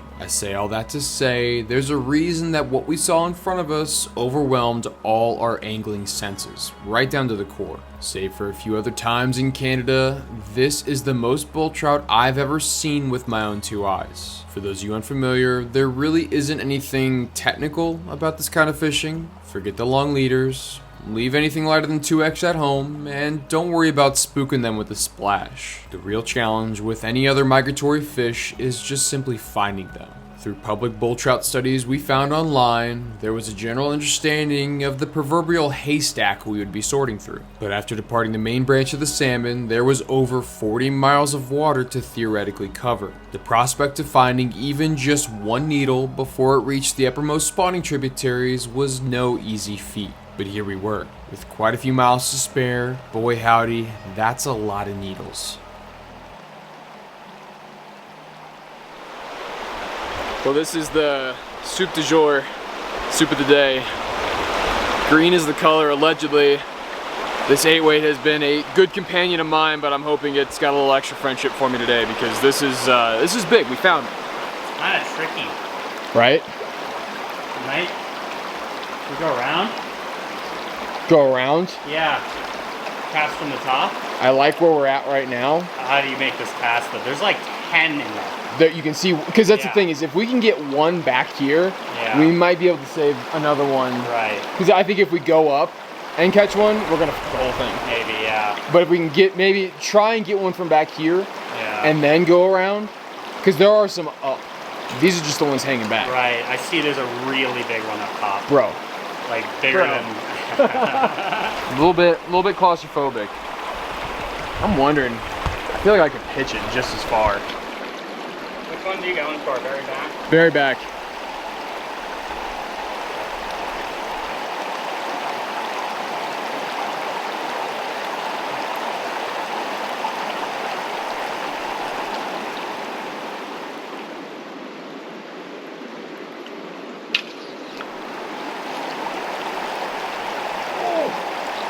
Oh, Sam! Oh, dude! Oh, no! Oh my gosh, that was a giant. That was a big fish. But that's what we're looking for. I saw that, I watched that whole thing happen. Maybe like much higher. One of them will eat it.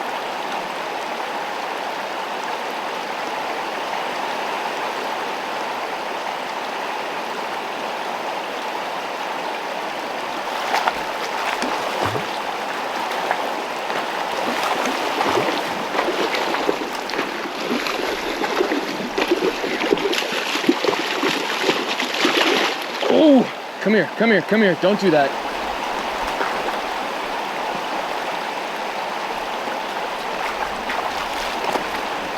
Yes! Nice! Yes! Fish, dude. Woo! That's kind of what they That do. was pure chaos. Yeah.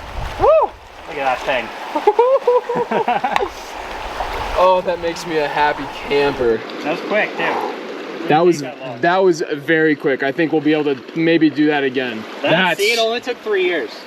Literally 3 years to get to this fish. Good Right, God. Can you imagine being a whitefish or a cutthroat or a little rainbow or even a little bull trout, and this is your neighbor. With the various studies we've read, biologists think that a bull trout reaches sexual maturity somewhere in the range of 4 to 7 years old, and given the overall resource availability in that system, they may only choose to wait 2 or 3 years before they take on another spawning run. They don't spawn every single year. I'd have to imagine the ones in the salmon are a bit on the early side of this equation, so just off looks alone, I'd wager that this one in front of me was somewhere in between 5 and maybe 6 years old. Hard to say, seeing as they can live up to 12 years in the wild. What I can say though is that this midlife fish still had plenty of whitefish meals to look forward to. Well, that short bit of chaos, all for this. I mean, are you actually joking me right now? That's insane. That's an insane fish.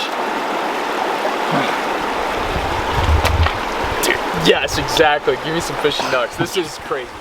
He's got no qualms about it, man. Look at that fish.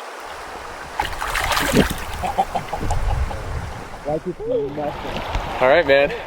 I think there's some bigger ones in there. You're up.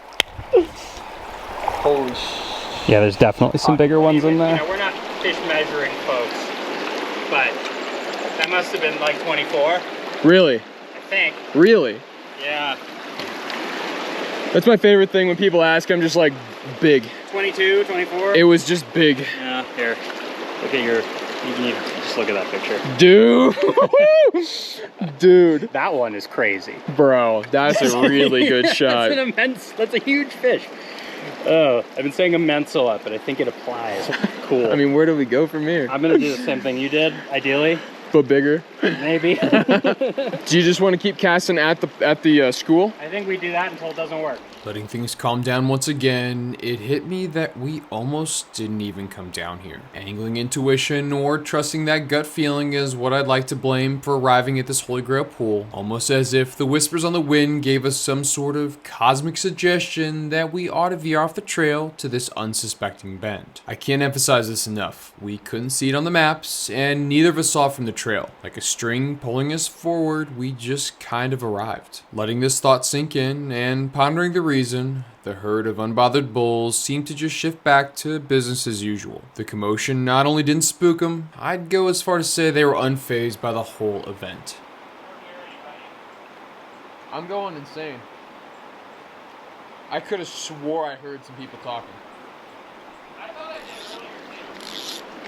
I don't know that they're gonna be super picky about flies, but this fly is money. Let's do it. Yeah. Give him hell, brother. You could probably get closer too. I think I will. I'm not good at this cast. Use the length of the rod. That's the biggest thing. Yeah. It's kind of like a lift up and lay down.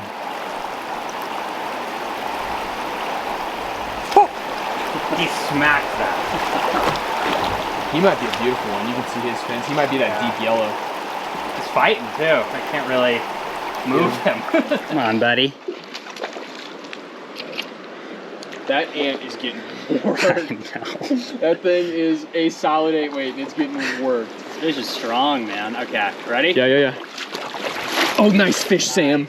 Nice fish. Oh my God, it's beautiful. That's a gore. Wow, yeah, that's beautiful. Oh, those spots. Yo, he is on fire. The striking speckles from gill plate to the tail fin had both Sam and I somewhat speechless. I can't even imagine the technicolored dream coat he'll be sporting here in the coming months as the spawn hits full force. And those eyes. Dang, I'd like to know what those eyes have seen in the many years swimming in the mighty salmon. Well, I bet the better question would be what those jaws have seen. The beak on this bull was awfully sharp and extremely powerful. The way this jack smashed the streamer was an incredible show of force and would put the fear of the river gods into any smaller fish in the system. What an excellent specimen, and what's even more encouraging is the enthusiasm in which he torpedoed back into the pool with.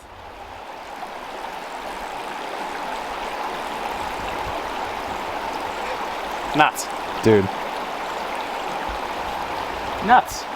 They've just reloaded. Nothing's changed. Sam, you want to give the people at home a little synopsis of what just has transpired? We fished for 3 hours. No. 3 years. 3 years, you're right. We've been trying to catch a big bull trout together for 3 years. The last two didn't go so well. We fished for 3 hours this morning and didn't see a fish over 12 inches. And Were we as they say, down in the dumps? we were down bad. We were getting pretty upsetty spaghetti, as they say. Yeah. And Just one hole. One hole One hole changes turned it around. everything. And I've never, ever seen bull trout bigger than that. No. Like, that's- No. Even like the ones up in Canada, like, Yeah. I don't know if I was as shocked as I am about these. Yeah, these are as big anyway, and those were lake fish. Jeez. Well, and like thinking about, what's nuts to me is thinking about where they came from. Mm-hmm. Like, we caught a couple little guys this morning. Yeah. They went from that to that. Mm-hmm. It's nuts. It's really a special place. There's not that many rivers left like this, No. I don't think. Well, and like, it's not just this, because this is just a tributary, but like the salmon itself, you know? Yeah, this whole system is so special. Unsure of how many years it might be before we return, this was the last thing that Sam and I wanted to accomplish before leaving this land.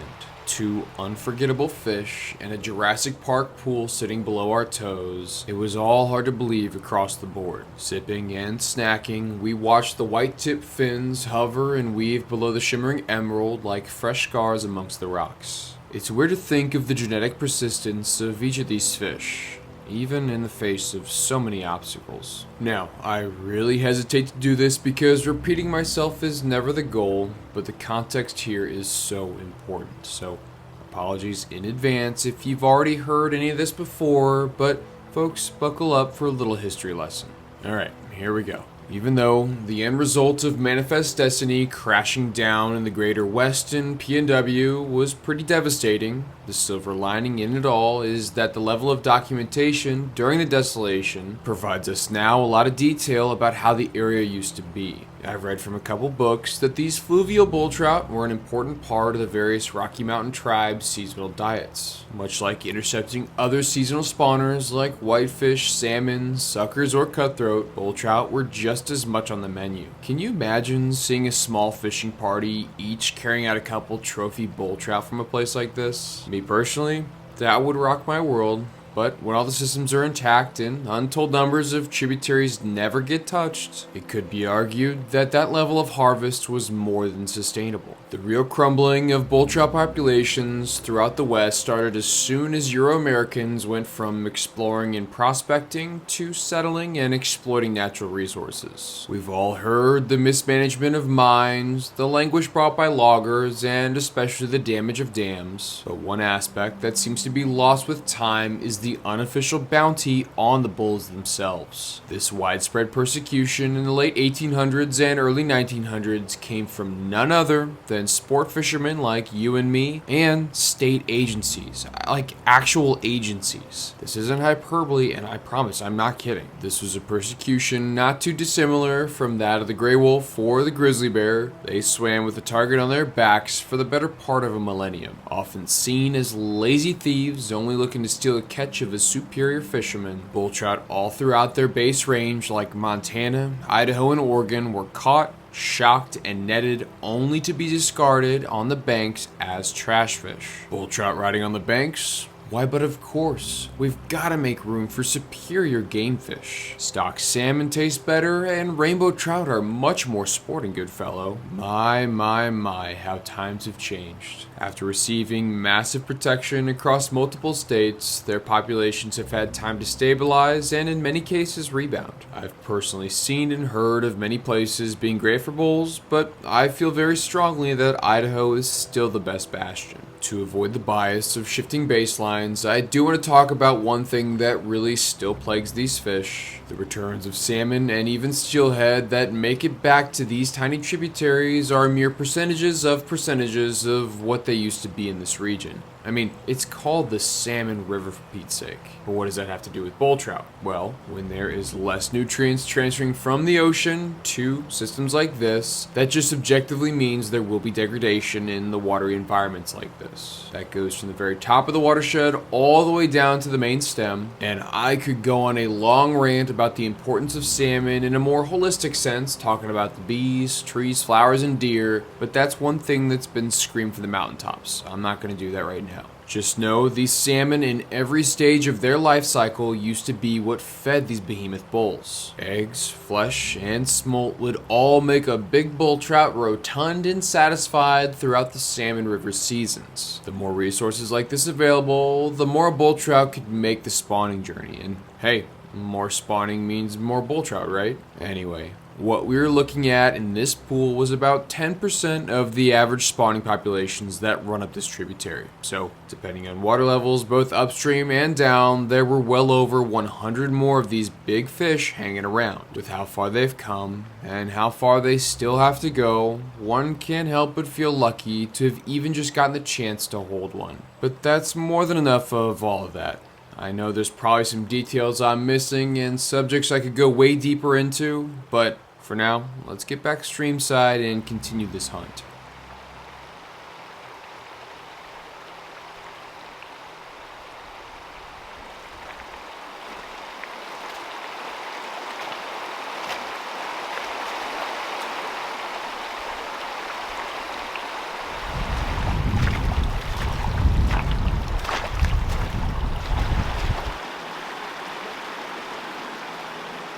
The hours left were still many, so Sam and I decided to do one of our favorite activities, leave fish to find fish. I know there's some of y'all out there that get how we feel. It's just so hard not to look around that next corner. Now, oftentimes, this little inclination ends up biting us in the ass, yet we continue to do it over and over and over again. Snaking up the river for a few more miles, there was an uncomfortable trend setting in. The water was mostly empty, save for a few juvenile bulls who were just as aggressive as their fluvial counterparts. In the classic game of fish, these little dudes have no trepidation about trying to punch far above their weight class. Much like earlier in the day, it was nice to experience quiet chimes of action in the mostly sea of silence. All but empty of boot prints, we did run into a few other anglers who were just as hungry for bull trout, just in a different way, I suppose. As the sun was cresting past its apex, the heat of the day had these little hunters in their prime. Sam and I, however,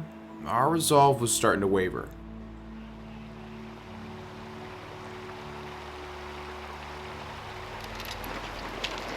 Hell, it's feeling hot as hell again.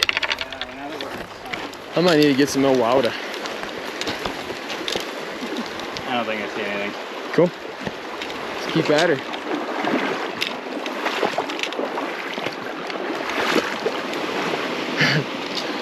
Oh, is that one? No. No. There's a couple little guys down there. You can see them on that rock face. Very shallow. Oh, man.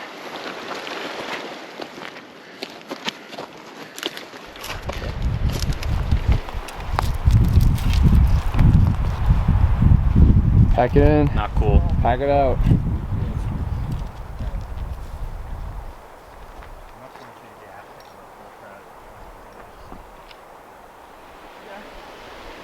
Let's keep riding this line.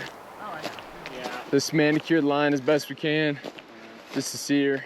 Well, we made the gamble to push further upstream, but it really felt like we'd strayed away from where these fish might really be. Everything around us was so skinny, and we knew from those bull trout studies that the red site surveyed would be approaching in a few miles. It sucks to go all this way, waste all that time, just to come to the conclusion that we had to turn around. Man, we were both dog tired, but let me ask you, what would you do? Weighing the pros and the cons in our mind, there was a big part of both of us that wanted to simply head right to camp and collapse. To be fair, this had been an extremely busy summer's worth of fishing, and the miles were all starting to catch up. I mean, that check engine light was liable to pop up any second. But the fact that neither of us could fight was that we may never see this country or these fish ever again. After we let that point sink in, it was irrefutable. We each had to make at least one more cast. I mean, they're so close to the end, too. They really just need one more rain. They're done. Yeah, this is actually where we were releasing all our fish, so. Okay. All right, back one more time.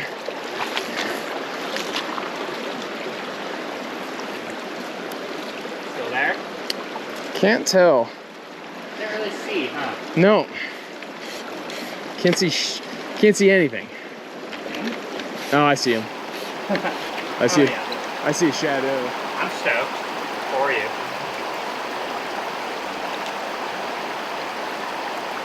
I wouldn't get closer than that. Yeah. There's one, you see the one right down there? Yeah. Wow. That might be a B+ tier.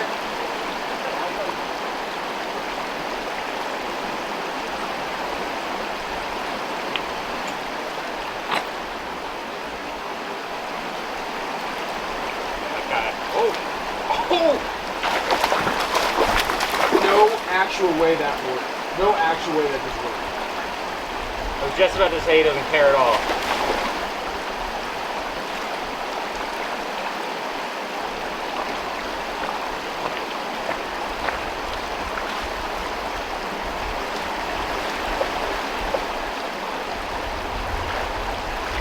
Yes, Sam, let's go. You know what's actually really funny? Yeah? Is this is a fly I tied specifically for the sellway. That's so funny. That is really funny. So, and I have a tying video on it and everything. Like, I did the whole thing, and I've been like passing it from file to file. Yeah. Being like, well, we could use this. Like, we could use this. Someday we'll use this. Just gotta catch fish on it. Just like this. Just gotta catch fish on it. There you go. Yeah, baby. All of that is what Idaho dreams are made out of. At least mine.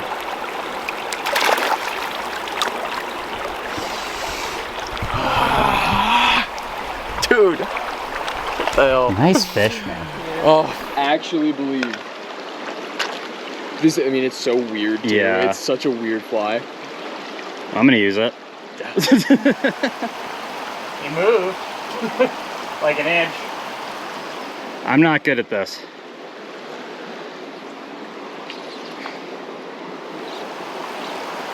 Oh. Yes, Sam. Yes, yes, yes, yes, yes. Yes, yes, yes, yes. I got you net. I got you net. That's a big fish. That's a nice one too. Came back for it too. Both of ours came and spun the block for it. Yeah. Come back. Yes, Sam. Yes, dude. Woo. That's awesome. Oh, that streamer, dude. That's a great one. That might be the best fish of the day. It might be. Just might be. I think it is, but it's close. Still. Holy Oh yeah, that's the best fish of the day. Easily. Yeah, easy. Yeah. Easily, Now that easily. I'm seeing them, dude, I can't even. Fourth quarter. Yeah. Absolute fourth quarter. That's, dude. So fat He's too. so chunky. That adipose. He's got that little nick in it. Yeah. Yeah, I think we could easily say we have only caught individuals today. We haven't duplicated any fish. No, definitely not. They're all kind of distinctive. Yeah. But it's a male too, I think. So. He's starting to get that kite. Yeah. Yeah, that's a male. So it's just really fat. Yeah. Okay. Goodbye, buddy.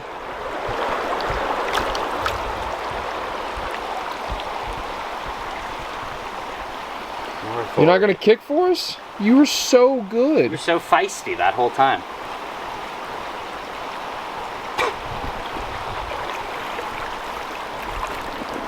There he goes. What's wrong with that? See, look how much smaller he is than those other fish. That's compared to the A tier? Yeah, yeah, yeah.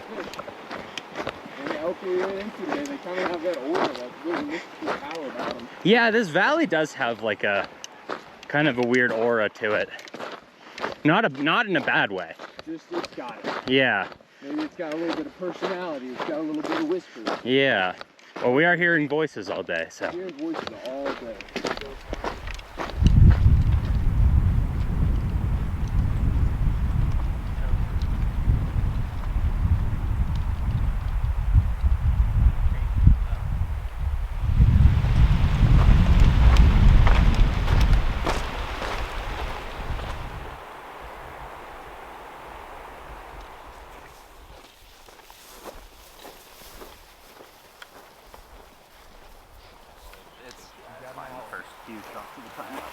Weird, but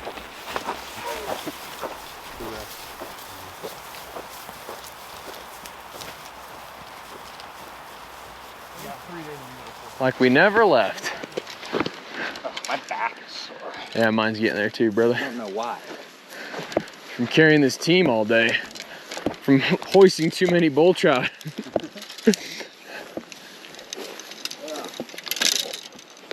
Great day. And a Kind of a cool ending to it. yeah. Just eating some potatoes. Not so bad. Not a bad little combo. Little luxury we have here. It's getting hot. I can turn it down. Yeah, maybe. Down to a simmer.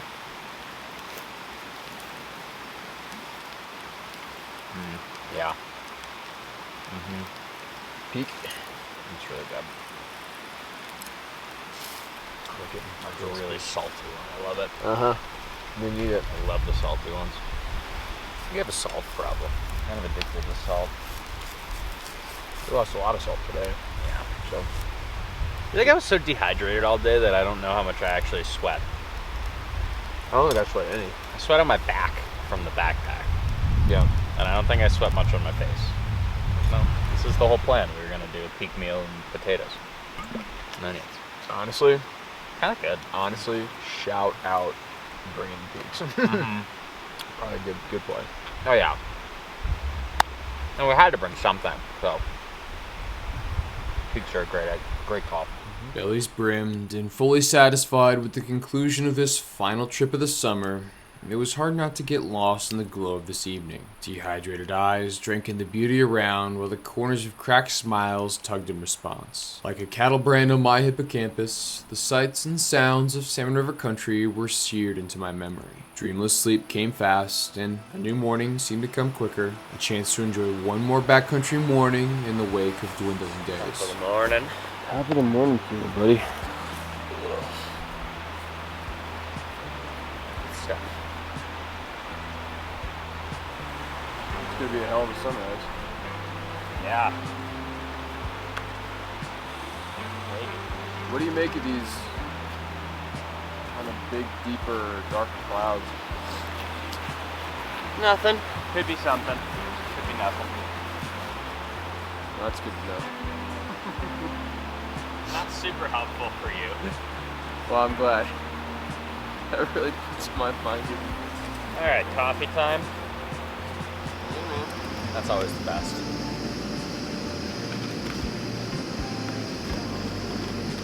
It's not bad.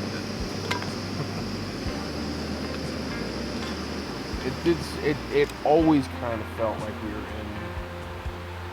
a water deficit. Yeah. Like it always felt like, dude, I need more water, fucking need more water. And like, it just like, and clouds are moving. Look at that. Yeah, that's really cool. It looks like a movie set or like a stage set, like where like that one's moving, but then those ones aren't. Yeah, it's really cool up there. Yeah. I packed like 5 items of clothing I didn't wear, so. Yeah, same.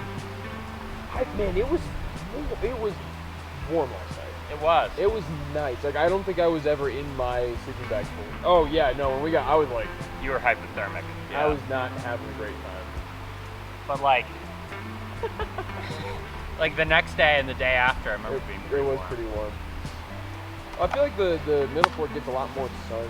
Yeah. Well, it's also like burn area. Yeah. So. And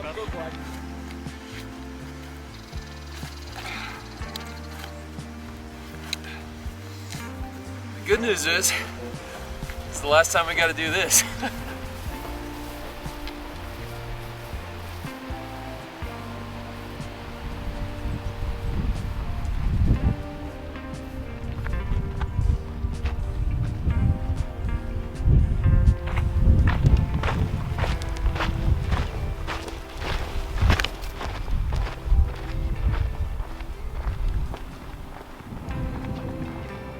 how are we gonna top this one next year? It's a good question, man. We're gonna have to figure something out, but good news, we can go wherever we want. Good stuff. Really can't beat it. Sam, I've heard people say this before. I don't know. I think idiots say this, but is this why you come to Idaho? This is why you come to Central Idaho. That's Why you come to Central Idaho? This is why you come to Central Idaho. That's why you come to Idaho. That's why you come to Idaho. 15-inch cutthroat. I'm sure this will be a montage. Oh man. Oh man. Oh man. Oh god. You damn dirty dog. Not It's kind of a theme at this point. Oh, g'day. I am severely lactose intolerant. Take that! We did catch him on dry bars. Hi. Stand up. Stand up. He flopped. He went A away. lot of people say they fish a hole until the whitefish start biting and then they move on. Blasphemy. Losers. Losers. Say something awe-inspiring about whitefish, and goodbye. I don't want to say anything. I didn't want to say anything anyway. All right, well, hit him with that LeBron. It's too easy. Ready to go get shot? Yeah, let's go get shot. Let's go get shot. Good vibes all around. It really doesn't matter now, right? We could go home. Yeah. Oh man. Think of your favorite song. I'm sure it's changed over time and without a doubt bounced around genres, but regardless of where it hails, I'd wager it can make you smile, cry, laugh, think of that special sweetheart. Hell, maybe it just makes you act a fool. Regardless, all it takes is a simple melody and you're back on that ride. The unfortunate and omnipresent rule of any beautiful song like this is that it always ends with silence. What was once making you feel all those emotions and conjuring up the endless memories is now just gone.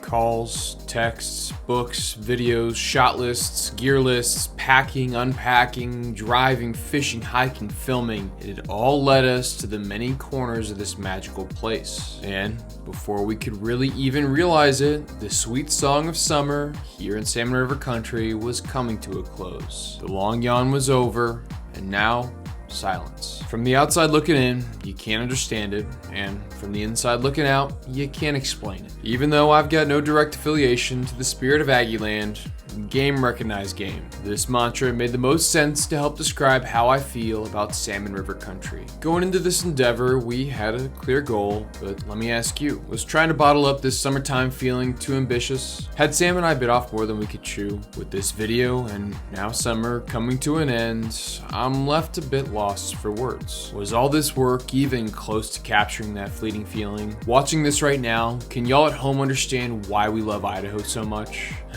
Maybe, maybe not. Words, they just don't seem to weigh as much as they used to, and video attention span can really only go so far. Something like this probably won't ever go viral, unlike all that short form slop that people just seem to consume with endless scrolls. But I don't want to go down that rabbit hole. In so many different ways, Salmon River Country shaped us, changed us, rewarded and punished both of our lives. Years before we ever even knew each other, this wild land and its many faces was a parallel theme.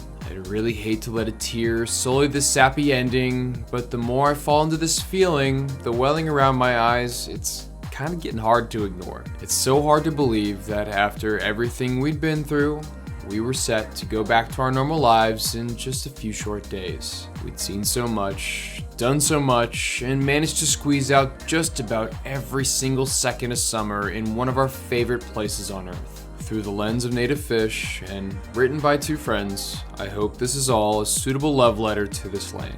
If death or despair were to dim out our days, I think Sam and I could at least be happy knowing we followed this rare opportunity to the final words.